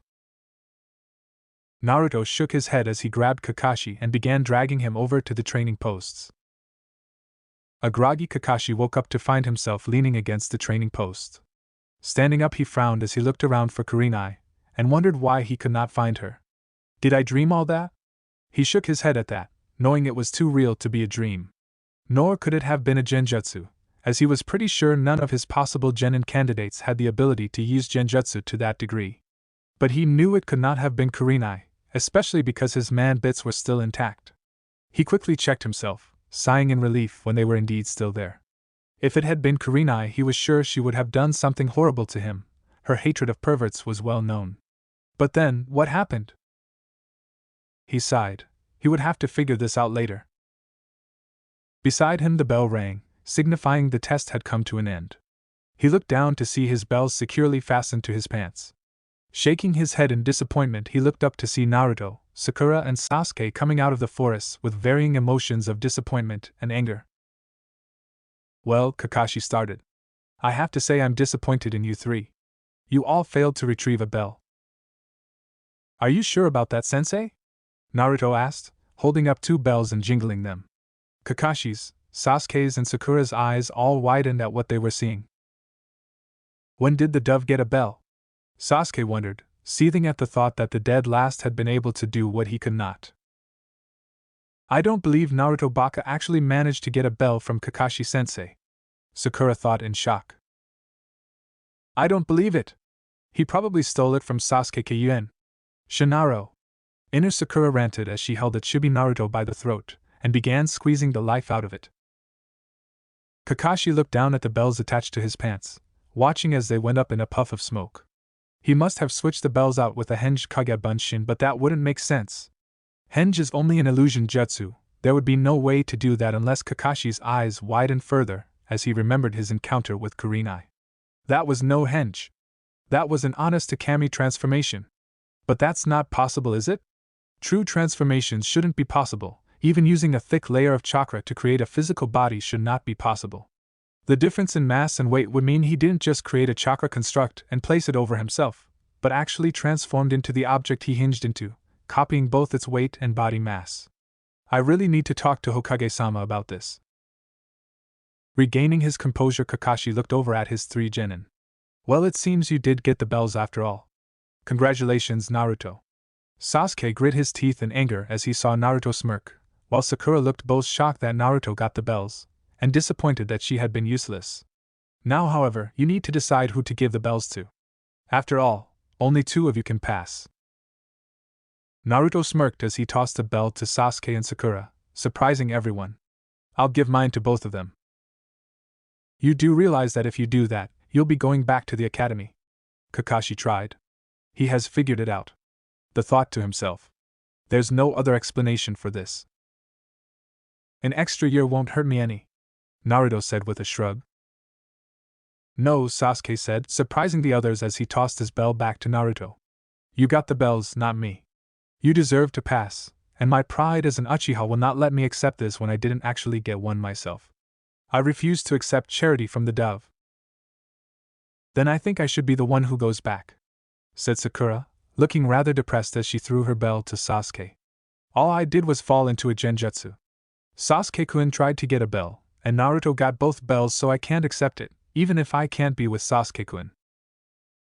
You two need to relax, Naruto said with a smirk as he tossed his bell to Sakura. I have a way to make sure we all pass. Everyone watched as Naruto reached into his pouch and pulled out a little orange book. I made sure to get some added insurance. Naruto turned to look at a wide-eyed Kakashi and grinned. Either you pass all of us, or I'll have Sasuke show you what a Katon Jutsu can do on paperback. No, not the precious, Kakashi shouted, getting on his knees as he looked at Naruto pleadingly. You don't need to worry, you all pass. Please just give me the precious. Naruto grinned as he tossed the book to Kakashi, who snatched it from the air. The three genin sweat dropped as Kakashi started to lovingly nuzzle the book against his cheek, mumbling about the precious and don't worry, you're safe now, precious. A sensei? Naruto asked, a little uncomfortable with the awkward scene before him. You kinda freaking me out here. Kakashi coughed as he stood back up, pocketing the book and acting as if he had not just been snuggling a book as one normally would a lover. Ahem, well I guess all of you passed then. You can thank Naruto for that, since he seemed to understand that this test was about teamwork. The other two genin looked over at Naruto, who flashed them a grin and shrugged. Honestly, he had not really known the test was about teamwork. He had only realized that without help, he normally would have never been able to get a book. Thank Kami for their perverted weaknesses. Anyway, meet me here tomorrow over at the bridge at 8 o'clock a.m. and we'll begin our first mission as Team 7. Kakashi gave the group a nice smile. Sakura gave a large smile as she realized that she was still going to be on a team with her Sasuke-kun. Sasuke, despite feeling put off at not having actually gotten a bell, smirked as the feeling of having passed pushed his other feelings away for the moment. Naruto grinned, excited at the prospect of telling what happened here to Anko. Right, well, I will see you all later. I have to report to Hokage-sama that we are now a team. Kakashi disappeared in a puff of smoke. Hey Sasuke-kun, do you want to go out on a date with me to celebrate? Asked Sakura. No, Sasuke said as he walked away, Sakura following after him and pestering him for a date. Ugh. Seriously, I just saved them from failing and they still ignore me. I didn't even get a thank you for essentially passing them. Ungrateful bastards. Naruto frowned, shaking his head before making his way to the Forest of Death. No doubt Anko would want to hear the tale of how he defeated the legendary Hatake Kakashi. Sarutobi sighed to himself as he saw that Kakashi was still not here. Why don't you all start? Kakashi will probably be several hours late anyway. Sarutobi motioned for them to begin. Shirani Ginma stepped forward. Hokage-sama, Team 1 failed. As he stepped back, Aoba stepped forward. Team 2 failed as well. They simply don't understand the principles of teamwork. This went as Teams 3 through 6 failed as well. Go on, Karina-san, since Kakashi isn't here yet. Sarutobi gestured for her to have the spotlight. Kurenai stepped forward. Team 8 passed. Asuma went after her, taking a puff of his cigarette. Team 10 passed as well. He took a step back as a puff of smoke erupted in the room. Sorry I'm late, Hokage-sama. A black cat crossed my path, so I had to take the long way around, Kakashi said as he appeared from within the smoke. Several groans were heard at Kakashi's terrible excuse. Really, you would think a ninja as famous as Kakashi would, at the very least, be able to come up with more plausible excuses. Sarutobi just sighed as he shook off his annoyance. Just give me your report. Team 7 passed, Kakashi said with a shrug. For a moment there was such a complete silence that one would almost think they had walked into a grave. Not even the crickets chirped as everyone stared at the Cyclopean with wide eyes and gaping mouths. Kakashi noticed the looks he was receiving and sweat dropped. What? I'm not that bad, am I? He asked. A resounding yes rang in the room, causing Kakashi to rub the back of his head sheepishly. Sarutobi looked at Kakashi for a moment before nodding. Very well then. All of you are dismissed. One by one they began to leave in their own unique way, from sunshine to simply walking out the door. However, Kakashi stayed where he was, snapping his book shut as soon as the other ninja left. I take it there is something you still wish to discuss, Kakashi-kun? Sarutobi asked, grabbing a pipe from within his desk. Yes, sir, I wanted to talk to you about Naruto, replied Kakashi. Sarutobi nodded as he used the Katon Jutsu to light his pipe, taking a few puffs. I suspected as much. He's not quite what you thought he'd be, is he? Kakashi shook his head. He's so far from what I thought he would be that I wasn't even sure that was Naruto. First, he was much quieter than I had been led to believe. He seems to still have his moments of hyperactivity, but they seem to be leaning more towards smart-ass remarks more than anything. Second, he was a lot better than the reports said. I'd say that he was on par with Sasuke in skill, if not a tad better. Third, he was far more intelligent than he should be. I came in expecting him to be a loud-mouthed brat with no control over his emotions and no intelligence whatsoever, screaming about being Hokage and ramen. But not only was he able to keep his calm during our battle and managed to use a good amount of deception on me during the test, he also used several jutsu that he should not know, that I know he couldn't have learned, even from the scroll of forbidden sealing, and managed to get the bells.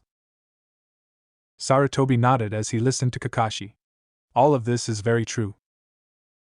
I have to question the competence of the academy staff, Kakashi continued. It seems they let their hatred of the Kyuubi get to them and gave me false information about Naruto's abilities.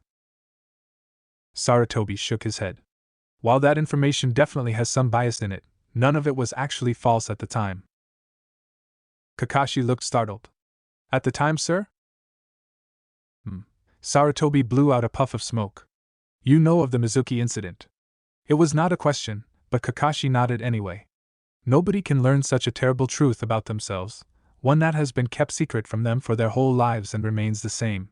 I suspect that Naruto used his hyperactivity and general goofy attitude as a way to keep himself from falling into despair because of the loneliness he had felt his whole life, thanks to the foolishness of the village. At first it likely was more of an act than anything, but over time he had been that way for so long it simply became who he was. However, the Mizuki incident forced him to reevaluate his life and I suspect force him out of the mask he has forged for himself, so to speak. Kakashi's eyes lit with understanding as he nodded.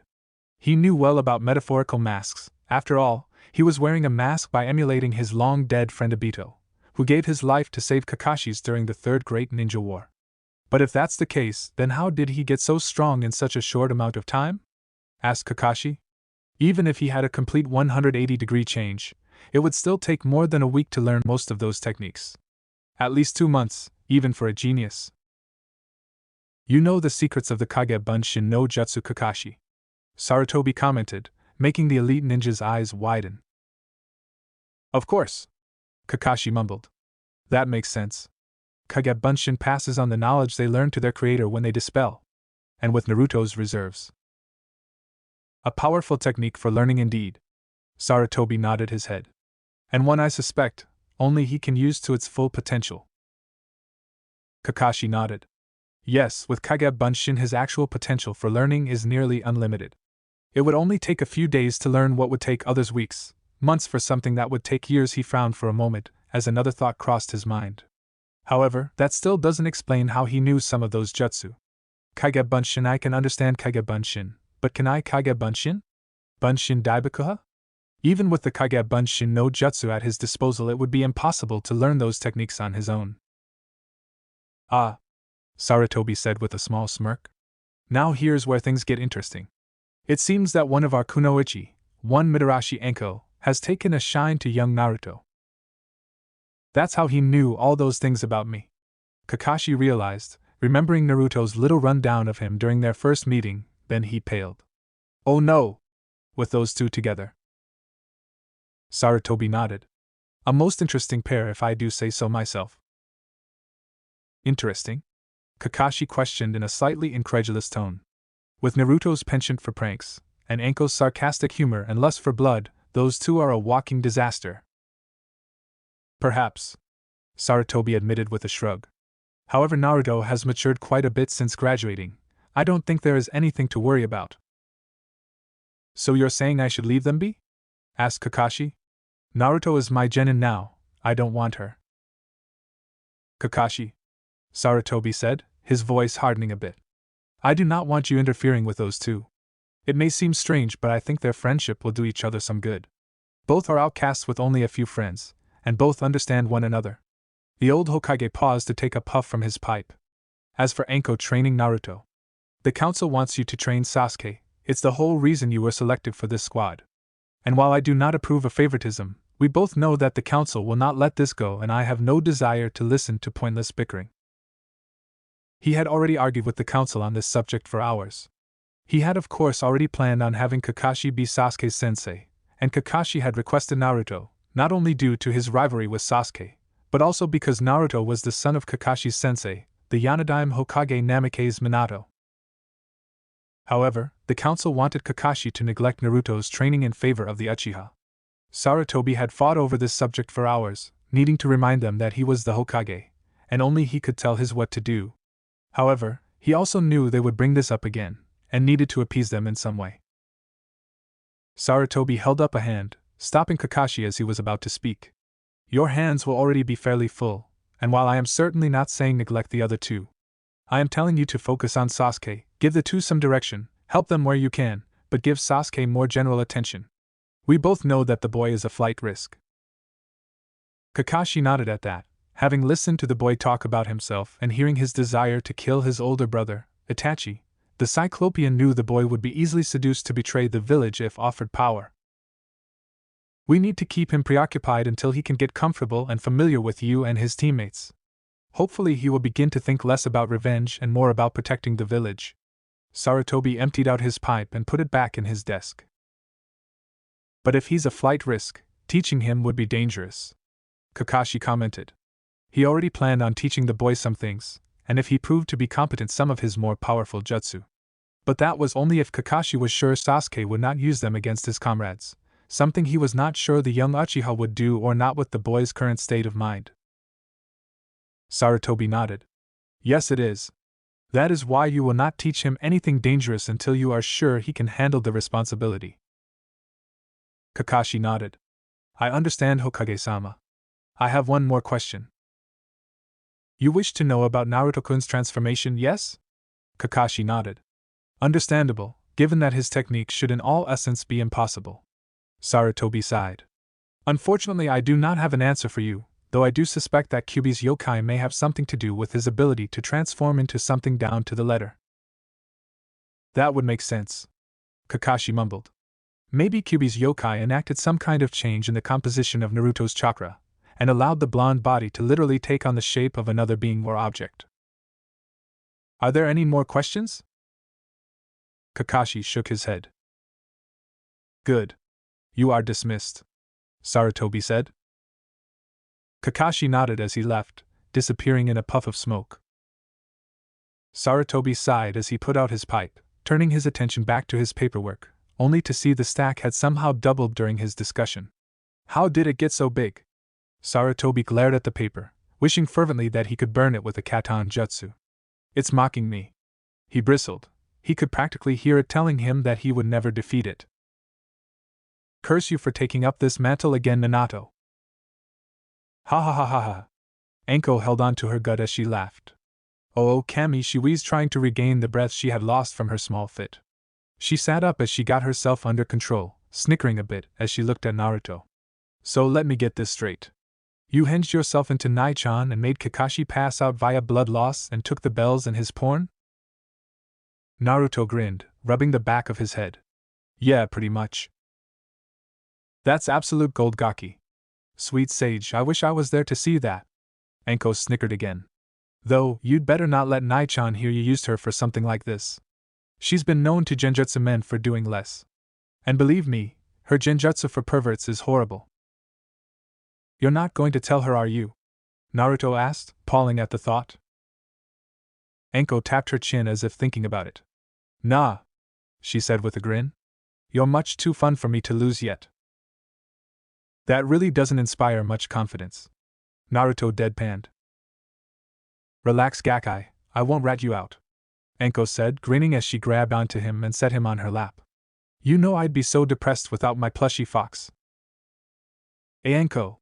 Naruto shouted, blushing as the scantily clad Kunoichi rubbed her cheeks against his. As Anko continued her nuzzling, she ended up rubbing against Naruto's whiskers and, much to Naruto's horror and Anko's surprise, he started purring. "Did you just purr?" Anko asked, blinking as she stared at him. "PFTN no," Naruto stuttered, attempting to get away from the now madly grinning woman. Not that there was anywhere for him to run in the forest of death.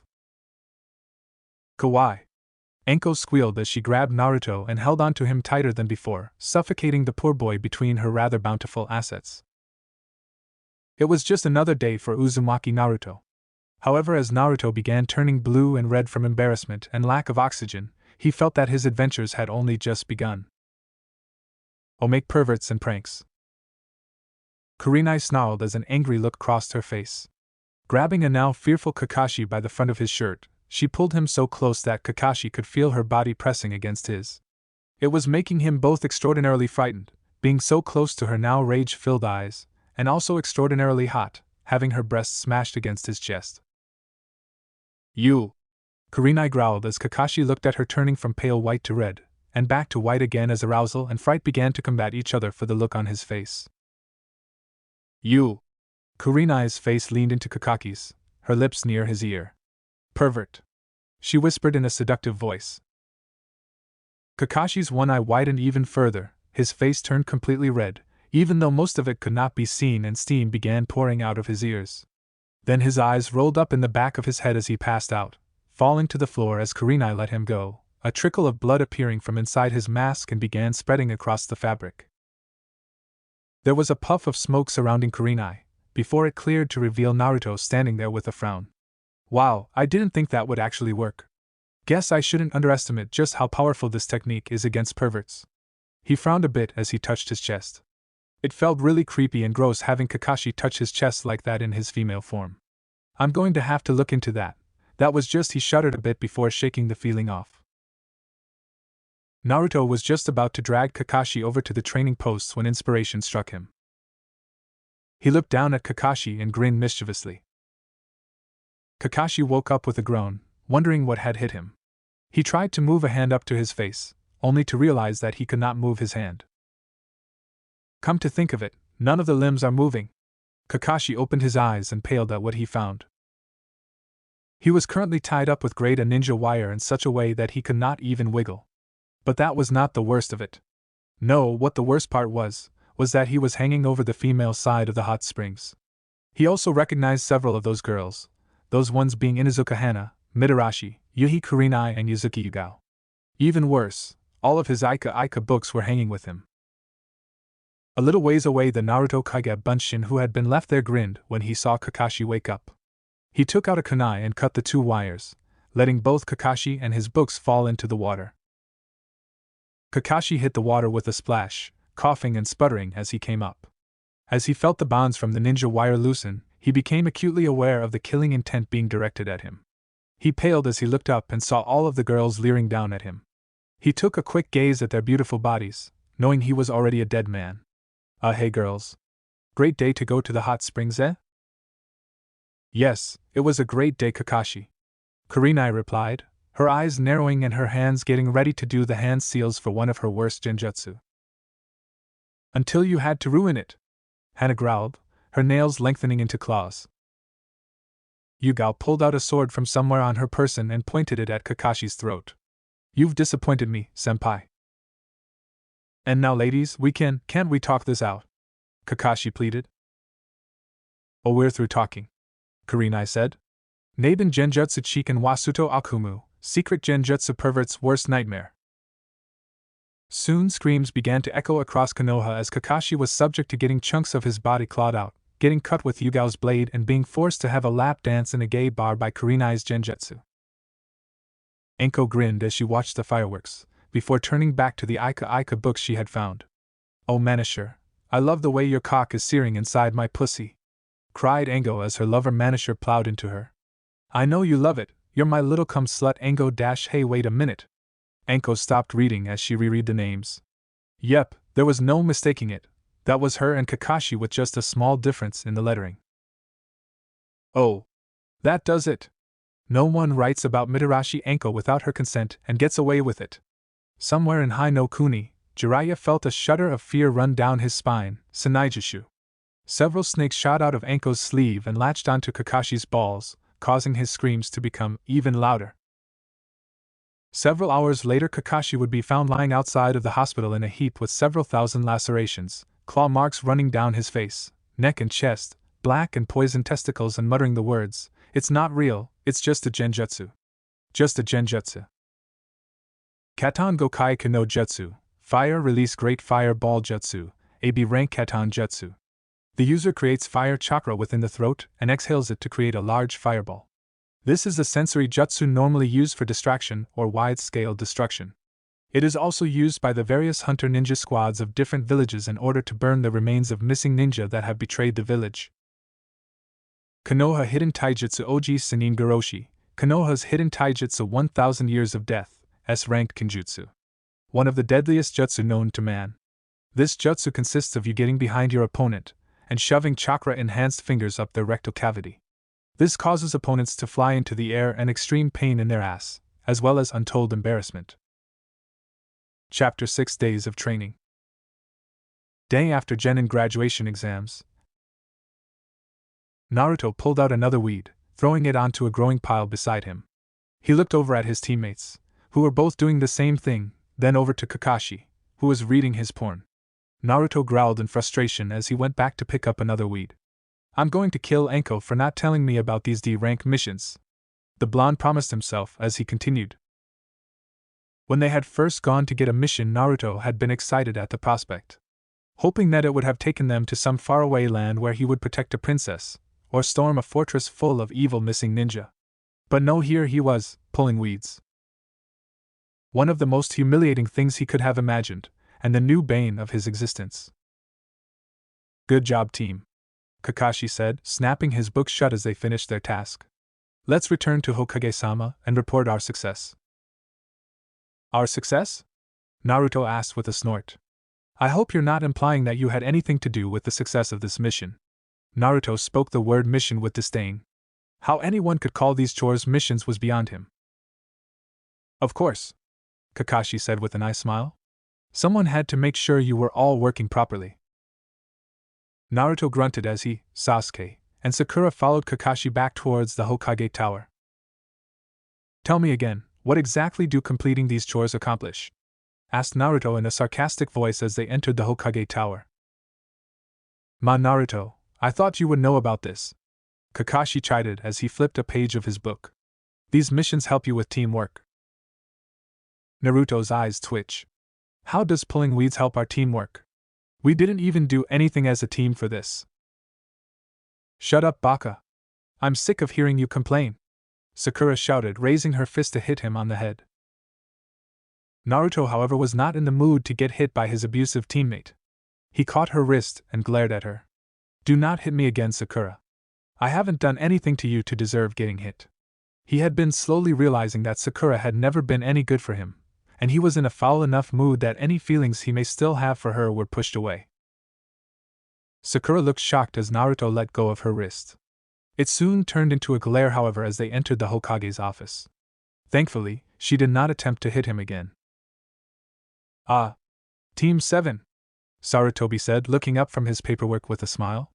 He was glad for the distraction he now had from dealing with every Kage's worst enemy. "I take it your mission was successful?" "It would have been if it was actually a mission," Naruto grumbled to himself, but still loud enough for the others to hear. "Quiet, Naruto Baka," Sakura hissed, though she did not hit him. "Do you want to get us in trouble?" Sasuke was silent. He actually agreed with the dobe. These missions were not worthy of an Uchiha. The two adults just ignored the blonde comment. "Yes, the mission was a success, Hokage-sama," Kakashi said dutifully as he continued reading his porn. He reached into his pouch and pulled out the mission scroll with the signature from the person who paid for this mission on it. Not taking his eyes off his book, Kakashi handed the scroll over to Sarutobi. "Excellent, all of you shall receive your pay then." Sarutobi handed Kakashi 4 envelopes with the mission payment. "Now then, you are all dismissed." The three left the Hokage Tower and made their way back to Training Ground 7. When they got there, Kakashi handed them their payments. Now that we have completed a mission, I'm going to start our training, he told them. The three genin all perked up at that. Naruto and Sasuke are excited at the prospect of actually learning something. What are you going to teach us? Asked Naruto, jumping on the balls of his feet, his shinobi calm forgotten. Is it going to be some new jutsu? Or maybe some super powerful fighting style? Or perhaps it's how to. Calm down, Naruto, Kakashi said. Realizing what he was doing, Naruto took a deep breath before he stopped bouncing. Good. Now for this training, I want the three of you to stand in a circle. I'm going to blindfold you and give you a ball. Then you're going to have to toss it to your other two teammates. Kakashi explained, chuckling at the reaction he got. What the hell kind of training is that? Asked Naruto, his right eye twitching violently. That has got to be the dumbest, most ass-backwards training I have ever heard of. Sasuke said, nodding his head in seeming agreement. Now, this is an important training session that I went through as a genin, Kakashi chided. Now come on. The three followed Kakashi, standing in a circle, or a triangle, since a circle was impossible with just three people. Kakashi tied a blindfold around each of them. He unsealed a ball from a scroll and gave it to Sasuke, before moving to stand in the middle. Okay, I want you three to begin, Kakashi said. Sasuke grunted as he threw the ball. Dope, he said, getting Naruto's attention. Naruto used his enhanced senses to catch the ball before throwing it to Sakura. Sakura tried to catch the ball, but it did not manage to catch in time before it hit her chest. Ow! Naruto Baka, watch how hard you throw! She yelled, throwing the ball back at him twice as hard. It was only thanks to his chakra-enhanced senses that he managed to catch the ball. It still stung his hands though. Ow! Damn it, Sakura! You don't need to throw the ball so hard as retaliation. Sasuke! Naruto called, lobbing the ball over to him. Sasuke held his hands up to catch the ball. However, Kakashi decided now was the time to interfere. Catching the ball, he threw it lower than Sasuke had his hands, hitting the raven-haired boy in the stomach. What the hell done? Sasuke shouted. Once again, Naruto got the ball thrown at him harder than last time.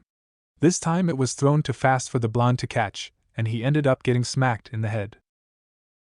Gah! Naruto held onto his head as the ball rolled away. Damn it, team! I didn't throw it that hard. Kakashi picked up the ball and handed it to Naruto. Try again, Naruto, and this time try not to hit someone. Naruto frowned as he wondered how to throw the ball. It was obvious that neither Sakura nor Sasuke seemed to have gotten the idea of using chakra to enhance their hearing, otherwise they would have been able to catch the ball. That meant he needed to think of a way to make it easier. Sakura, I'm gonna roll the ball to you, Naruto said as he rolled the ball to where his nose told her he was.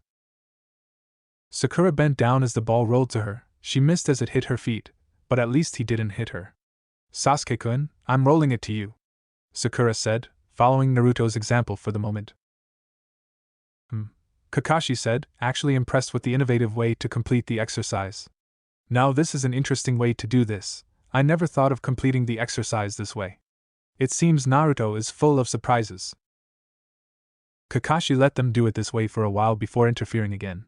This time when Sasuke rolled the ball to Naruto, Kakashi picked it up and threw it, hitting the blonde in the head. Hey! What the hell, theme? You're supposed to roll it, Naruto yelled as he landed on his butt. What are you talking about, done? Sasuke grunted.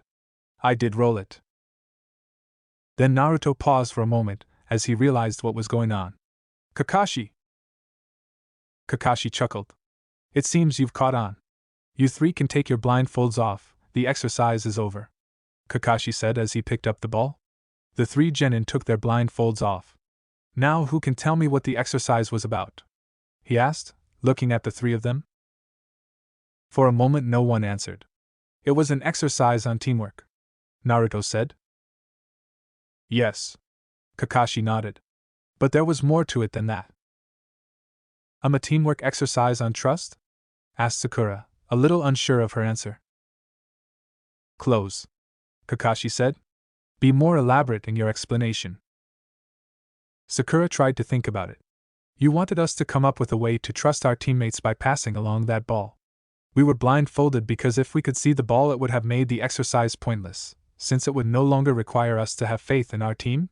She asked tentatively. Very good. And why did I interfere? Asked Kakashi. Because you wanted to sow dissension among the ranks, grunted Sasuke, not wanting to be upstaged by the walking brain that was Sakura. Excellent, well done you three. Kakashi gave them a nice smile. Now tomorrow we'll meet here again to go on more missions. But it's still early. Whined Naruto. Aren't we going to do more training? Kakashi shook his head. No, I feel you guys deserve a break. He had actually thought about teaching them some more, but he was not really sure what to teach them yet. And he had no clue what he should teach them. With Sasuke being something of a loose cannon, he figured the best thing to do would be to teach teamwork. That way Sasuke would be able to ease in with the others and they could work more efficiently as a team before he taught them anything. You're right. Naruto thought bitterly, his right eye twitching. More like you're too lazy to actually truly train us. I'll see you all tomorrow, Kakashi said as he disappeared via sunshine. With Kakashi gone, Sakura turned to Sasuke. So Sasuke-kun, would you like to go on a date with me? No, Sasuke said, walking off. Sakura watched him go with slumped shoulders.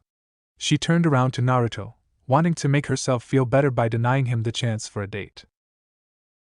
However, much to her shock, Naruto walked right past her. I'll see you tomorrow, Sakura, he said, leaving Sakura to stand on the bridge in shock. He didn't even ask me out on a date, thought Sakura. Could it be that she had finally pushed him away? I should be happy, right? If that was the case, why did it feel like she had lost something? The moment only lasted for a few seconds before she shook her head. She didn't need that baka anyways. Nodding to herself, she walked off, hoping to find Sasuke-kun so she could stall observe him. It was a little while later that Naruto opened the door to the Hokage's office. Hey, I speak to you for a second? He asked as he walked in. Sarutobi looked up and smiled. Of course, Naruto-kun. What can I do for you?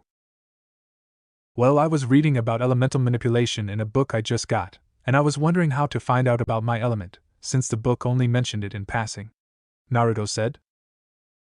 Elemental affinity? Sarutobi asked in surprise. That's a level skill, Naruto-kun. Are you sure you're ready to learn about that? Naruto shook his head. It's not so much that I'm going to any kind of training for my element. I actually want to know my affinity so I know which elemental jutsu to learn. I have a few scrolls with the jutsu from each element that I got from the library, but figured it would be better to learn ones from the element I have an affinity for. Ah. Sarutobi nodded his head as he pulled a drawer in his desk open. That does make a lot of sense, actually. Lucky for you, I happen to have some affinity paper right here. The aging Hokage pulled out a small slip of paper, handing it over to Naruto. Just channel some chakra into it to learn your affinity. If it's fire, it will burn. Lightning will crumble. Water will soak. Earth will turn to dust.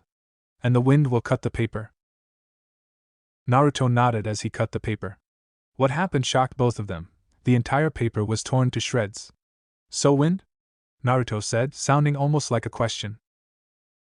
Yes, interesting. It seems you have an unusual affinity for someone born in High no Kuni.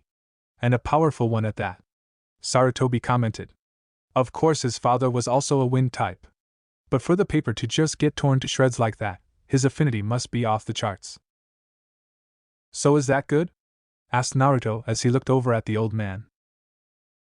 It's neither good nor bad, really. Sarutobi answered with a shrug. Wind is the rarest affinity here in High no Kuni. In fact, I only know one person here who has that affinity. Really? Who? Asked Naruto curiously. My son, Sarutobi Asuma, is a wind user, answered Sarutobi. He's the sensei of Team 10, isn't he? Naruto remembered seeing the man pick up Shikamaru, Choji, and Ino at the Genin orientation. Sandaime nodded in confirmation of the boy's question. Maybe when I get started on elemental training I can ask him for help. Indeed you can. I believe he trains his team at Training Ground 10. Sarutobi informed the blonde. Naruto snorted in amusement. So Team 7 trains at Training Ground 7, and Team 10 trains at Training Ground 10. I'm guessing all of the Genin squads have the same training ground as their team number dictates. How cliché. Sarutobi chuckled. I suppose it is. Now I'll see you later, I need to get back to my paperwork. Sarutobi glared at the pile of papers as if hoping it would burn. Naruto's sweat dropped. Amajizan? He said, getting the old man's attention. Why don't you just use Kagebunshin's to do your paperwork? Sarutobi blinked at him owlishly. I mean they pass on their memories to the user after they dispel, right? So. Kagebunshin. Sarutobi muttered. Naruto and the two Anbu currently hidden in the room, sweat dropped as Sarutobi began banging his head on the table. Stupid, stupid, stupid, stupid! Damn it, that's how he completed his paperwork so fast. The Sandaime sat up and shook a fist at the picture of the fourth Hokage, which the old man could swear was grinning at him. Damn you, Minato! Alright, I'm just gonna leave now, Naruto said, moving towards the door cautiously as Sarutobi cursed out the fourth with every vulgar word he knew. As soon as Naruto got to the training ground, he held up his hands in the ram sign and called out his most useful jutsu. Tajua Kagebunshin no Jutsu. Instead of the usual 100, Naruto created an extra 50. Already having their orders, 100 of the clones spread out and began working on their assigned tasks. Naruto turned to the extra 50 he had created as he pulled out 5 scrolls from his left kunai pouch. I want you guys to split up into groups of 10. Choose a jutsu and work on it until you run out of chakra. YOSH. The 50 blonde copies said simultaneously as 5 of them grabbed a scroll. While they went off to practice their jutsu, Naruto began his exercise routine. He was a little disappointed that he would only get to do this after his team meetings, mission and team training, knowing that it would cut into his time. Realizing this, Naruto added an extra 5 pounds to his weights again before starting. After his workout, Naruto got about to cook dinner, unsealing some of the fish his clones had caught a few days ago. He sat down as he began to cook them over the fire pit. Don't even try it, Enko, he said suddenly, causing the person who had been sneaking up behind him to pout. How did you know it was me? Enko asked as she moved around him and sat down next to him. Naruto shrugged. I figured it would only be a matter of time before you showed up. I just kept channeling chakra to my ears and listened for someone arriving. Since you're the only one who comes here, he trailed off as his fish finished cooking. Enko pouted. It's no fun if you can hear me coming. I guess that just means you need to be stealthier, Naruto said as he took a bite of his fish. Maybe, Enko replied, snatching one of his fish from him. She ignored the glare Naruto sent her as she began to eat. So how was your first day of missions? She asked.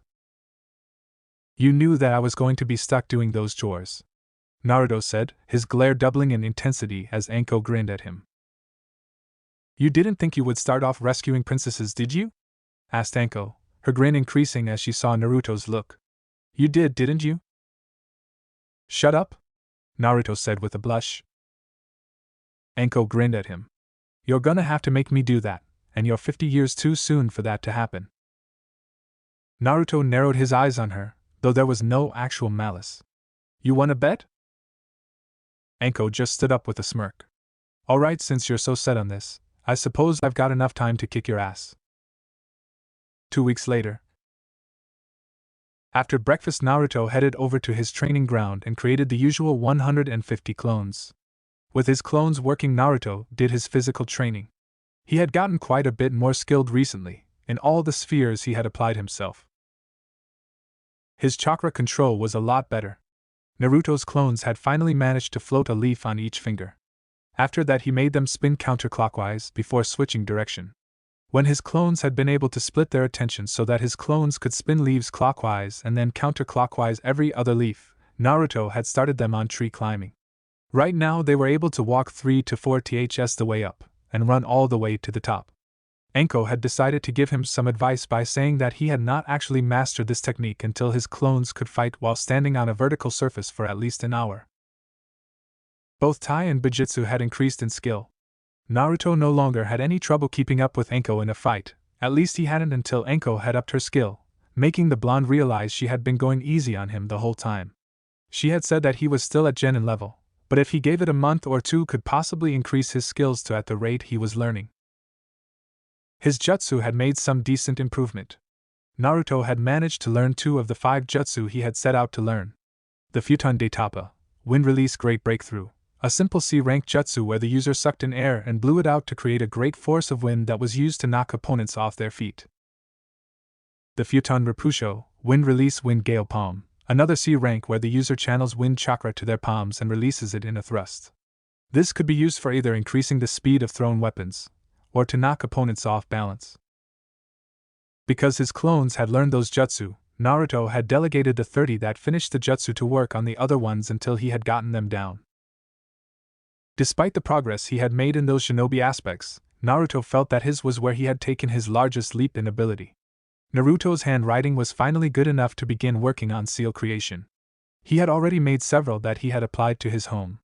Like a basic security seal on his door that could only be unlocked through the use of his chakra, and a heating seal on his shower head to create hot water for his shower. Naruto had also managed to place resistance seals on himself. The seals are located on his wrists, biceps, calves, thighs, chest, and stomach. The resistance seals had a total of 100 levels of resistance. Each level the amount of resistance would double. So at level 1 it felt like he was wading through water, and at level 2 it would be like wading through thick mud. Honestly, he could not really understand why the seals bothered having so many levels.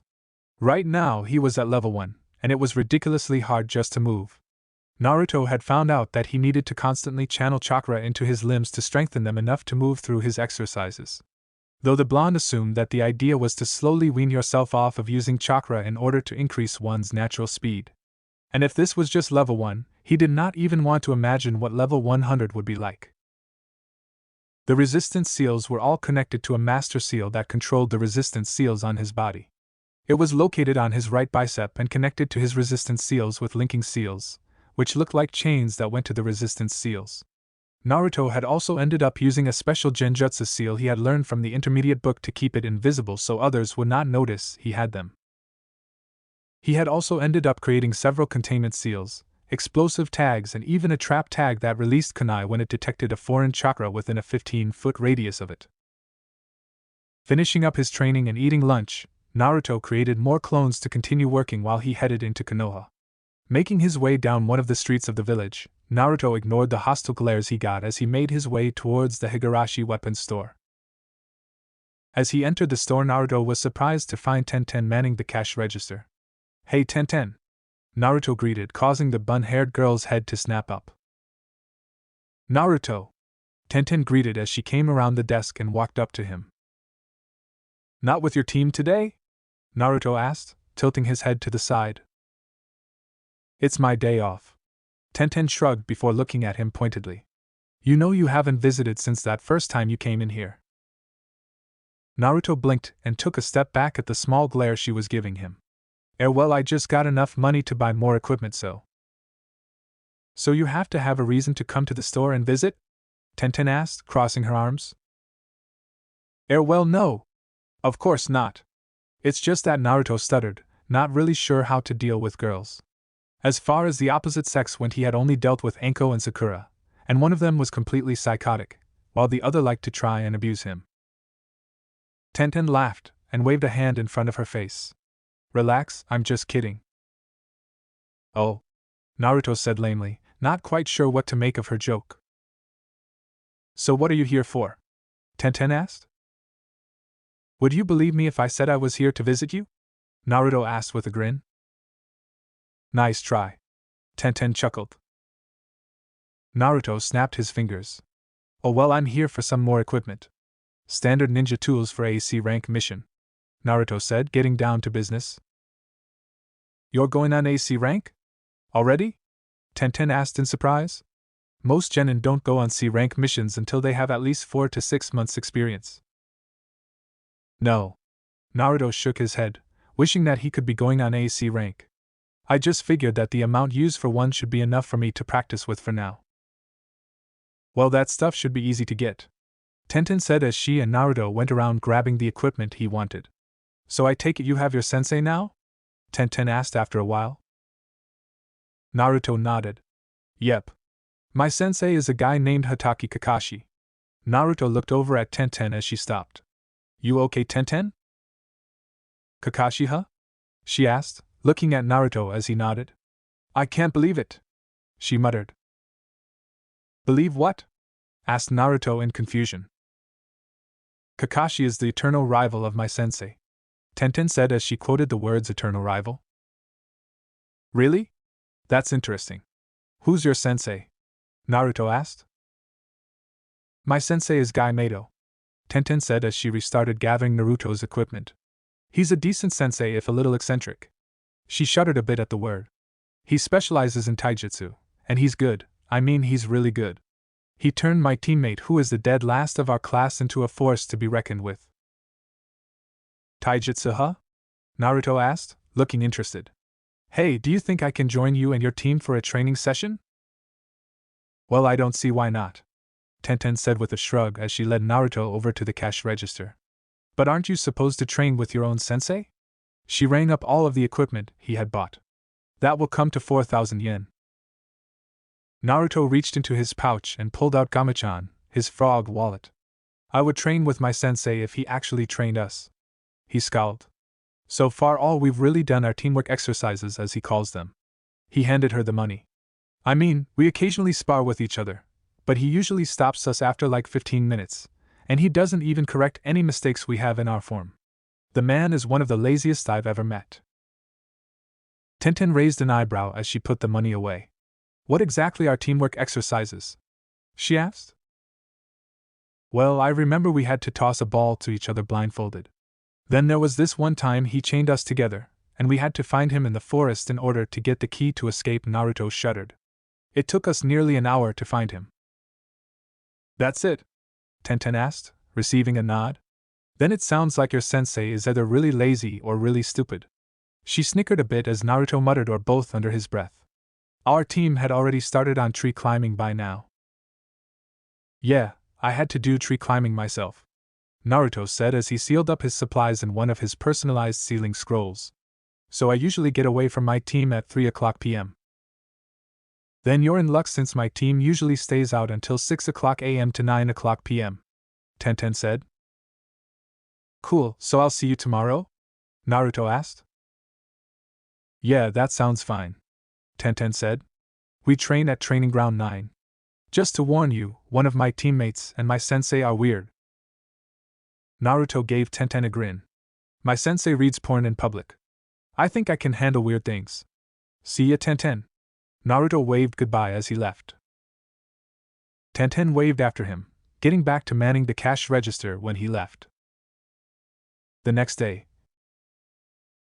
Naruto headed over to Training Ground 9 after he finished meeting his team. When he got there, he was greeted to the odd sight of a man, and what could pass off as his clone hugging each other behind a sunset. Wow! Tenten meant it when she said her sensei was weird. And what the hell is with the mini-clone? Tenten, Naruto called out as he tried his best to ignore the two men hugging. Tenten and her other teammate, a boy with long brown hair, gray pupilless eyes and an off-white robe, looked over at him. Hey Naruto, Tenten said with a smile. Glad you could make it. Naruto gave the girl an amused grin. What and miss this? He pointed over at the still hugging guys. Yet Tenten blushed in embarrassment at her teammate and sensei. I told you they were weird. Remind me to never doubt you again, Naruto joked. YOSH, who is this person who is joining our youthful group? What the hell? Naruto spun around and saw the clones were no longer hugging each other, and were instead looking at him. Now that he got a better look at the pair, Naruto noticed their clothes in more detail. Green spandex with orange leg warmers and their headbands being used as belts. The only difference between the two was that the taller one had a flak jacket, while the smaller one did not. Another thing he noticed was, Dear Kami-sama, I think those eyebrows are moving, Naruto thought as he looked at the eyebrows that were sitting just below their bowl-cut hair. Did they decide to superglue a pair of caterpillars above their eyes? Guy-sensei, this is Naruto, Tenten said in a way of greeting. He asked if he could join us. YOSH. It is most youthful of you to join us as we fan our flames of youth, Guy shouted, giving Naruto the nice guy pose, complete with sparkling teeth. Yes, Naruto-kun. It is always nice to see others who wish to join us as we fan our youthful flames, the guy clone shouted. Right? Naruto took a step back, slightly scared by the two shouting shinobi. He was starting to wonder if maybe going to train with Tenten and her team was such a good idea. Tenten's mouth twitched into an amused smile as she noticed Naruto's discomfort. Naruto, these are my teammates Rock Lee. Naruto pointed to the guy clone who gave him a nice guy pose, complete with shining teeth, and did Naruto hear them ping? And this other one is Hyuga Negi. Naruto's attention was then directed to the other one. You know your eyes look like a classmate of mine, Naruto said as he looked at Negi. Neji raised an eyebrow. Oh? Yep. It's some dark, weird girl named Hinata. Are you related to her by any chance? Naruto asked, frowning when he noticed Negi stiffen at the name. Why don't we start training? Tenten suggested, knowing who Naruto was talking about and Neji's problems with her. Tenten, you are absolutely right, Guy shouted. Come, let us burn in the flames of our youth. Right, Naruto said before turning to Tenten. Do you use close-range weapons? He asked. Tenten smirked. I work at my parents' weapon shop. What do you think? She reached into her pouch and grabbed a scroll, unsealing a standard yet well-made katana. It may not be my specialty, but I'm still pretty good with close-range weapons. Naruto grinned as he took his bow's staff from his back. Well then, let's see who's better with their weapon. Tenten returned his grin as she ran at him, attempting to hit him with a vertical slash from the left. Naruto spun his staff, knocking her sword away and coming in with a jab. Tenten leapt back as Naruto came at her, making quick jabs and spinning attacks with his staff. Naruto made sure to keep out of range of Tenten's sword, something the girl noticed. On Naruto's next swing, Tenten locked her blade with his staff, keeping the bow's staff pointed towards the ground as she dragged her blade across it. She came at Naruto with a slash. Ducking under the attack, Naruto brought his now free staff up and tried to hit Tenten with the end of it. Tenten spun to the side, using her sword to push the staff away before coming right in. Naruto dodged the thrust of Tenten's sword, putting his staff on the ground and using it as leverage as he attempted to kick her. Not able to bring her sword to lock, Tenten ducked under the attack and jumped back. The two eyed each other as they continued trading blows, either one really getting the upper hand. Naruto had a reach advantage since his staff was longer. But Tenten was more skilled in her weapon, having been training with weapons since she was a child. As the two continued, Lee and Guy had stopped their own sparring to watch the pair. You're good, Naruto grunted as he blocked a series of strikes. You're really good. Thanks, Tenten said with a grin as she moved back when Naruto began twirling his staff around in an offensive formation. For someone who just started 3 weeks ago, you're not bad yourself. What can I say? Naruto shot back, ducking under a swing before sidestepping another. I'm a natural. He made another offensive spin as he tried to knock Tenten's blade out of her hand. It ended up backfiring as Tenten managed to time her attack to his, knocking him off balance. Tenten went into a leg sweep, tripping Naruto and causing him to land on his back with an oof, as he got the air knocked out of him. Natural or not, Tenten said as she stood over Naruto, grinning as she pointed her blade at his throat. You've still got a way to go to beat me. Naruto looked at the blade currently being pointed at his throat. He tilted his head to see Tenten grinning down at him. Then he looked back to the blade. I'll win next time, he declared. I'm sure, Tenten replied as she held out a hand to help Naruto up. Naruto-san, that was the most youthful fight you had with Tenten, Guy said. Yes, Naruto-kun, that was such an amazing fight, Lee cried, drying his eyes on his sleeve. Before Naruto even knew what was happening, Lee got right in his face, tears pouring out of his bug-like eyes like a waterfall. Woohoo! We must have a spar to test our flames of youth against each other. I challenge you to taijutsu contest, and if I cannot defeat you, I will run 600 laps around Konoha. And if I cannot do that, I will carry several boulders on my back as I climb the homage monument. That's an excellent idea, Lee, Guy shouted. Way to stoke your flames of youth. I shall help you with this endeavor. If you fail, I will do 6,000 push-ups on my thumbs. Oh, Gi-sensei, Lee cried as he looked at his sensei. Lee. Tears began pouring from Guy's eyes as he looked at his student. Gi-sensei. Lee. Gi-sensei. Lee. As the his student began hugging, Naruto finally got the full effects of the sunset genjutsu, complete with the sandy beach and crashing waves. Naruto looked down at the sand that had somehow appeared under his boots. Crouching down, he picked up a seashell and skipped it across the water. Holy shit, this is real! Naruto shouted, shock, surprise, and more than a little fear etched onto his face. Tenten nodded. I tried dispelling it the first few times. It never works. My Byakugan can't see through it. Niji added, his eyes somehow not able to get off the two men hugging clones. What the hell kind of genjutsu is this? Shouted Naruto as he continued watching what had to be the most unusual and creepiest scene ever. He couldn't help the shiver that ran down his spine. 1 week later. A week after his first meeting with Tenten's team, things had started to get busy for the blonde.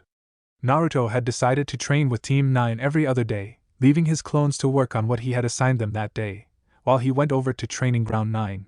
It was then that Naruto had realized just how much more he had to grow in order to get stronger. Naruto would come home every night he spent with them battered and bruised, or cut up and slashed, depending on whether he fought the force of nature known as Lee or Tenten.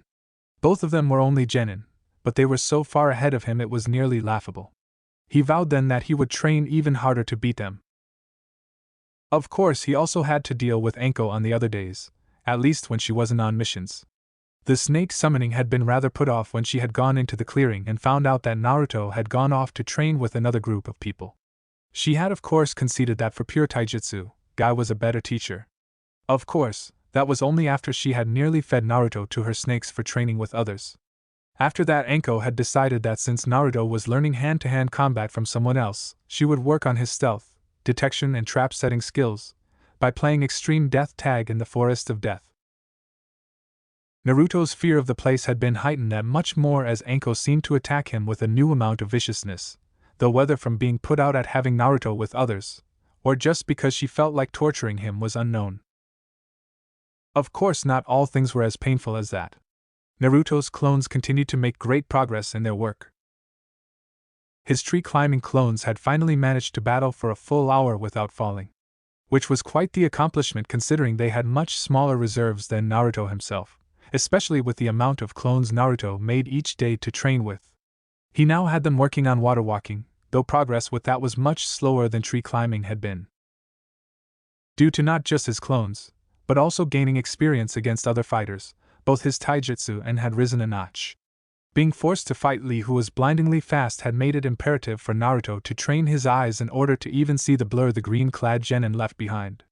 As well as make more clones to help him perfect his taijutsu. It still was not good, but Naruto had deemed it enough that he had started working on another style alongside Muay Thai.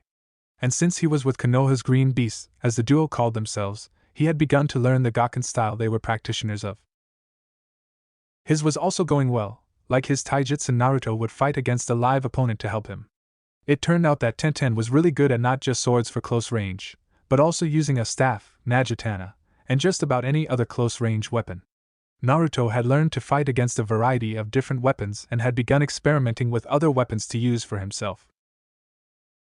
Naruto's had also skyrocketed.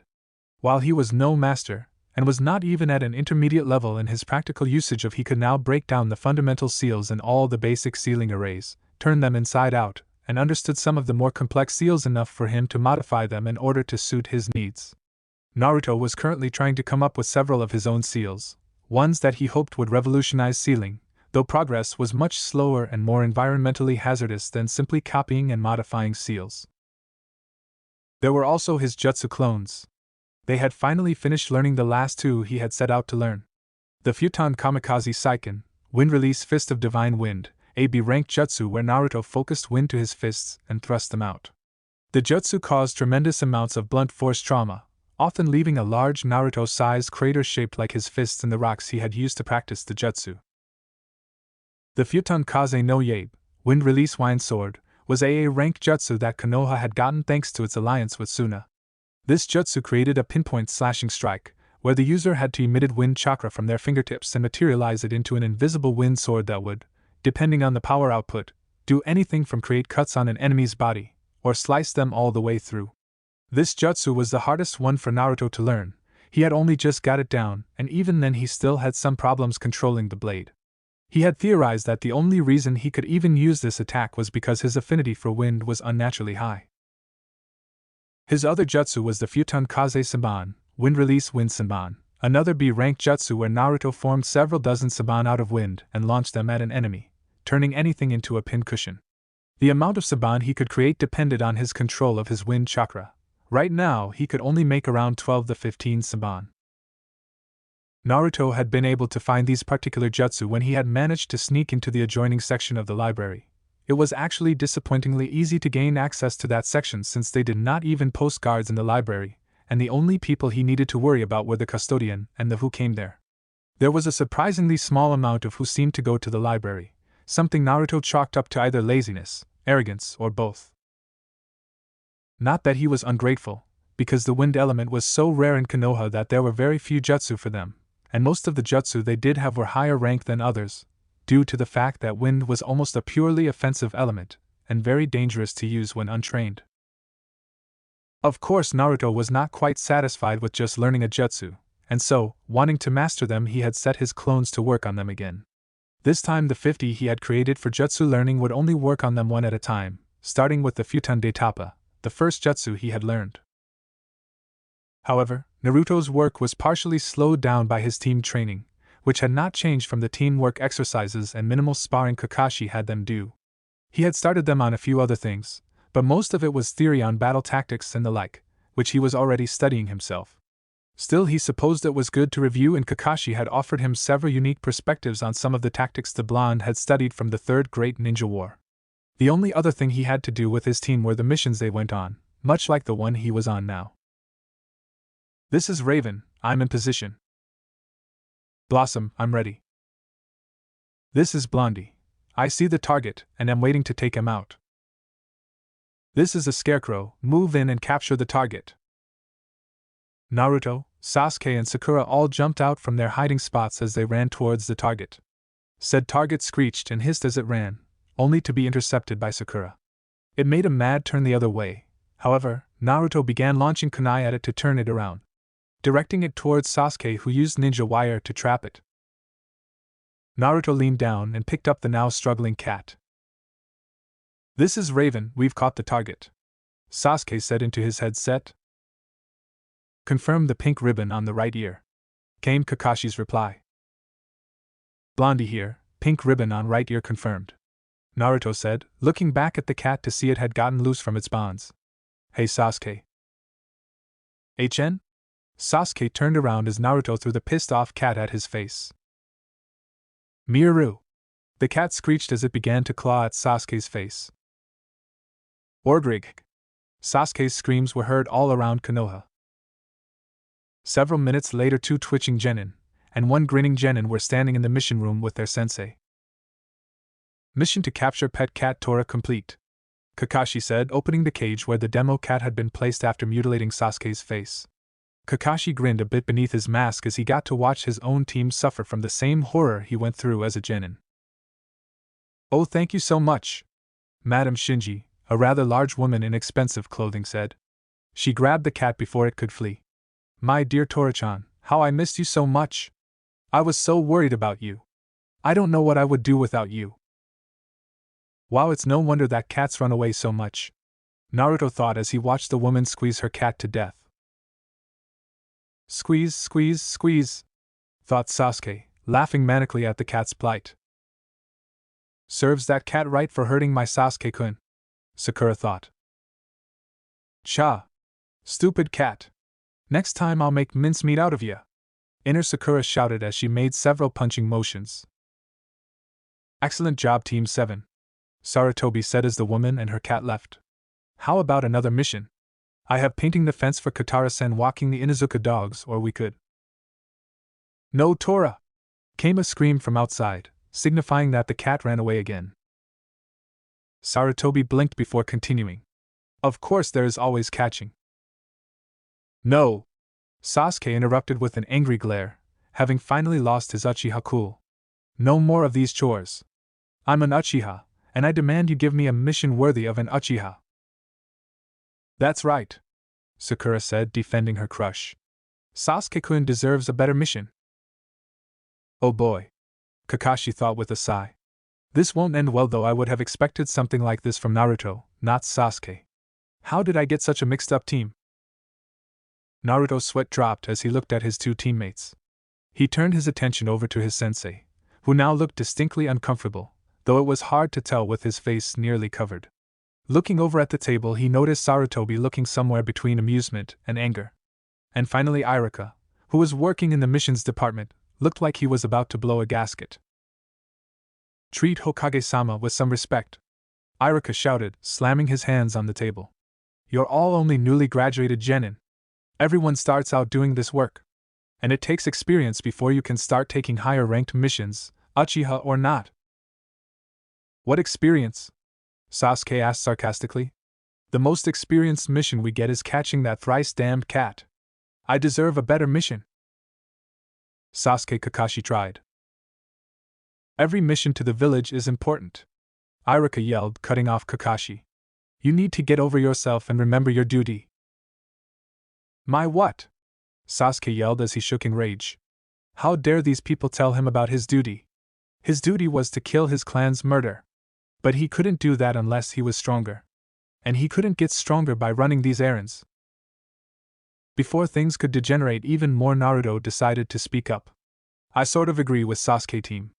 Everyone paused to look at him, causing Naruto to flush a bit. Well, not about everything. But I do think we are ready for a C rank mission at least. We've gone on 31D ranks and have done plenty of teamwork exercises, so we know that we can work together. At least until the mission or training is over, and then we ignore each other while Sakura ignores me and Sasuke just ignores everyone. However, he did not mention that part out loud. Sarutobi puffed on his pipe for a moment before looking at Kakashi. Do you believe they are ready for Kakashi? He asked. Kakashi looked over at his students and thought. Well, I'm pretty sure that Sasuke and Naruto can handle themselves outside of the village. Despite his outburst, Sasuke is normally cool and composed, and Naruto has shown considerable maturity since coming onto this team. Sakura might be a bit of a problem, but then again, a C rank mission has little chance of ninja confrontation. What kind of mission is it? Asked Kakashi. An escort and protection detail.